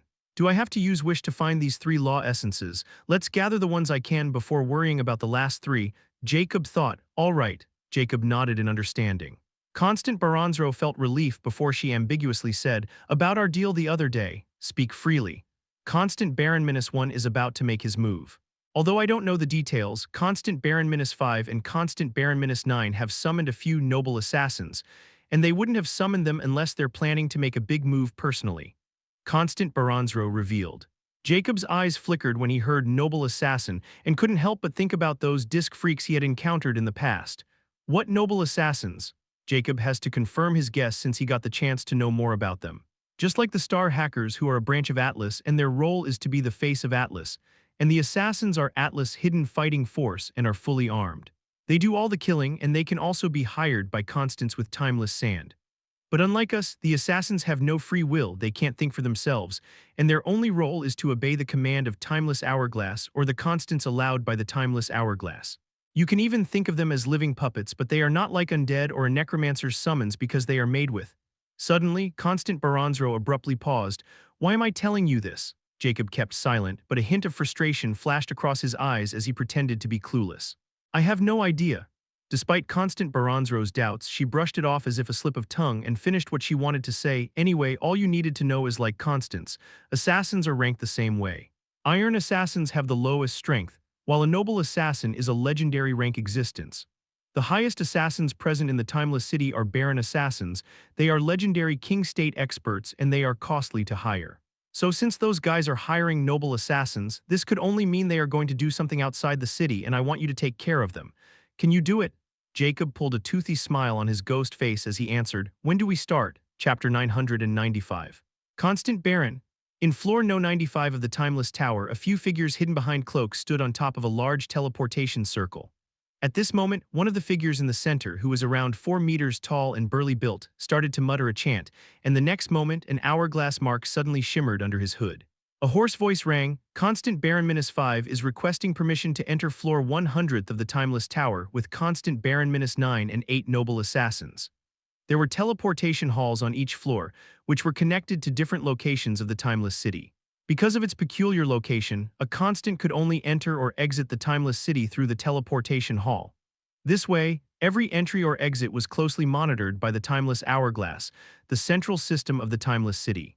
Only one person was ever able to bypass all of this, and that was Jacob. Once the constant Baron -5 made his request, a static voice rang within the teleportation hall, permission granted. The next moment, the teleportation circle flashed and the 10 cloaked figures vanished without any trace. On floor no one of the timeless tower, they reappeared within another teleportation hall, which was exactly the same as the one they had just used. The only difference was that another person was waiting for them. This person was 3.4 meters tall with a slender frame. He was wearing a long violet robe, and his face was hidden behind a black mask. The only visible features were his long, crimson hair cascading down behind his back and a pair of glowing crimson eyes. His hands were covered with claw-like black gloves, and he held a strange black book without any title or markings. The burly Constant Baron -5 and the petite Constant Baron -9 quickly came forward and respectfully greeted the man, Sir Constant Baron -1. On the other hand, the noble assassins remained rooted in their place like statues, without any excessive movements. There wasn't even a sign of life in them, and the Constant Barons didn't seem to mind them at all. Constant Baron -1 nodded in acknowledgement before he spoke in his mild voice. Sir -5, Miss -9, you both worked hard. Both Constant Barons quickly shook their heads as if they dared not take Constant Baron -1's praise. We only follow your plan. She's right, everything has been meticulously planned by Sir Constant Baron -1. Constant Baron -1 chuckled as if he didn't mind their attitude. He even sounded pleased. Without both of you, I won't be able to reach this point so fast. But don't worry, the hard part is over, and now it's time to claim the fruit of our labor. Constant Baron -5 and 9 were in shock when they heard this. They knew too well what Constant Baron -1 was hinting at, and they've been working for this goal all this time. All right, let's not delay this any longer. You know what you need to do, right? There is no room for errors. Constant Baron -1's voice turned serious. Don't worry, we have already set the trap, and knowing her, she'll definitely bite, Constant Baron -5 confidently stated. Constant Baron 9 also sneered coldly. Indeed, she's desperate to keep her spot, but she's only being stubborn. It's time to put her to sleep so she can become clear-headed again. Constant Baron -1 nodded in agreement. It's indeed about time. Let's not delay anymore, or those secret fraternity's eccentrics might suspect something. Please proceed. The next moment, Constant Baron -1 suddenly flipped open the black-covered book in his hand. Crimson pages flickered one after another before they suddenly stopped at a certain point, revealing a crimson page with unknown runic writing. Constant Baron -1's crimson eyes shimmered as a ghastly aura released from his body, and the runes on the crimson page suddenly came alive and jumped out of the page before starting to take shape. Within a few seconds, those runic words suddenly turned into a humanoid figure with the same stature as Constant Baron -1. And it didn't stop there. The humanoid started to take on the same features of Constant Baron -1, turning into his exact copy. Now, both of them standing beside each other looked exactly the same, and even their auras felt identical. The only difference was that the black book in the real Constant Baron -1's hand didn't get duplicated. The new Constant Baron -1 moved forward and entered the teleportation circle with the others without saying anything. The real Constant Baron -1 issued a command. Constant Baron -1 is requesting permission to exit the Timeless City for Constant Baron -5, Constant Baron -9, and 8 noble assassins. They have my permission to leave my floor. Thereupon, a familiar, emotionless voice rang, permission granted. The next moment, everyone vanished from the teleportation hall with a flash. Once everyone was gone, a peculiar glint flashed past Constant Baron -1's crimson eyes, and the next moment, he placed his finger on the forehead of his mask and pulled back. A small ethereal hourglass with a golden bronze frame filled with starry black sand appeared. Grabbing the golden bronze framed hourglass with both hands, he muttered, I request a timeless meeting with Golden Constant -100,000. After a moment, a static voice rang in Constant Baron -1's head. Golden Constant -100,000 has accepted the timeless meeting with Constant Baron -1. Within the timeless space, both Golden Constant -100,000 and Constant Baron -1 appeared in their constant forms. Constant Baron -1. Plan is in motion. How's your preparations coming along? Golden Constant -100,000. Everything is set. I'll contact her and she'll leave the city. Constant Baron -1. Good, remember there is no room for error. We might not get another chance like this again. I hope this plan of yours works for both of our sakes. Golden Constant -100,000. Haha, worry not, senior. We serve the same master, and since I was put in charge of this operation by the master, I don't dare to mess up. Constant Baron -1, good to hear it. As long as I become the next zero, you'll have a chance to enter the Constant Baron rankings. Golden Constant -100,000. Of course, I'll never doubt your promise, Senior. Constant Baron -1, constant meeting concluded. Chapter 996, Everyone on Move. Somewhere beyond the glowing perimeter of the timeless city, under the veil of a false celestial dome, a ruin-strewn wasteland spread like a dead scar. Wind howled through shattered monuments. Amidst this desolation, Constant Baron -5 and Constant Baron -9, with Constant Baron -1's clone, stood atop a jagged obsidian platform, surrounded by 8 silent noble assassins. The teleportation array beneath them was already fading into dormancy, replaced by a web of sinister runes etched into the ground, black as oil and humming with malicious intent. "Let's set the sword sigil array," Constant Baron -9 murmured, before a strange crystal orb appeared that floated in her palm. "But are you sure we can drag her here?" Constant Baron -5 cracked his knuckles with a brutish grin. "We've baited her well enough. Given her current situation, she had no other choice but to come here. Neither can she offend another top brass, nor can she sit still while seeing this chance. Right, especially not after rejecting Sir's kindness the last time," Baron -9 added with a smirk. "With her backer gone, she knows her position is fragile." At this moment, the silent Constant Baron -1 suddenly spoke. "We can't let our guard down until this task is complete. The sword sigil array is our last resort. The main force is on its way. Remember, we can't kill another constant. Our role is to assist our guest." Elsewhere, inside one of the concealed information halls of the top floor of the Timeless Tower, Constant Baranzro stood silently, listening to the report streaming from a translucent cube floating before her. They really left. Her hands clenched slightly. But at this moment, she suddenly received a request for a timeless meeting, and after a few minutes, she returned to her spot. But a hint of frustration loomed around her as she muttered, "That bastard is taking things too far." Without another word, she vanished and rushed towards where Jacob's soul puppet was waiting. When she entered the room, Jacob's soul puppet opened its eyes from a seated position, still cloaked in the guise of a meditative state. "Are we moving?" His cold, echoing voice rang. Constant Baranzro hesitated for a moment before she said, "They have indeed left the Timeless Tower and they are together. Furthermore, I managed to track their location. But there's another problem." "You think it's a trap?" Jacob questioned. Constant Baranzro shook her head. "No, it isn't that. It's about the Spirit Ripper formation." "What about it?" "Well, the Spirit Ripper formation was provided by Golden Constant -100,000 who wanted to find you through the Dreamy Ancient. But he had no idea what happened afterward, or at least he didn't know the truth. That formation seemed to be borrowed from another Constant Baron, who is backed by the same Constant Viscount that Golden Constant -100,000 serves. Now he's demanding it back with Dreamy Ancient soul trapped in it, while the truth is entirely opposite. I was stalling them, but now they are becoming suspicious. Although I'm afraid of them since they can't do anything, I'm sure the Lord didn't want to reveal this, and since the Golden Constant is also after you, I think it's best if we finish him off first instead of letting him come here and discover everything. It'll be impossible to kill him within the Timeless City, not without getting obstructed by the Timeless Hourglass. That's why I agree to meet them outside," Constant Baranzro meaningfully stated. Jacob instantly knew her intentions.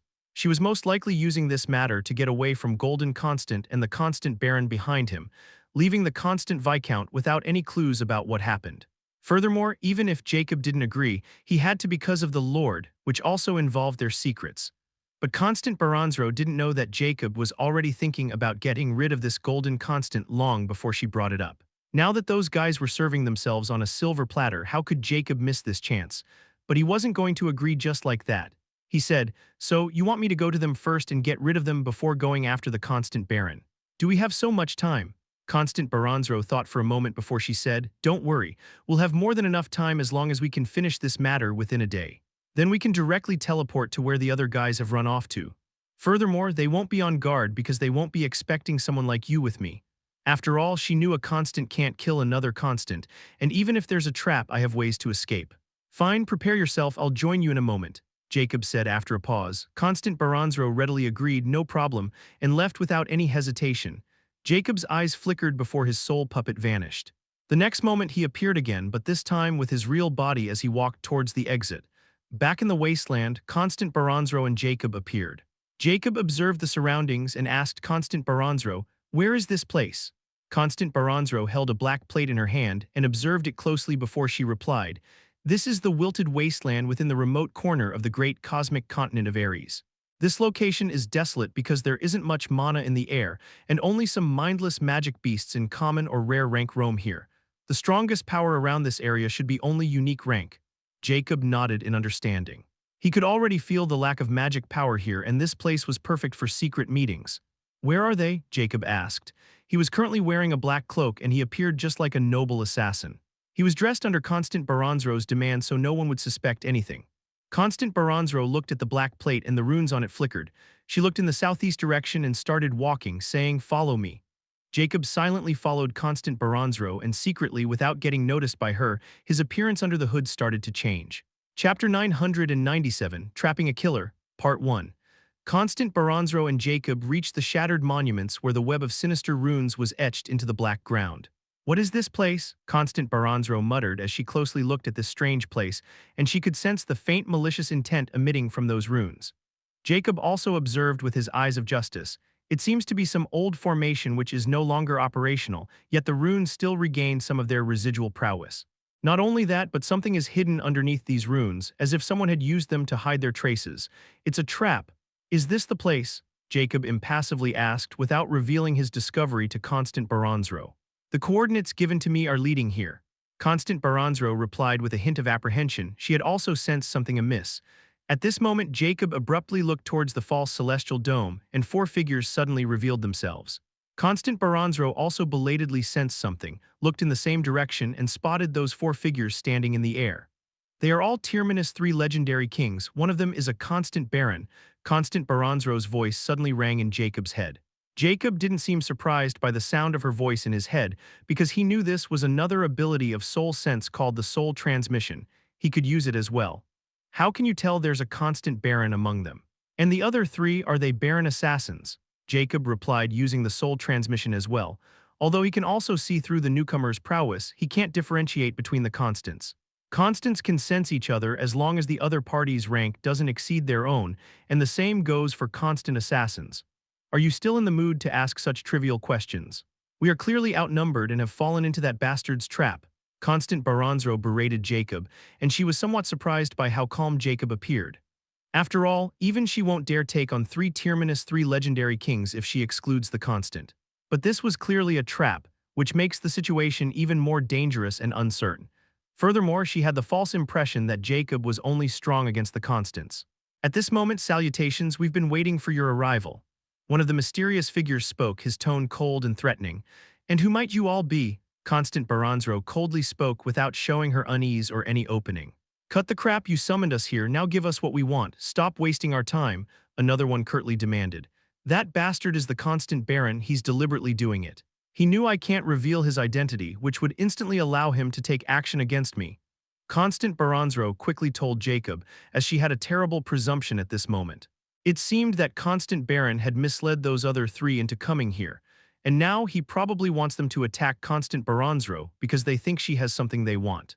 Furthermore, this entire trap is meticulously crafted by that golden constant -100,000, also the Star Lord. Just who is this guy? Jacob's eyes flickered coldly as he looked towards those four. Furthermore, there's still this trap hidden under these runes. They came prepared. "There's a misunderstanding here. I don't know what you were all informed about, but whatever it is, I can assure you." Before she could finish her words, the mysterious constant baron cut her speech. "Don't try to play with us. Are you going back on your words and wasting our time?" "You." Constant Baronzro was furious as she released her soul sense filled with killing intent. "Do you guys really think you can take on a legendary king of space like me? Do you all think I'm that easy to bully?" Jacob was astounded by Constant Baronzro's sudden outburst and the revelation that she was a space totem legendary king, the rarest of the legendary kings. What was her race again? And she's probably bluffing to scare them away. After all, a legendary king with a space totem is difficult to deal with unless they can disrupt and lock the space to stop her using her law spells and ability. No wonder she's the overlord of the Timeless City, a zero among constant baron. But if this is a well-crafted trap by other constants, then I don't think they came unprepared. Jacob glanced at Constant Baronzro's small, cloaked figure before looking back at those mysterious figures without saying anything. He wanted to see what they would do, and from what he could tell, Constant Baronzro's bluff seemed to be working. "You are a legendary king of space. Who are you? There is no such legendary king among the known legendary kings. Why haven't I heard of you in the legendary plains before?" This time, a new high-pitched voice sounded. Despite their knowledge, they didn't dare to act just yet because they all knew many hidden powers were scattered in the legendary plains, and anyone with the law of space wasn't easy to handle. Although they desperately needed it, they weren't fools, and they also started to doubt the information they had received. The information the constant Baron had revealed to them. It's none of your business who I am. What you need to know is that if today you offend me for no reason, I'll find every one of you and the people behind you and kill them all. Good luck trying to stop me with an advanced legendary king space treasure. Constant Baronzro became more menacing as she knew this wasn't the time to show weakness. Note from the editor, always check Novel Fire for corrections. You dare to threaten us, do you think we dare not call your bluff? Today I want to experience how powerful a space king can be.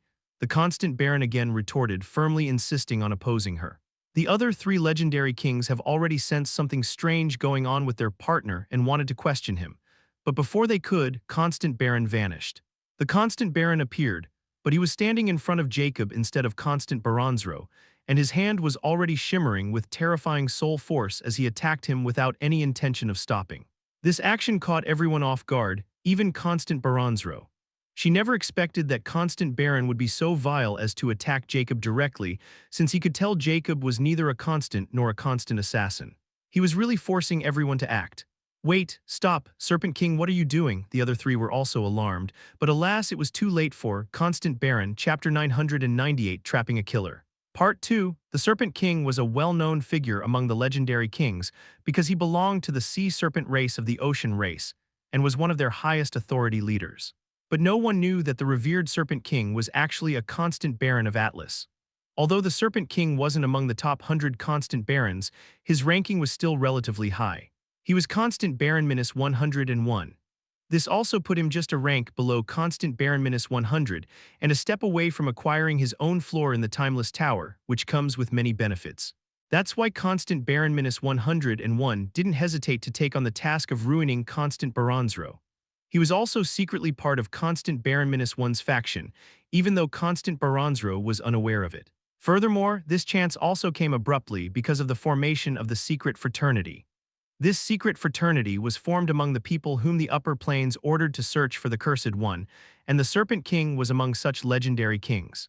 That's how Constant Baron -1's faction hatched this plan to trick Constant Baronzro by diligently leaving traces behind, so they could draw her here today. Although it wasn't easy, and they needed to be careful not to be discovered by Constant Baronzro, they still succeeded and also achieved their other objective, which was the Cursed One. And they believed that it was none other than the Faceless Ancient. Now they were only a step away from pitting Constant Baronzro against the secret fraternity and forcing them to take action against her. Everything was meticulously planned. They even had a backup, but alas, they missed one crucial variable: Jacob's sudden involvement with Constant Baronzro and his presence in this raid today. Serpent King knew he couldn't attack Constant Baronzro, or she would be free to retaliate against him, which he didn't want. So he chose the next best thing to start the plan, which was targeting Jacob. Although Serpent King didn't know who Jacob was and why Constant Baronzro would bring him here with her, he thought little of him because there wasn't any kind of power emitting from Jacob, nor were there any soul fluctuations. This could only mean Jacob was probably Constant Baronzro's slave or attendant. Furthermore, even if Jacob had somehow hidden his prowess, Serpent King was confident in his ability to slip away after his sudden ambush. Not even a legendary king would be able to reach quickly enough.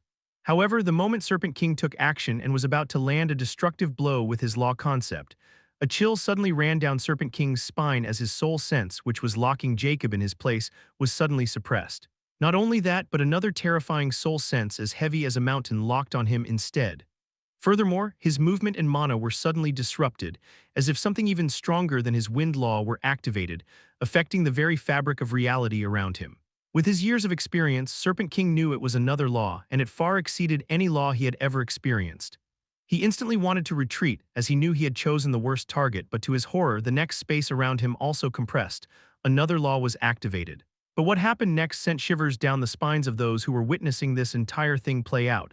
Jacob slowly raised his skeletal hands. His movements didn't seem fast or slow. They appeared extremely normal and had no power behind them, while Serpent King seemed to have frozen on his spot. The next moment, Jacob casually moved his hand towards the Serpent King's head. Others expected the Serpent King to dodge it, but unexpectedly he remained rooted in his spot, his body trembling.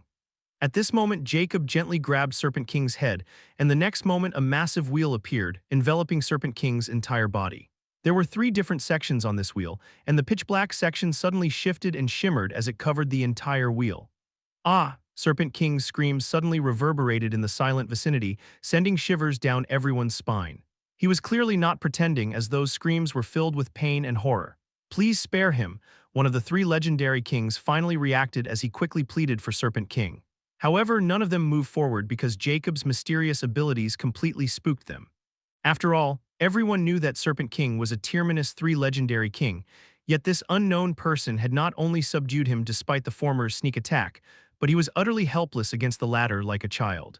Even Constant Baranzro was horrified by Jacob's prowess, and a sudden chill ran down her spine when she thought about how she wanted to go against Jacob and even thought of him as a mere pawn. Just who exactly is he? Why did the Lord give him such power?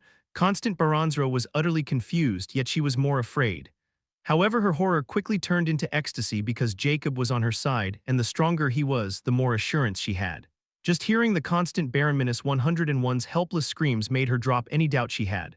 Constant Baron-101's screams fade away within 3 seconds, and the pitch-black wheel starts to compress. Everyone thought Jacob had shown mercy, but when the life-bane wheel faded away, there were no traces of Constant Baron-101, and not even his bones were left, as if he had never existed. Where is he? What did you do to the Serpent King? The legendary kings were flabbergasted, and Constant Baranzro was shaken because the timeless hourglass didn't appear, and she couldn't sense any traces of Constant Baron anymore. He really killed a Constant Baron within seconds. This realization was both exciting and terrifying at the same time. "I don't have time to play with you guys." Jacob finally spoke, but his voice lacked emotion, making the legendary kings twitch. But before anyone could react, Jacob vanished from his spot like a ghost, and those legendary kings instantly released their soul senses in panic. They were extremely afraid of being targeted by this unknown killer, yet they couldn't sense Jacob's traces and panicked even more. Miles away from the Constant Baranzro and legendary king's location, Constant Baron-1 and crew were hiding within a powerful concealment barrier, and they were secretly observing everything and waiting for their opportunity. However, at this moment, they were silent as ghosts as they looked at the projection screen. Constant Baron-5 finally snapped out of his stupor and agitatedly asked, "Who is he? Where did he go? I don't care about any of it. Let's quickly retreat, this mission is a failure." Constant Baron-9 was more afraid for her own life because Jacob had really frightened them silly. Even Constant Baron-1's expression wasn't looking good, and he was really thinking about retreating when a ghostly voice rang in the silence. "We haven't even gotten the chance to get acquainted with each other, yet already planning on leaving. How about staying and having a nice chat?" Chapter 999, Trapping a Killer, Part 3. The hidden chamber inside the concealment barrier trembled. The ghostly voice had echoed as if whispered by death itself, and before Constant Baron-5 or Baron-9 could react, the barrier rippled like disturbed water. A cloaked figure had already stepped through. It was Jacob. He stood silently at the edge of their formation, relaxed, his aura non-existent. There was no pressure, and yet Constant Baron-9 screamed and stumbled backward, her face behind the hood pale as bone. How did he breach the concealment array? That was a legendary-grade veil. How? Constant Baron-5 barked. Earth energy coiled around his arms like bands of ancient stone, trembling slightly as if even the planet beneath them feared the intruder. A flick of red light pulsed behind them. The clone of Constant Baron-1 stepped forward, blood flowing in lines across its pale skin like living veins forming strange tattoos. "You might, Your Excellency, be." His voice was calm, resonant with a hint of unease. "How about letting us go?" They had already witnessed what happened to Constant Baron-101, and given how easily Jacob found them and breached their array, they knew this person was even more powerful. A thought surfaced in their mind which made them even more horrified. A quasi-myth. Only this existence can manhandle a legendary king like Jacob did. Although they were confused about how Constant Baranzro was able to seek help from such a figure, they knew it wasn't time to mull over it. If this person were really a quasi-myth, then they had to escape no matter what, because quasi-myths were hidden entities with little information. Even the Atlas didn't have one because the information about quasi-myth rank and how to reach it was the most expensive thing in the timeless archives. With the political situation, even Constant Baranzro didn't want to spend her timeless sand on it because she'd be left vulnerable. And the same goes for Constant Baron-1 and the others. The next moment, Jacob didn't reply. He tilted his head, then raised a single hand. The Constants were alarmed, and they knew this person was not going to talk. Constant Baron-1 roared, "You too provide suppression. I'll drain his life dry." The three barons didn't wait any longer. They struck together, and the noble assassins didn't need any input, for they moved the moment those Constants charged forward. Constant Baron-5 stomped. invoking the first concept of Earth Law Foundation tremor. The terrain beneath Jacob warped into a complex seal pattern that hardened instantly, turning the ground into an indestructible cage of gravity-forged stone. Jacob's lower body vanished within it. Constant Baron-9 spread her arms and howled. Darkness oozed from her like smoke, blotting out all light as the first concept of dark law obscurity formed a dome severing space within. She vanished inside it, a phantom within shadows. At the exact moment the clone of Constant Baron-1 launched forward, the air around him howling as blood law activated. Red sigils spun around his fists, the first concept of blood law vital extraction, forming crimson claws meant to tear away a target's blood vitality. All of it happened in a single breath, and then everything froze. The blood clone's claws stopped mid-strike. The shadows around Baron-9 went rigid. The stone ceiling Jacob cracked, no, peeled away like bark from rotted wood. A low hum echoed, a wheel formed behind Jacob once more, vast and slow turning, the life-bane wheel. Life devour. Those two words, soft and emotionless, did all Jacob spoke. The obscurity of dark law was shattered. Light returned. Baron-9 was already screaming. Pitch-black mist crawled up her limbs like corruption as the wheel's dark sector aligned with her. She tried to flee, activate a talisman, even bite her tongue to teleport, nothing worked. With a flick of his skeletal finger, Jacob condemned her. Baron-9 imploded into nothingness. Not a drop of blood, not a sound, just gone. The blood clone roared and struck with both claws, but Jacob simply turned his head. The law of blood was something that Jacob was afraid of least, and with all his recent experiments, his life-bane wheel had progressed tremendously. Life-bane wheel reflection. The wheel suddenly turned into a mirror of blood before him, and the clone's own claws stabbed into it. A second later, those claws reappeared, stabbing into the clone's own back from behind. What? The clone convulsed as its own vital extraction technique drained its life force. Jacob raised his hand again, and the life-bane wheel shimmered again, this time showing its purple sector, spectral despair. The clone was instantly sucked into before split in half, cleaved through body and soul, vanished into the spectral despair. Constant Baron-5 roared. I won't die like a rat. The ground beneath Jacob exploded, dozens of stone spears lancing upward, powered by the full might of the Foundation tremor. Jacob was caught in the center, yet the spears halted inches away from his robe, vibrating violently. He lifted his hand again and the entire battlefield tilted, the earth cracked. Baron-5 was suddenly forced to his knees, his own law turning on him as if rejecting its master. The earth beneath him became mud, then ash. Earth law, I know that too. Baron-5 howled as the ground collapsed, dragging him into a pitch-black wheel that had opened beneath him like a hungry mouth. Forgive me, I didn't know, crack. His skull split in two as the wheel turned once more, the purple glowing now and then, and he too vanished. Only silence remained in the concealment chamber. The projection screens shattered into fragments and the concealment barrier flickered and died. Jacob stood alone, not a scratch on him, not a wisp of aura, as if he had never fought at all. This resulted from his progress with the 12 laws and an immortal chapter. At some point, those 8 noble assassins suddenly seemed to have been caught in a cage and were moving extremely slowly. He turned toward them and walked over. One after another, those noble assassins vanished into his infinite space.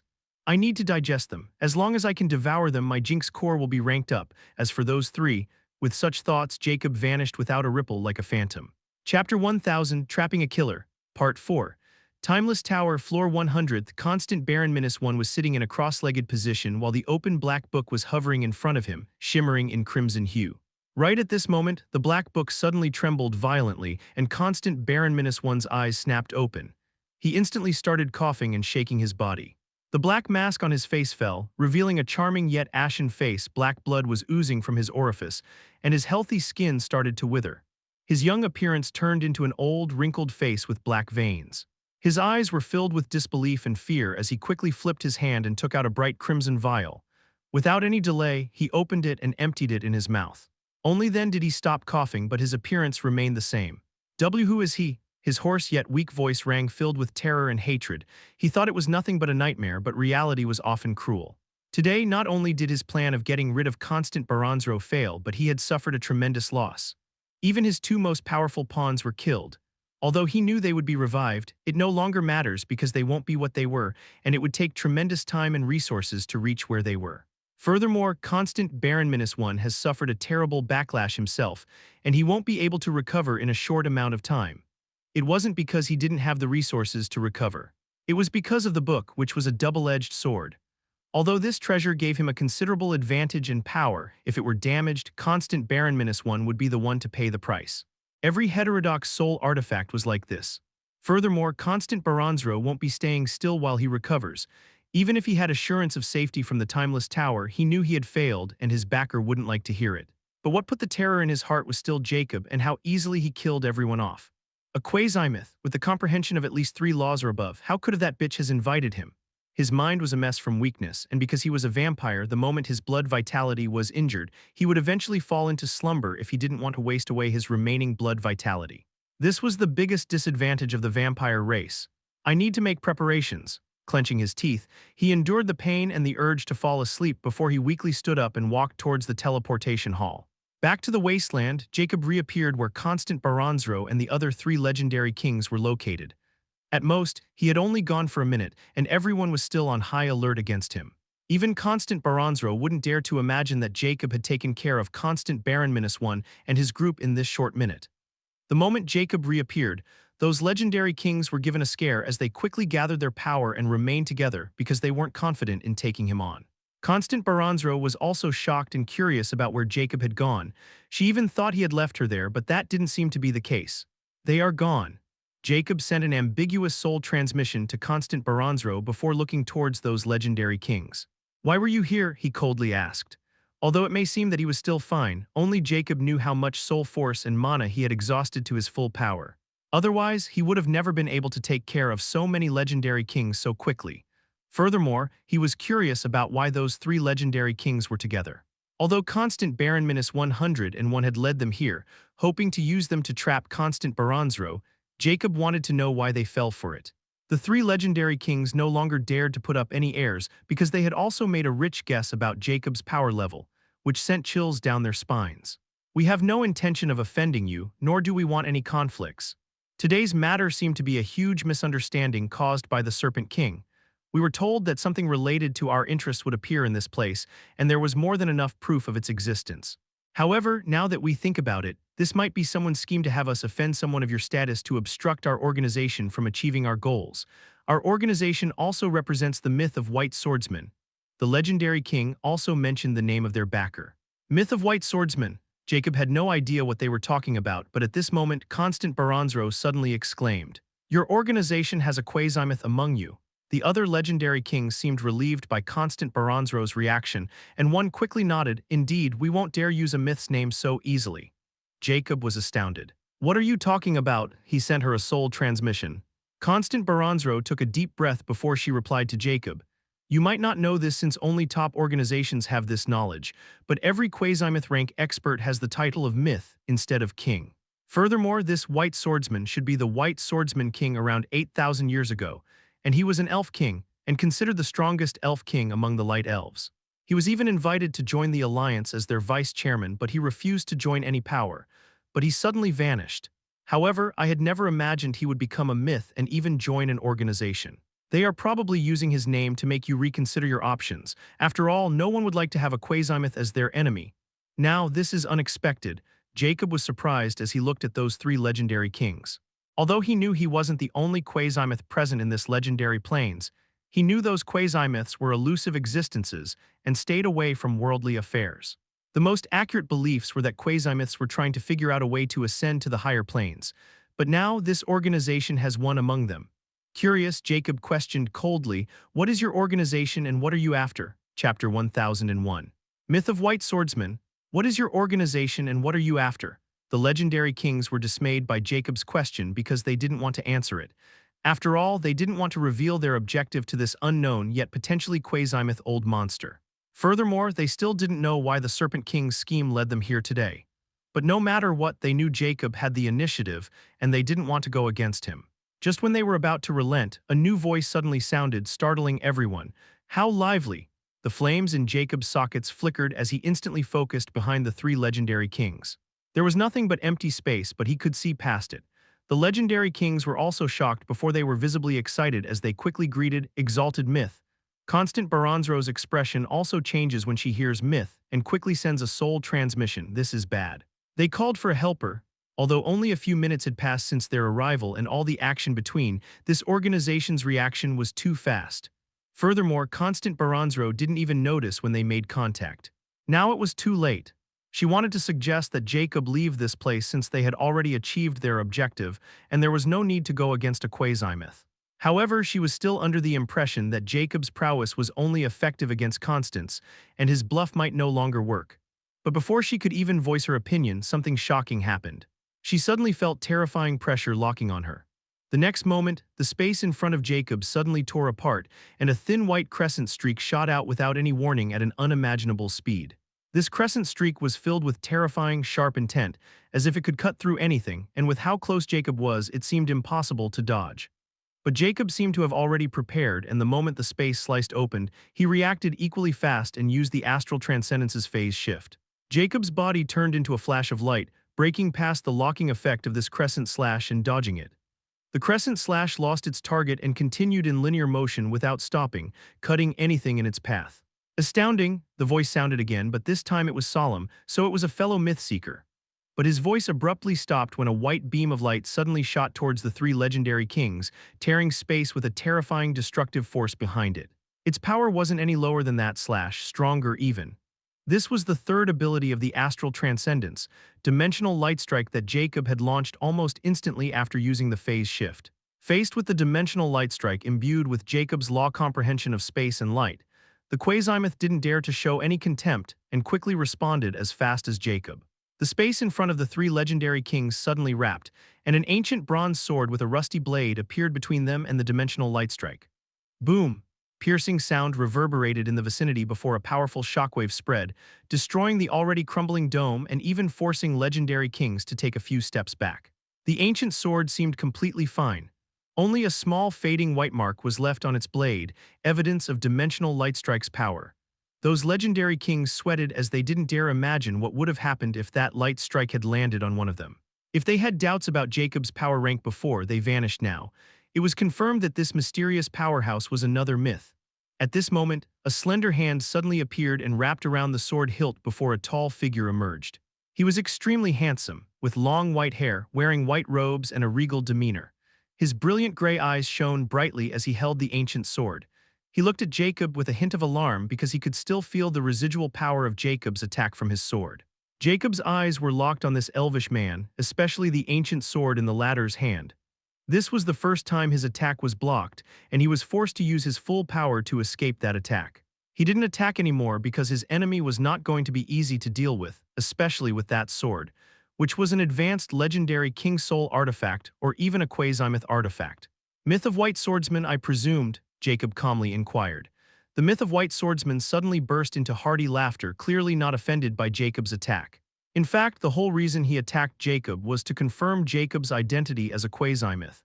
And if Jacob hadn't retaliated, the Myth of White Swordsman mightn't have shown himself like this. It's such a pleasure to meet another fellow myth. May I know your title? Myth of White Swordsman words are neither overbearing nor servile. He had already acknowledged Jacob as an equal.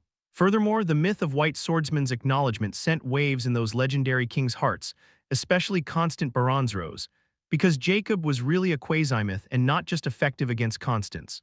Her feelings right now were extremely complicated, while her reverence towards the Lord increased even more.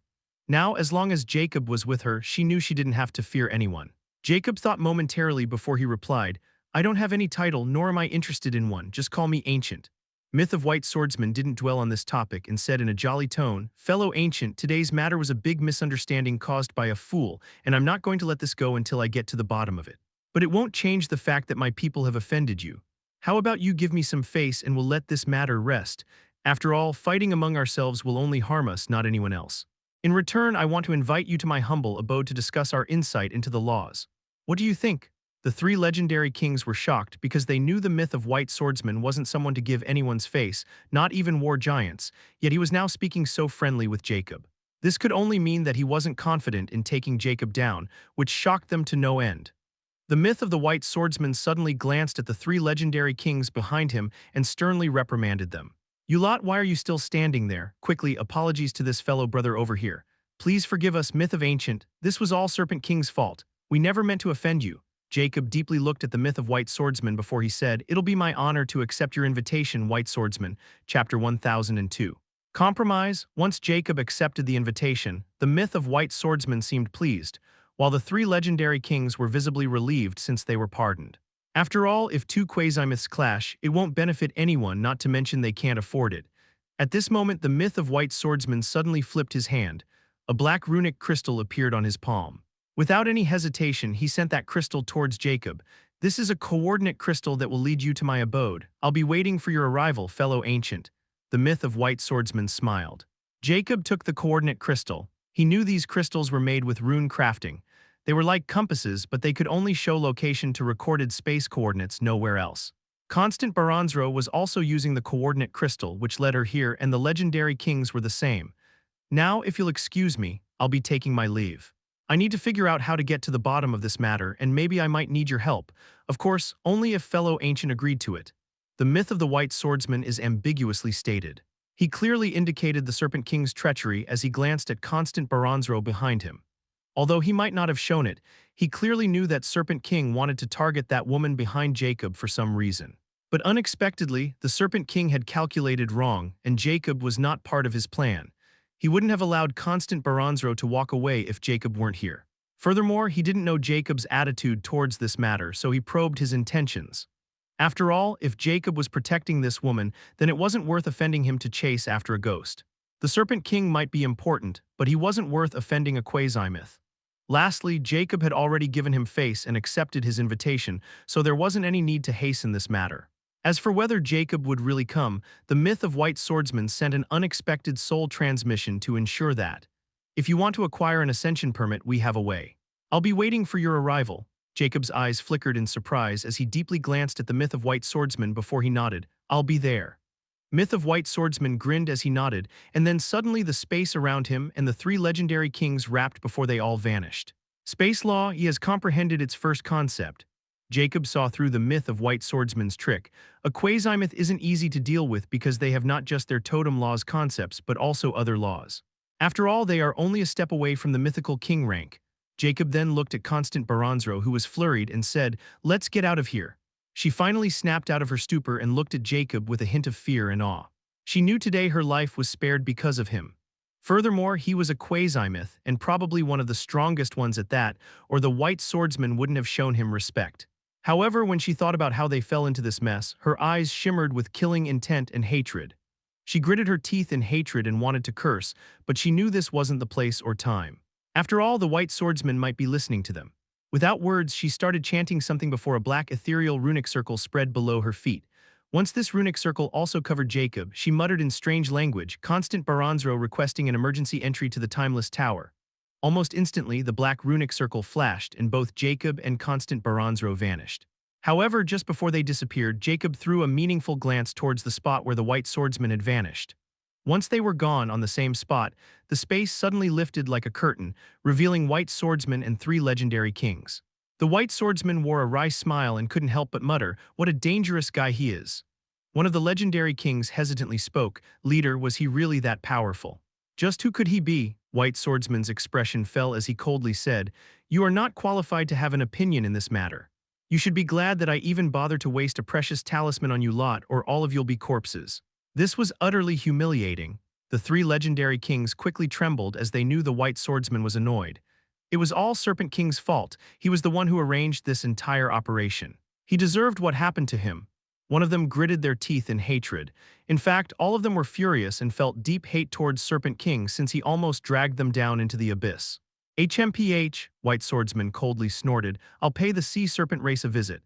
However, this was a well-organized scheme and you might not see it, but a powerful formation is laid underneath these ruins. So Serpent King was not alone in this. Investigate it thoroughly, especially the identity of that woman. She's the key to all of this." Back on the top floor of the Timeless Tower, Jacob and Constant Baranzro appeared. At this moment, Constant Baranzro finally couldn't contain her fury as she spat. They were all part of this. That golden Constant is also in cohort with the Constant Baron -1, and that bastard Constant Viscount is behind everything. Jacob didn't seem surprised after hearing her conjecture as he said, "I've killed them all. You can continue your investigation. I need to recover. Find me once you have more information and also use whatever you need to summon this golden constant here. After all, you are the overlord, aren't you? Stop dragging your feet and act according to your status." Without waiting for her reply, Jacob headed towards his chamber. He was going to absorb those hourglasses and evolve his Jinx core so he won't have to bother with Constant Baranzro anymore. Furthermore, he had already exposed himself for quite a while today, and that was also the main reason he didn't stay there any longer. He needs more strength. This was the first step towards his goal. Chapter 1003. Jinx's core evolved. Within the infinite space, Jacob appeared within his lab. 8 figures of the noble assassins lay lifeless without movement, as if they were dead. It was clear that the infinite space had cut off their connection with whatever controlled them.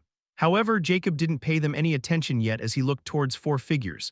They were dry as corpses, but faint signs of life were still there. They were precisely constant Baron -100 and 195 and 1. Jacob never killed them with his life bane wheel. Instead, he aborted their life before stopping just when they were on the verge of death, before teleporting them into the infinity pendant. Since they were on the verge of death, it was very easy to stow them away. This gave the others a false impression that he had killed them without leaving any traces behind. In truth, it was a powerful deception. Now he can easily absorb their complete hourglasses and claim their treasures without any scrutiny. First, Jacob moved towards the Serpent King. Without hesitation, he raised his hand, and the listless body of the Serpent King flew into his grip. The next moment, his palm was covered in a kaleidoscopic radiance, the Serpent King's skull was cracked open, and a radiant soul totem landed in Jacob's hand. The Serpent King died without even making a sound. Suddenly, from within the soul totem, a glowing hourglass with golden bronze frames surfaced, and Jacob's cursed heart instantly reacted and pulled it within Jacob's body. A dense mystical power coursed through Jacob's body as he felt a euphoric warm sensation. Stowing away the soul totem, Jacob moved towards the constant Baron -9 and 5 and pulled them both within his grip. Just like the Serpent King, he ripped out their soul totem, killing them without any hesitation. Constant Baron -9 was actually a witch, while Constant Baron -5 was a high orc. The same scene repeated itself as 2 new golden bronze hourglasses surfaced, and his cursed heart greedily absorbed them. However, something magical happened at this moment. The pitch-black Jinx core started to churn as a mysterious power wrapped itself around it. Its size suddenly started to grow, and mystical crimson glyphs surfaced on its surface. It has started to evolve into legendary noble rank. According to Immortality, Jacob now required a 9 constant Baron's hourglass to evolve all the way to the legendary King state, which means he needed 3 said hourglasses for each state evolution. As his Jinx core evolved, he could feel the curse power was becoming more profound, and he almost felt like grasping something. Allah, Jacob was astounded, but that feeling instantly slipped away as the Jinx core completed its evolution, making Jacob feel somewhat regretful. But he wasn't worried since he knew he would comprehend it eventually. Nevertheless, at this moment, new information of a new ability, a new Jinx, appeared in his mind. Furthermore, his hexes can now be used on legendary lords. Furthermore, his lifespan has increased by 75,000 years. Although Jacob has yet to use Jinx on others, he knows they aren't weak. As he slowly absorbed all the information and consolidated his breakthrough, time passed. After an unknown period, Jacob finally absorbed everything before he shifted his focus to constant Baron -1. He pulled the latter's body and wanted to rip out his law totem when suddenly, Jacob's eyes flickered in shock. "You don't have a soul totem," Jacob muttered as he looked at the wilted vampire. Only then did he notice that, like the noble assassins, there wasn't any trace of movement except that he seemed different from them. A soul puppet? The eyes of Judge turned profound as he scanned the body carefully. He's not a soul puppet but some kind of clone. Jacob became extremely curious. He was already researching the profession of vitality architect, and that's why he took those noble assassins without any hesitation, because he had a feeling that he might learn more about creating an artificial body. Furthermore, he was also after the sources of this information, which were within the timeless city, but he wasn't ready to burn all the bridges yet. However, this constant Baron -1 gave him an unexpected surprise and more material to research. Since this is just a clone, doesn't this mean the real body is still alive? And if he can see everything through his clone like a soul puppet, he would also know what had transpired in that wasteland. Although I'm not concerned, it'll still be troublesome if he reports this to that constant Viscount and others in his cohort. And if that timeless hourglass gets involved as well. Jacob's eyes flickered with killing intent before he summoned Specimen -1. Alma's haggard yet emotionless figure appeared before him as she greeted Master. After so many training seasons, the previous Soul Ghost King had completely given up any resistance, and the Soul Tether Hex had already taken complete root within her very being. Furthermore, the effect of his research was evident in Jacob's life bane wheel, and he has developed it further, and his ability has become more refined. Not only that, but he has also developed the blood reflection, all thanks to Alma's ghost form. Her usefulness was almost non-existent now, and since Jacob had already obtained more specimens, he decided to move on. You have helped me to a great degree. As I promised, from now on, your status as specimen will be changed to Lab Assistant -1, effective immediately. Familiarize yourself with this equipment, and I want you to start analyzing these 9 bodies. If you can complete this task, your status as a lab assistant will be permanent. But if you failed, I don't need to tell you the consequences, right? Jacob coldly stated. Alma's ghostly eyes suddenly ignited with faint vitality when she heard Jacob's declaration. A hint of disbelief flashed past her eyes as she looked at him with a daze. But Jacob was already gone before she could even comprehend what had happened because he needed to take care of a loose end. As for his soul puppet, it arrived in another location in infinite space. Chapter 1004. Machina Unit. Jacob exited the private chamber and happened to spot Constant Baranzro, and he could sense her unease and disquiet. Constant Baranzro also spotted Jacob, and she was startled before quickly approaching him and hastily said, "Constant Baron -1 isn't dead." Furthermore, the Timeless Hourglass has just announced the death of 3 Constant Barons, and that bastard has reported my involvement. Although there isn't any concrete evidence, the matter of the 3 Constant Barons' end is not trifled. I'm afraid the Constant Viscounts, not only just but many, will be involved in this matter, and I'll probably be investigated. It's just a matter of time. Jacob grimaced. I was too late. You knew. Constant Baranzro was astounded before she gravely said, "Didn't you say you have taken care of them?" "You should have told me Constant Baron -1 was not among them, but it's still strange." Jacob shook his head. "He had sent a clone with them. I just found out and was about to tell you, but it seems he moved fast." Constant Baranzro realized, that cunning bastard. What should we do now? This matter is probably going to blow up, and because of that bastard's report, I'm no longer allowed to leave the Timeless Tower for now, nor can I use my overlord authority. How troublesome. I finally managed to get my hands on a powerful pawn and infiltrate the Timeless City, but with one mistake, everything is falling apart. Should I make my move early? Jacob mused darkly as he thought about his options. Should we report back to the Lord? Constant Baranzro suddenly asked, as she knew that as long as the Lord got involved, no matter how those Constant Viscounts jumped around, it would be meaningless. If only she had known that the Lord was standing right in front of her and she was only alive because she was useful. The Timeless Hourglass, where is its true core? Is it on this floor? Jacob suddenly questioned. Although he had already seen the massive hourglass when he arrived in the Timeless Tower, he wasn't sure it was the true core because every floor has such an hourglass, which the Constant Baron's use, or Constant Baron -1, would have to come here to report his findings. Constant Baranzro was startled by Jacob's question, but she instinctively replied, "No, the true core is beneath the Timeless Tower, where the energy sources of the entire Timeless City are located. However, even I'm not allowed to enter there, no one is, and the defense system there is above legendary king rank. Anyone unauthorized would be dealt with mercilessly. Moreover, the Timeless City is located in the depths of the Abyssal Rift. The phenomena of space-time distortion are hazardous. Anything related to magic won't work here, soul sense will be torn apart, and even quasimyths avoid venturing in this place. The protective barrier of the Timeless City covers the entire core of the city. If anything happens to the core, the barrier will be shattered, and without its protection, the Timeless City will die. That's why that place is the most guarded place, and with one mistake, it'll be over for everyone within the city. If I'm not wrong, then there should be a Machina unit overseeing that place as well." A hint of astonishment flashed past Jacob's eyes. Machina unit.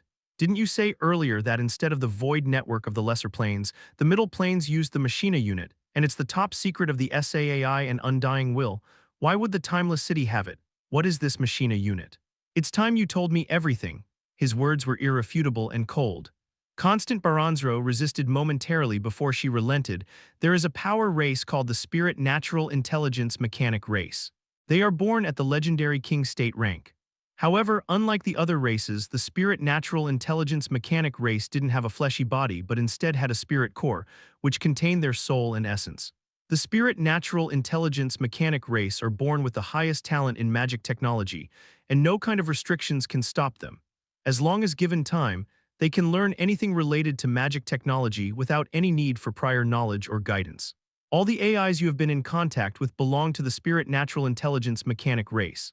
A powerful Spirit Natural Intelligence Mechanic race member can easily overwrite a weaker Spirit Natural Intelligence Mechanic race member's consciousness with their innate talent, because essentially, the Spirit Natural Intelligence Mechanic race is also a kind of magic technology with a consciousness.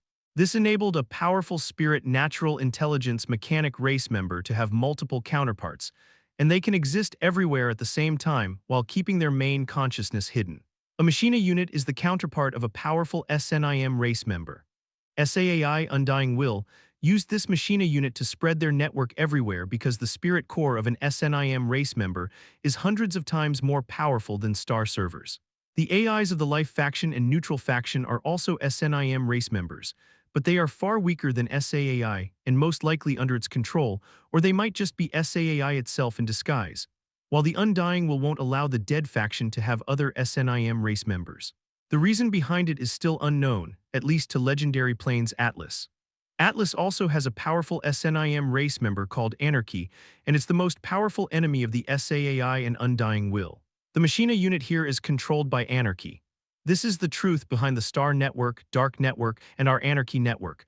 Lastly, I don't think there's any SNIM race member who is independent because these three will instantly absorb them the moment they find them. The information on SNIM race is also known to very few. In the entire Legendary Plains, only Atlas probably has this information because they are our mortal enemies, and as long as we find any traces of a Machina unit, we'll use Anarchy and our hidden technology to take control of them. The SAAI and Undying will do the same, but it's easier said than done because of the SNIM race's characteristic of being able to travel between space, unhinge, and hide in chaotic space currents. That's why the star hackers were created to cause trouble for those Machina units so they can make mistakes and reveal their locations. This is the reality of Machina units. Chapter 1005, Rocking the Timeless Tower. Realization dawned on Jacob at this moment. It was like a deep mist was cleared. So that's how it is. I always thought SAAI, Undying Will, and the likes of Black Rose were AI made with programs like in my old world. It turns out they are living beings, and extremely powerful ones at that. This spirit natural intelligence mechanic race is born as a legendary king state. I can only imagine how powerful their potential would be. Furthermore, didn't I also encounter that spirit natural intelligence phantasma in the Tower of Taurus? It was a treasure created by spirit natural intelligence mechanics ultimate algorithm as a core, so it might be the same as these Machina units.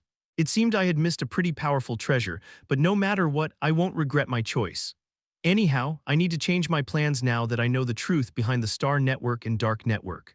Furthermore, I should acquire the spirit core of SNIM race to study, and it just happened to be that a Machina unit is right under my feet. If I can also learn how to alter this SNIM race and make it my own and then integrate Nyx's plan into it. Jacob's eyes flickered with ecstasy. Wouldn't it mean I can create my own network like the Star Network, Star Watches, and anything related to magic technology will no longer have any danger to me? I might be able to fight SAAI as well. The more Jacob thought about this, the more he felt that he had found a way to break the bottleneck, and it was extremely beneficial for him.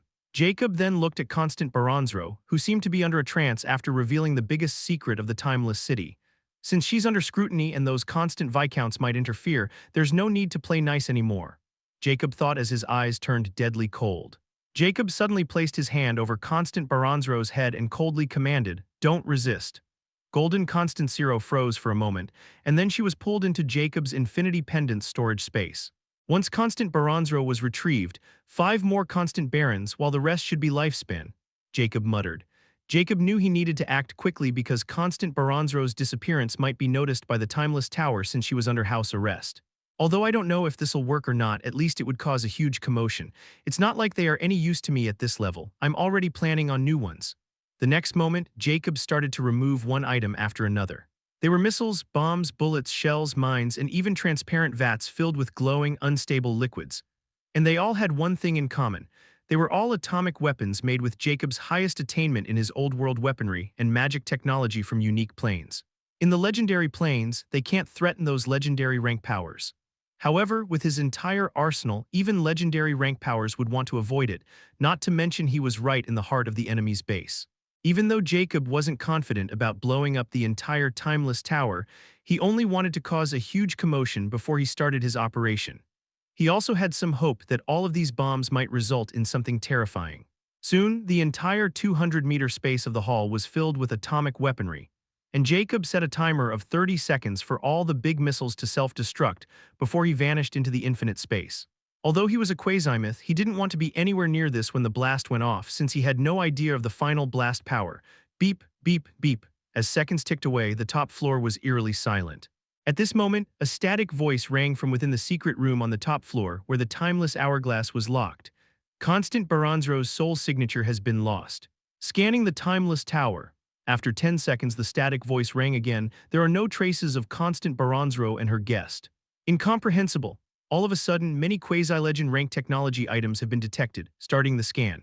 After another 10 seconds, the static voice rang again, but this time a deep crimson light suddenly went off, not just on the top floor but all the floors of the Timeless Tower, bewildering the Constant Barons.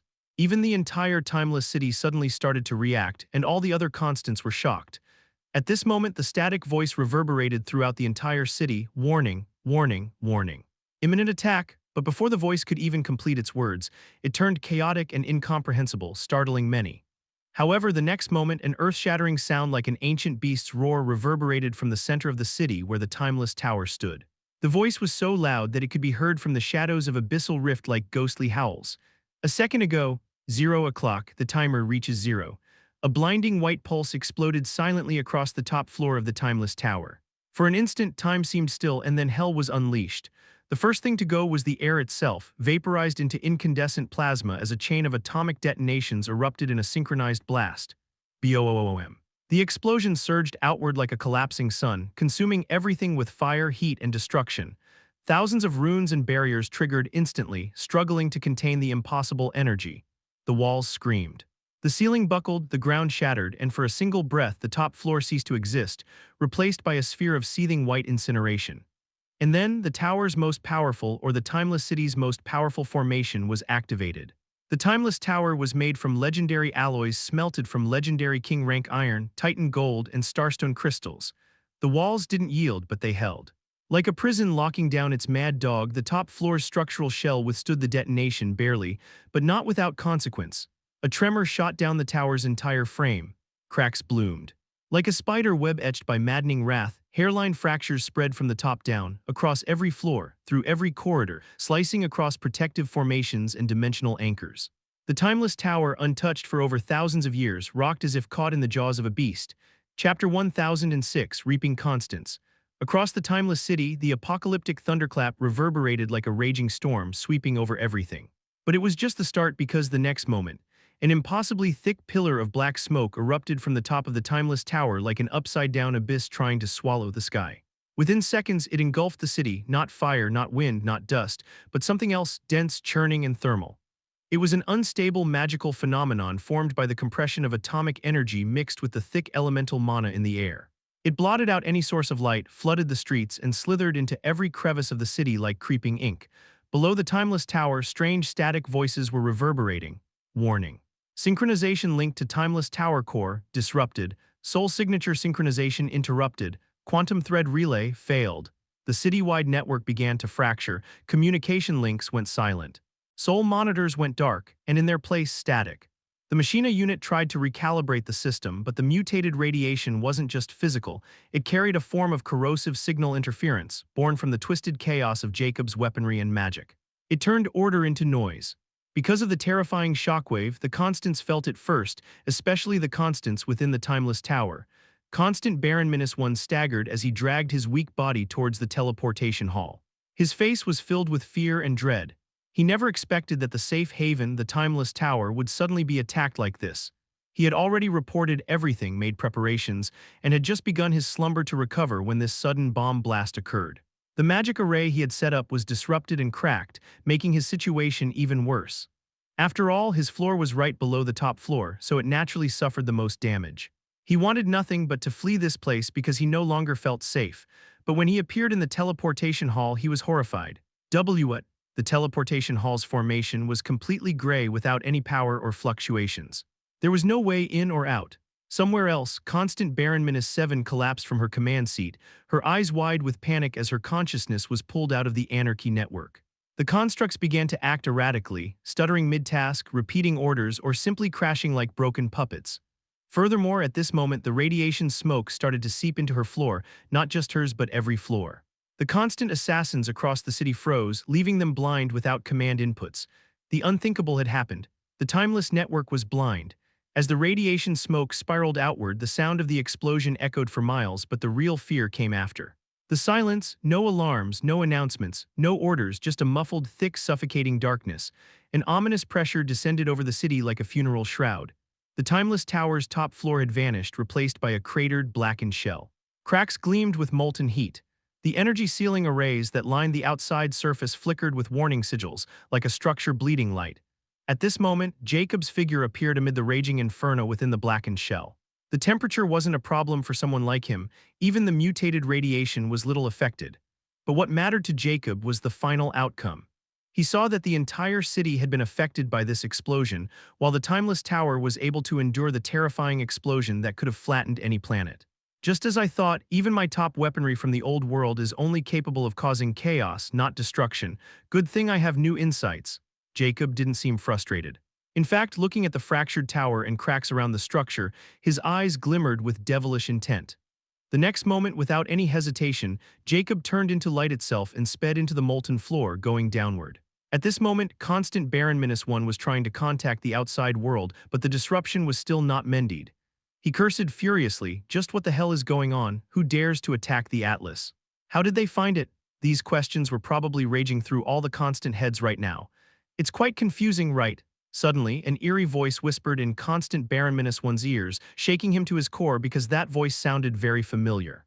But before he could react, a powerful strike struck behind his neck, almost breaking it, and with his current weak body, he instantly fell unconscious, which would have been impossible before. The next moment, Constant Baron-1's body vanished into the infinite space, and Jacob's figure appeared right behind him. Let's see if you can escape this time, Jacob sneered before he moved to the next floor. He was intending to capture all the Constant Barons present in the Timeless Tower because they were akin to free lifespan packages. However, not every Constant Baron in the top 100 ranks was present within the Timeless Tower. Constants were capable of blending in anywhere, and some of them even held high positions in the outside world like the Serpent King. Jacob didn't find Constant Baron-2 and 3, while 4 wasn't able to avoid the calamity and was captured. Constant Baron-5 was already killed, and 678 were captured. 9 was like the 5 and 10 wasn't present in the tower as well, but Jacob didn't seem to mind as he was harvesting constants like crops, sending them into the infinite space. This shocked Alma when she found that those bodies belonged to legendary kings. There were so many. Alma could only imagine what Jacob was doing right now and which power had drawn his irony. Nonetheless, she couldn't think of any power with so many legendary kings. It was simply incomprehensible. In the end, Jacob swept through the entire Timeless Tower and managed to capture 68 Constant Barons. Although he didn't search those floors, which should be filled with other treasures yet, he wanted to get his hands on those Constant Barons and the Machina unit, and once he got them, the entire city would be his to do as he pleased. Now that the first objective was complete, he looked at the first floor, which was completely fine. The next moment, he gathered his strength in his fist and attacked with full strength. Chapter 1007, The Spirit Core. Boom! Jacob's punch created a terrifying shockwave before the floor fell silent. Jacob's gaze locked onto the floor, where faint geometric etchings shimmered, barely perceptible to the naked eye. It appeared the moment Jacob's punch landed on the ground. Jacob's eyes of judge shimmered violently as he pressed his palm against the ground. It's a powerful formation. The material beneath him was no ordinary material. Every fiber of its structure pulsed with density and resilience. She wasn't lying when she said this space is made with quasimyth-rank materials. Even a full-force physical attack from me didn't leave a scratch. But I didn't try my best either. Suddenly, Jacob stood up, and a soul force imbued with the concept of Earth Law gathered around his leg. The next moment, he stamped down. Boo! A shockwave tore through the chamber, blasting dust into the air as a massive crater formed, but barely a shallow dent marred the surface of the sealed floor. The runes repelled the force with eerie precision, absorbing and redirecting the excess energy. Jacob was astounded. Tusk, it's still not enough. With a grunt, he lifted his right hand. A ripple spread from his body as he channeled every drop of strength into a single concept, Law of Void. Nihility, the light dimmed as blackness gathered. His arms turned pitch black, layered with the shroud of nothingness. The next moment, Jacob's hand struck down. The second impact wasn't as loud, but it was absolute. The Law of Void was something no one had ever come in contact with within the legendary planes, and Void was something that everyone dreads. The Void was on the same level as time and space, and was one of the strongest law concepts Jacob had acquired. However, the soul force required to use it was massive, so Jacob kept it as one of his trump cards. At this moment, a perfect hole formed beneath his feet, the material simply ceasing to exist for a moment, bypassed by the Void's authority. But even then, he only managed to pierce a dozen meters before he felt resistance return. The very air resisted his descent. It wasn't because his law concept was weak, but because his own prowess was not enough, and the materials used to build this layer were simply too powerful. But Jacob pushed forward with full power, using the law of void. When he broke through the final layer, a rush of stale, metallic air surged out, cold, ancient, and laced with spirit pressure. Jacob dropped into the hollow space below, but his soul force was already down to only 20%. He suddenly found a dull blue glow lighting the cavern. Crystalline walls of glass-like material stretched around a spherical core, hovering in the center of an intricate mechanical cradle. Dozens, no, hundreds of rotating constructs floated in orbit around the core, each etched with layers of unknown runes. Some glowed faintly. Others were cracked, rusted, or completely inert. But the core itself still pulsed like a sleeping heart. Is that the spirit core of the SNIM race, a Machina unit? Jacob's eyes were locked on the spherical core within the mechanical cradle. Furthermore, the core seemed to be releasing chaotic undulations as if trying to mend something, and it was quite obvious it was trying to regain control over the timeless tower, which Jacob had disrupted. But at this moment, the core suddenly blinked furiously as a static yet panicked voice rang. Intruder detected. Suddenly, the crystal wall of this hidden floor lifted, revealing rows of tall cubicles. Within these cubicles were humanoids clad in pitch-black robes with golden bronze outlines. Constant assassins, and they are Baron rank. Jacob instantly glimpsed the strength of those constant assassins. They were all the Baron assassins and of legendary king rank, the strongest force of the timeless city. Who would have thought there would be 50 legendary kings protecting this place? Those Baron assassins' listless bodies suddenly showed a hint of vitality as if they were coming alive. But Jacob didn't want to wrestle with them and instantly sprang into action. He grabbed the Baron assassin, who was still not fully active, and threw him into the infinite space without any resistance. Seeing that his theory worked, Jacob moved even faster and, without giving those assassins any chance to revive, sent them into the infinite space. They were precious research subjects and, to say the least, legendary kings, so Jacob was happy to take them from the timeless city's hands. After Jacob captured 49 Baron assassins, the final one was completely active, but he alone wasn't enough, and Jacob directly crushed his head before sending his corpse back. First line of defense failed, activating the battle suit. Still not giving up, Jacob was intrigued as he looked at the Machina unit. If he wasn't afraid of damaging it and wanted the entire thing, he didn't mind using force. After all, this thing was scarce, and it was the only way to fight against those other SNIM race members like SAAI and Undying Will. But an unexpected turn of events occurred. The crystalline cradle vibrated violently, each segment of its structure shifting and splitting apart in response to some hidden directive. The entire hidden chamber began to pulse in rhythm with the core's heartbeat, as if the walls themselves were syncing with the awakening machine spirit. The hundreds of floating constructs surrounding the core, some cracked, others inert, suddenly sprang to life. Arcs of pale blue lightning danced between them.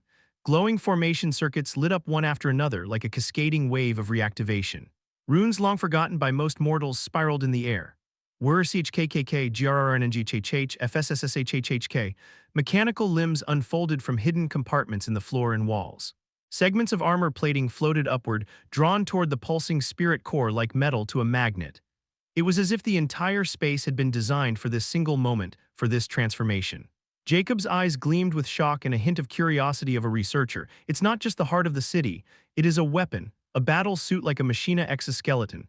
The spirit core began to ascend, slowly rising as the mechanical components converged. The outer plating restructured with fluid precision, joints aligned, servos snapped into place. A spinal chassis connected to a chest cavity, into which the glowing core fused like a nucleus within a body. An armored helm formed around the core's upper housing, shaped like a faceless mask of crystal alloy. The outline of a humanoid figure, 5 meters tall, took shape before Jacob's astonished gaze. A distorted yet commanding voice resonated from the suit's semi-formed helm, initiating Sentinel Protocol. Combat form, humanoid exoform, Sentinel unit constant Machina activated. Chapter 1008. Fighting constant Machina. Jacob's eyes compressed into pale golden beams as the final armor plates locked in, giving the mech suit an imposing, slick silhouette. The runes along its surface pulsed in sequence, forming glowing lines across the chest and limbs. They weren't just decorations, laws were pulsing from them. They were law circuits coded to handle both soul force and multiple law concepts simultaneously. Jacob's eyes of the judge flared. 5 laws, a quasi-myth body. At this moment, a mechanical voice rang, sync with humanoid exoform to 99%. Target, intruder unknown, rank, quasi-myth objective. Elimination, initiating combat engagement. All systems online, prepare to be neutralized. The very next moment thereafter, boom, the moment the humanoid exoform finished assembling, the pressure inside the sealed chamber shifted. A brilliant flare of pale silver radiated from its core. The law of metal activated, forming razor-sharp energy edges along the mech's limbs. In an instant, the towering figure lunged forward, its 5-meter-tall frame moving with impossible speed. Jacob's eyes flickered before he vanished using the light law's first concept. The light blinked, distorting the air where he once stood. The mech's blade arm tore through nothing, cleaving a deep trench in the crystalline floor. Jacob's eyes of judge were fully activated as he saw through the laws imbued within those circles. Those strange circuits contain the law of metal that it just used. Then there are familiar laws as well, the laws of space, time, light, and what could be the final one. The more Jacob looked at the humanoid exoform, the stronger his desire to acquire it became because it was a masterpiece of technology. At this moment, Jacob reappeared behind the mech, palm raised. A law of wind-free drift pulse howled as a vortex formed, forcing the mech to turn. As it rotated, Jacob unleashed a concentrated inferno, the first concept of fire law strike, boiling hot and condensed to a beam. Boom, the sentinel raised its plated arm, shielding itself. The flames licked over the armor, leaving scorched grooves, but no real damage. Then time suddenly freezes. Jacob felt it the moment it activated, the law of time's first concept, acceleration. He had also used it in his fight with the constant barons. The humanoid exoform shimmered, moving through slowed time, each motion impossibly fast to the naked eye before Jacob could react. Crash. A metallic punch slammed into his ribs, launching him across the chamber. However, he twisted midair, using the first concept of space law, space compression, to bend the space around his body and reduce momentum, skidding along the floor with sparks flying. Although he was completely unharmed by his terrifying skeleton, his eyes flickered violently. Not bad speed, let's see if you can endure corrosion. His arms pulsed black, the first concept of law of death, necrosis. Jacob stomped forward and shot up. He appeared above the mech's head, swirling black mists in his hands. He slammed both palms down. SSSSHHHH, a corrosive tide exploded, eating into the armor plating. For a moment the metal hissed and discolored, but then SHIING, the law of metal, retaliated. The humanoid exoform body emitted a cleansing pulse, neutralizing the corrosion with adaptive regeneration. The law of metal can purge foreign laws. No, it's those law circuits, they're actively rejecting intrusions. Suddenly the mech vanished. Jacob's eyes of judge flickered, his surroundings warped. Multiple versions of the mech appeared, illusions. Realization dawned on Jacob at this moment. The last law is the law of illusion. But Jacob didn't panic. His soul force expanded outward, wrapping his body in fluid motion. Water law, heightening sensitivity. Flow never lies. The real mech flickered slightly to his left. He flicked his finger and a silver arc of lightning, the first concept of lightning destruction, surged forward, crackling with intensity. Crack THOOOM, the bolt hit its mark.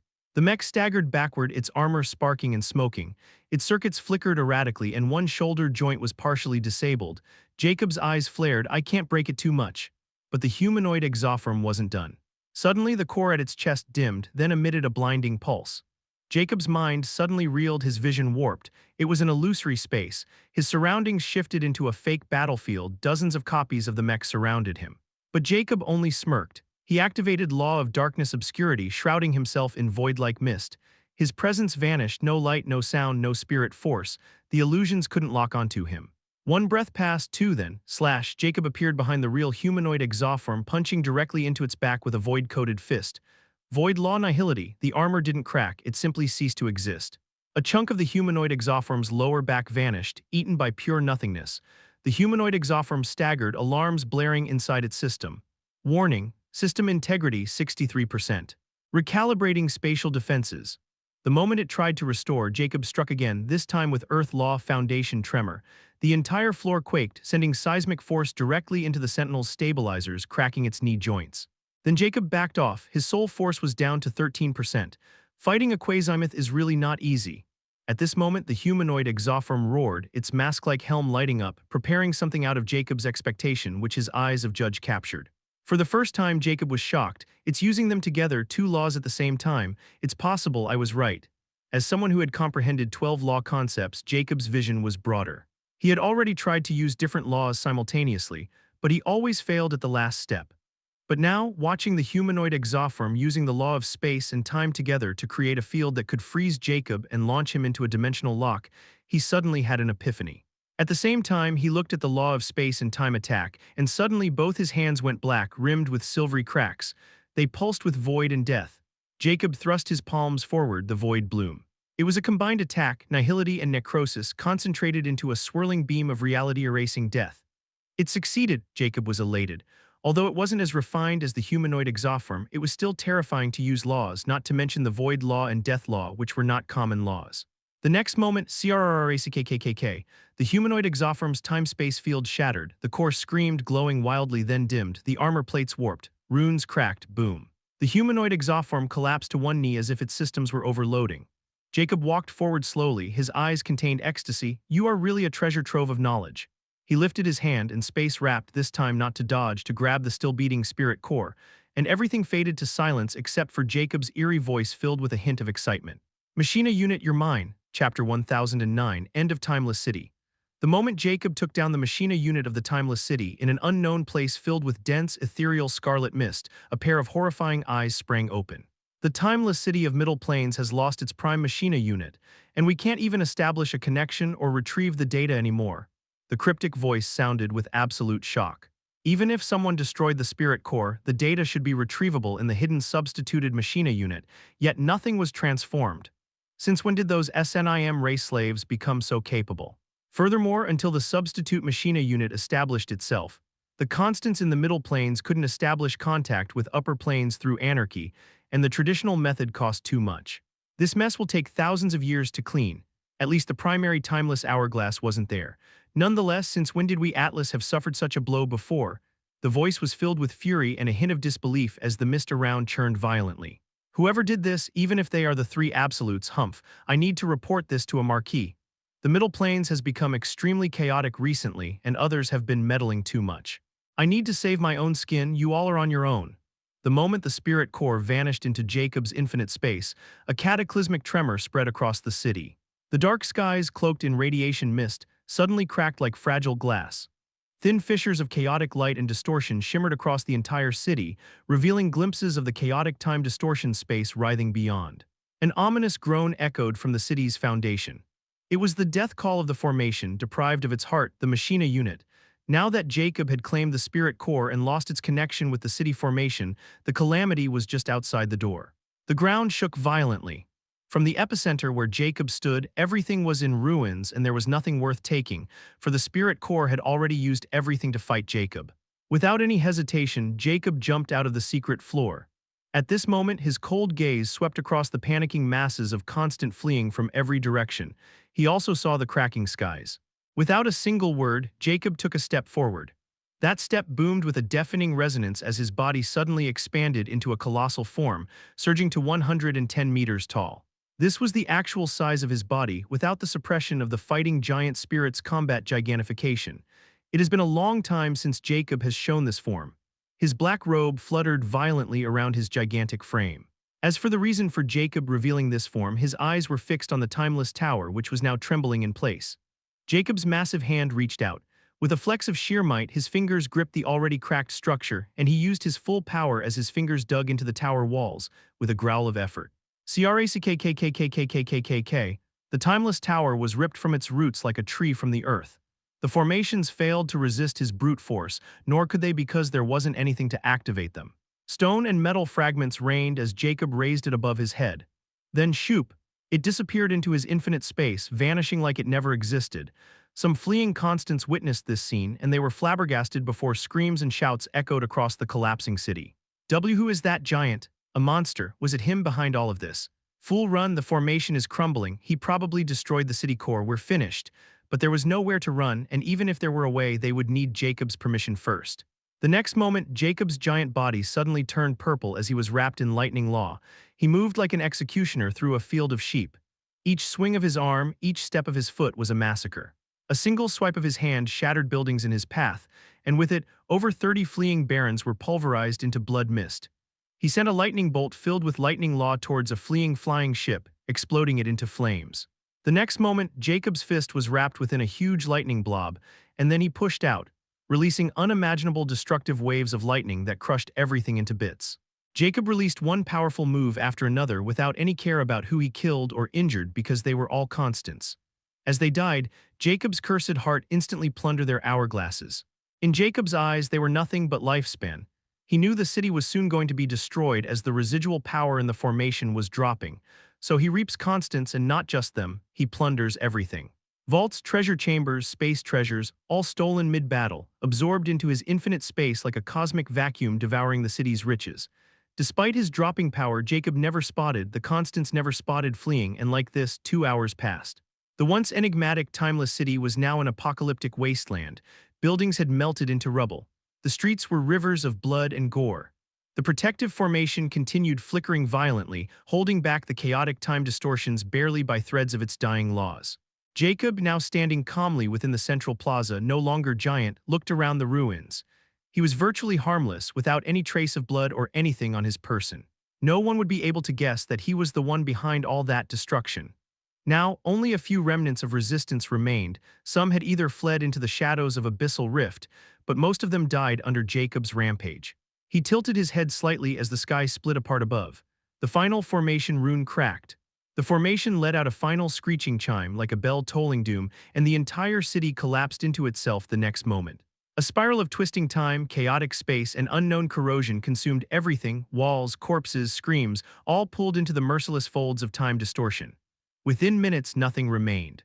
Where once a city hidden within the shadows of the abyssal rift had existed, now only chaotic temporal fog danced across broken space.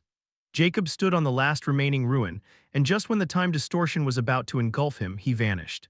The timeless city was no more because they invited the wolf into the house. Chapter 1010, Fear of the Weak. Legendary plains, in the depths of the star ocean, massive starry rivers of starlight intertwined, creating breathtaking cosmic phenomena. Hidden within the layers of these starry rivers was a massive battle fortress, floated like a radiant star, without being disrupted or damaged by the spatial phenomena. This fortress was actually the main headquarters of the Zodiac Knight Federation, the Starry Night Fort. As one of the neutral absolute factions, the Zodiac Knight Federation was extremely powerful. Furthermore, unlike the Lesser Plains, most of the ocean races of the legendary plains were part of the Zodiac Knight Federation, and that's how they were almost unmatched within the Star Ocean. Only the Evanescence hub could cause them trouble, and even that was because of the presence of the Champion King. There were more ranks in the Zodiac Knight Federation of Legendary Plains. Below the legendary rank, all members were ranked between Zodiac Knight Guardian, but the legendary rank members were divided between Knight Fable General, Knight Noble General, Knight Lord General, and finally the Knight King General, corresponding to 4 legendary states. Above them all was the Federation Master, the strongest Knight King General. At this moment, within the designated area of the Knight Lord Generals within the Starry Night Fort, many lavish mansions were allocated to the most excellent Knight Lord Generals of the Federation. Among these excellent Knight Lord Generals was Knight Lord General Nell, a very famous genius who rose to prominence within 2,000 years. He showed up out of nowhere, and from legendary fable, it only took him 2,000 years to become a legendary lord, which was extremely fast, making him a genius. Furthermore, he has a very close relationship with one of the Knight King Generals, so no one dares to offend him easily.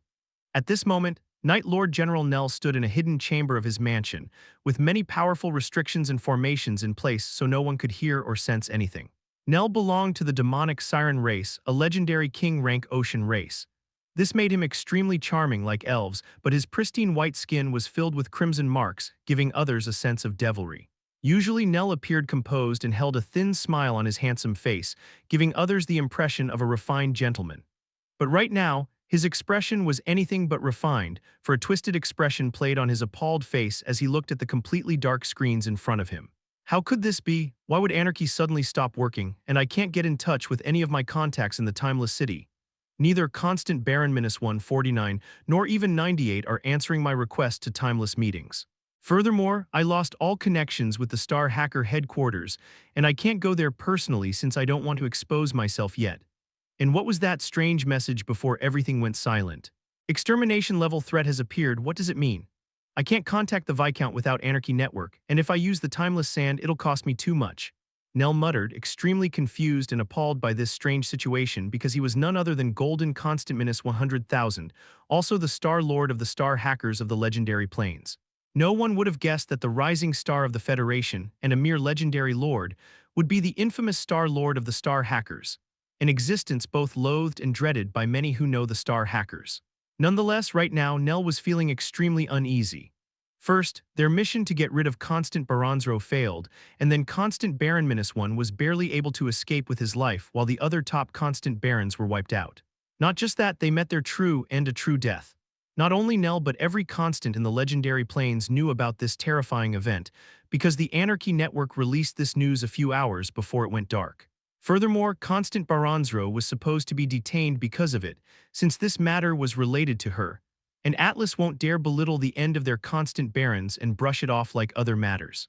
Nell was even waiting for the good news when the strangest thing happened. The indomitable Anarchy Network, which has been causing trouble for SAAI and Undying Will for a long time, suddenly stopped working. To make matters worse, the Constants in Timeless Cities couldn't be contacted even with the secret method of the Constants. Other Constants might not have noticed it yet, but Nell was different and his allies were within the Timeless City, so he might be the first one to notice it. However, he was utterly helpless to do anything, and he did not dare expose himself by investigating it personally or going there. He was extremely cunning and could guess that something was extremely wrong. Everything was driving Nell crazy because he couldn't fathom what had happened despite his wisdom and shrewdness. Just when did everything start getting wrong?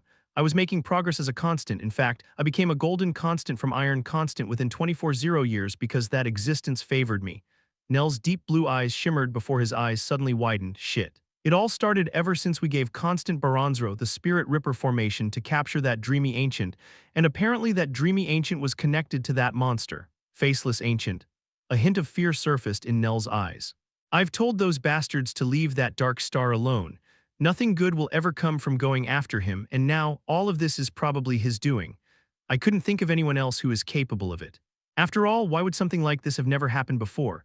The moment we go after that dark star, faceless ancient, everything started to go sideways. The more Nell thought about this, the more indignant he became as a hint of hatred surfaced in his eyes, but this hatred wasn't reflected towards faceless ancient. Fuck, if not for those two idiots, I wouldn't be in this mess in the first place. That existence said that Atlas is the path to true immortality and no one can kill a constant, yet they really died. Nell couldn't help but cursed, I was fucking tricked by that fellow. Chapter 1011. Huge Hall, Jacob was sitting cross-legged in a serene location of the infinite space. Behind him, the Phantom of Life Bane wheel was surrounded by thick, ethereal crimson mist. Furthermore, around Jacob were scattered countless dry bones, without any vitality, as if they were hundreds of years old. However, the reality could send a chill down anyone's spine because those bones belonged to legendary kings. At this moment, the Life Bane wheel behind Jacob started to fade away, and flames lit up within his hollow sockets. He looked at those decayed bones with indifference before he flicked his finger, and those bones turned into dust in the wind. This time I've really profited massively. Not only has my Jinx core evolved to the legendary king rank even before killing these constant barons, and after killing them my lifespan. Jacob's eyes flickered with ecstasy as he looked at the lifespan in cursed immortality, right in front of him. Lifespan 14,010,500 years, all youthful. It has increased by over 13 million years. Jacob was filled with a sense of mirth just by looking at the result of the killing he had caused. If I could eliminate all those constants who weren't present in the Timeless City, then I would probably doubt the amount of lifespan I just gathered. Pity, it won't be easy anymore. Especially after the end of so many constants and the destruction of their Timeless City, I'd better stay away from the Atlas for the time being. Jacob knew he had thoroughly ruined the Atlas in the legendary plains this time. Furthermore, he knew the Atlas might never have suffered any loss of their constants, much like the destruction of their entire city overseen by a Machina unit. Not only that, but the Atlas would deeply investigate the reason behind so many constants' end. As someone who can end a constant, those high-ranking constants would do anything to get rid of this threat that can end their supposedly immortality. Nonetheless, Jacob hasn't left any traces behind.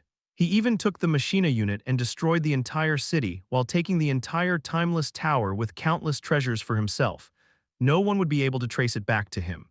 As for using occulted methods, as long as he has cursed immortality, he wasn't afraid of them at all. I must say now that was somewhat entertaining. Jacob's joyous mood instantly ruined the moment that jolly voice rang in his head, and here I thought you were gone for good. Hehehe, now that's a wish worth dying for. Immortality burst into laughter. All right, I have decided to give you a tip since I'm in a good mood after watching that show. Jacob's eyes suddenly flickered. What tip? It's about time you start making a new friend. Ha ha ha ha. Immortality cryptically stated. Jacob's eyes dilated as he directly unsummoned the cursed book, as he was not in the mood to entertain the mischievous troublemaker. Now that I've increased my power to the highest degree, the only way to make further progress is to comprehend deeper concepts of laws, which is easier said than done.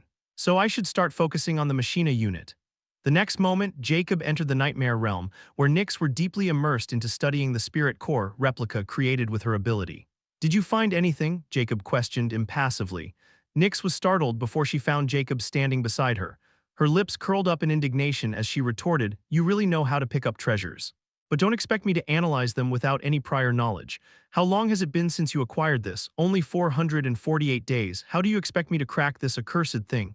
Jacob didn't react to Nyx's complaints and said again, "So what did you find?" Nyx seemed exasperated. "You were right about not trying to fiddle with the real thing, and instead you told me to create a sample within the nightmare realm. However, even with my current abilities, I can only replicate its general structure, not the entire thing, which has been altered to a ridiculous degree with magic technology and knowledge far beyond our scope. Anyway, even with this basic form of the spirit core, it's mystical to say the least. You see, this entire spirit core is made with countless spiritual runes, like an encoded structure of a program, and guess where else have I seen such a technology being used?" Jacob replied, "Star Watch." Nyx snickered, "No, it's the Soul Star Watch. The Star Watch from the Lesser Plains can't even compare to it. In fact, what makes the Star Watch and Soul Star Watch different from each other is the program. And let me tell you, the program used in the Soul Star Watch is nothing but trash in front of the one within this spirit core. The difference in them should be because this spirit core is a living being, while the Soul Star Watch is an object created on the basis of this spirit core. I even suspect that the Soul Star Watch is probably designed by one of these SNIM race members, obviously. But my point is, like any other cryptic technology, this thing also has its protective measure. And not just any random measure, but something that seemed to have a powerful universal law involved in it. So the moment I try to probe those spiritual runes, it'll self-destruct, and this is just the simplest form of this spirit core. So imagine what will happen if we try to modify or decrypt a machina unit already altered by a SNIM race member beyond both of our current ranks. And you want to control this thing and then use it against the star network. From where we currently stand, it's impossible, unless you have a way to overwrite the spirit core, Nyx asked with a grave tone. Jacob also turns gloomy as he has already considered this possibility. He knew getting control of that machina unit wouldn't be easy, especially when it is altered to become an ego of autarky, which can rival SAAI and Undying Will. After a while, Jacob suddenly said, "I think I might have a way." Chapter 1012, The Price for Knowledge. Jacob left the nightmare realm and opened his eyes in the infinite space. With a hint of determination, he grabbed something from his pendant's storage space. A palm-sized, ethereal pearl blue sphere appeared on Jacob's palm, which was pulsing like a heart. The moment it appeared, Jacob's palm started to tremble. Percent and number at incomprehensible static noises suddenly sounded, completely gibberish in Jacob's ears, making his eyes flicker. Is this some kind of unique language of the SNIM race? But it was speaking just fine. Why use this language now, or does it want to send some kind of signal? Jacob merely scoffed when he thought about the possibility of sending signals. Even if its master was here, they wouldn't be able to do it, much less as a mere puppet. Since I've already gotten a big haul this time, and I can get even bigger as long as I subdue you, I'll make an investment. With a decisive glimmer in his eyes, he made a wish. I wish to rewrite the ownership of the Spirit Natural Intelligence Mechanic Race's spirit core in my hand and become its new master. But everything it has already learned, its entire database, knowledge, skills, and everything else should remain intact. Cost 100% infinity blood, or 10 million years of lifespan. The moment Jacob saw the cost of this wish, his eyes trembled as he wasn't expecting it to be so high. After all, this was just a legendary king-rank lifeform, and since he had already captured it, the cost should have been less.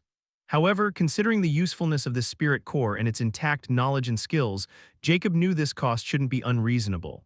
After all, if he wanted, he could have simply erased everything, making the spirit core like a newborn without anything, which should have dropped its cost considerably. However, Jacob knows close to nothing about raising a SNIM race member. Not to mention that this spirit core was part of Anarchy's machina unit, which means it was personally raised by Anarchy. Its skills should be terrifying and could rival SAAI and Undying Will's machina units in the legendary plains. After all, this spirit core has been the main core of the Timeless City for a very long time, and its knowledge and skills were something worth far more than anything in the Timeless City, and Jacob wants exactly them. But he also needed to pay the cost, or without it, just as Nyx said, they wouldn't be able to use it and might even end up destroying it since they knew nothing about SNIM race. After hesitating for a while, Jacob finally clenched his teeth and ordered with full unwillingness, "Carry through." Lifespan 4,010,500 years, all youthful. His lifespan instantly decreased by a full 10 million years, and he almost felt pain in his soul. This was the highest transition he had made through the infinity blood sacrifice, at least while he was sane. One had to know that he almost wiped out the entire timeless city to collect over 13 million years of lifespan, yet with one wish, he used nearly all of it. But at this moment, Jacob's attention suddenly shifted to the spirit core in his hand. The spirit core abruptly stopped trembling and making those static noises as a mystical power suddenly enveloped it. Thereafter, unknown glyphs shimmered on the spirit core's surface like strings of stars.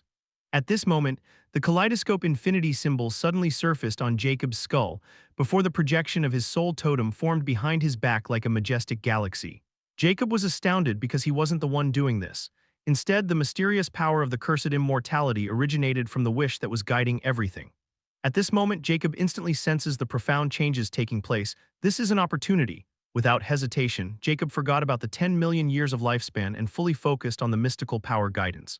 At this moment, the infinity symbol on his skull suddenly flickered. On the spirit core, a reflection of the kaleidoscopic infinity symbol appeared right in the middle of those unknown glyphs. It's my soul totem sigil. And it's being imprinted on the spirit core just like on magic treasures and soul artifacts. However, this method is completely different than the common method of the Zodiac Plains. It's far more sophisticated, not only that, but the soul totem sigil is being imprinted on a living being. I can feel that it's not like the sigil marker soul technique that legendary kings can use to leave behind their totem sigil within someone's soul to mark them, but it's far more profound. The sigil marker technique can only mark the surface of a soul, yet what is happening now is like weaving the totem sigil right into the core of the soul, almost like integrating. Doesn't this mean this mark can't be removed unless someone can tear apart that part of the soul? Jacob was floored before ecstasy flared in his eyes, and he activated his eyes of judgment completely. He knew this was a chance bought by 10 million years of his lifespan, and he was determined to learn this imprinting technique. Moreover, Jacob felt that this soul technique might be unique to him because right now, the entire cursed totem skeleton was active with his soul force. This method alone was worth many years of training and research. Jacob was learning a more profound truth about his cursed totem skeleton at this moment than he might be able to learn in hundreds of years.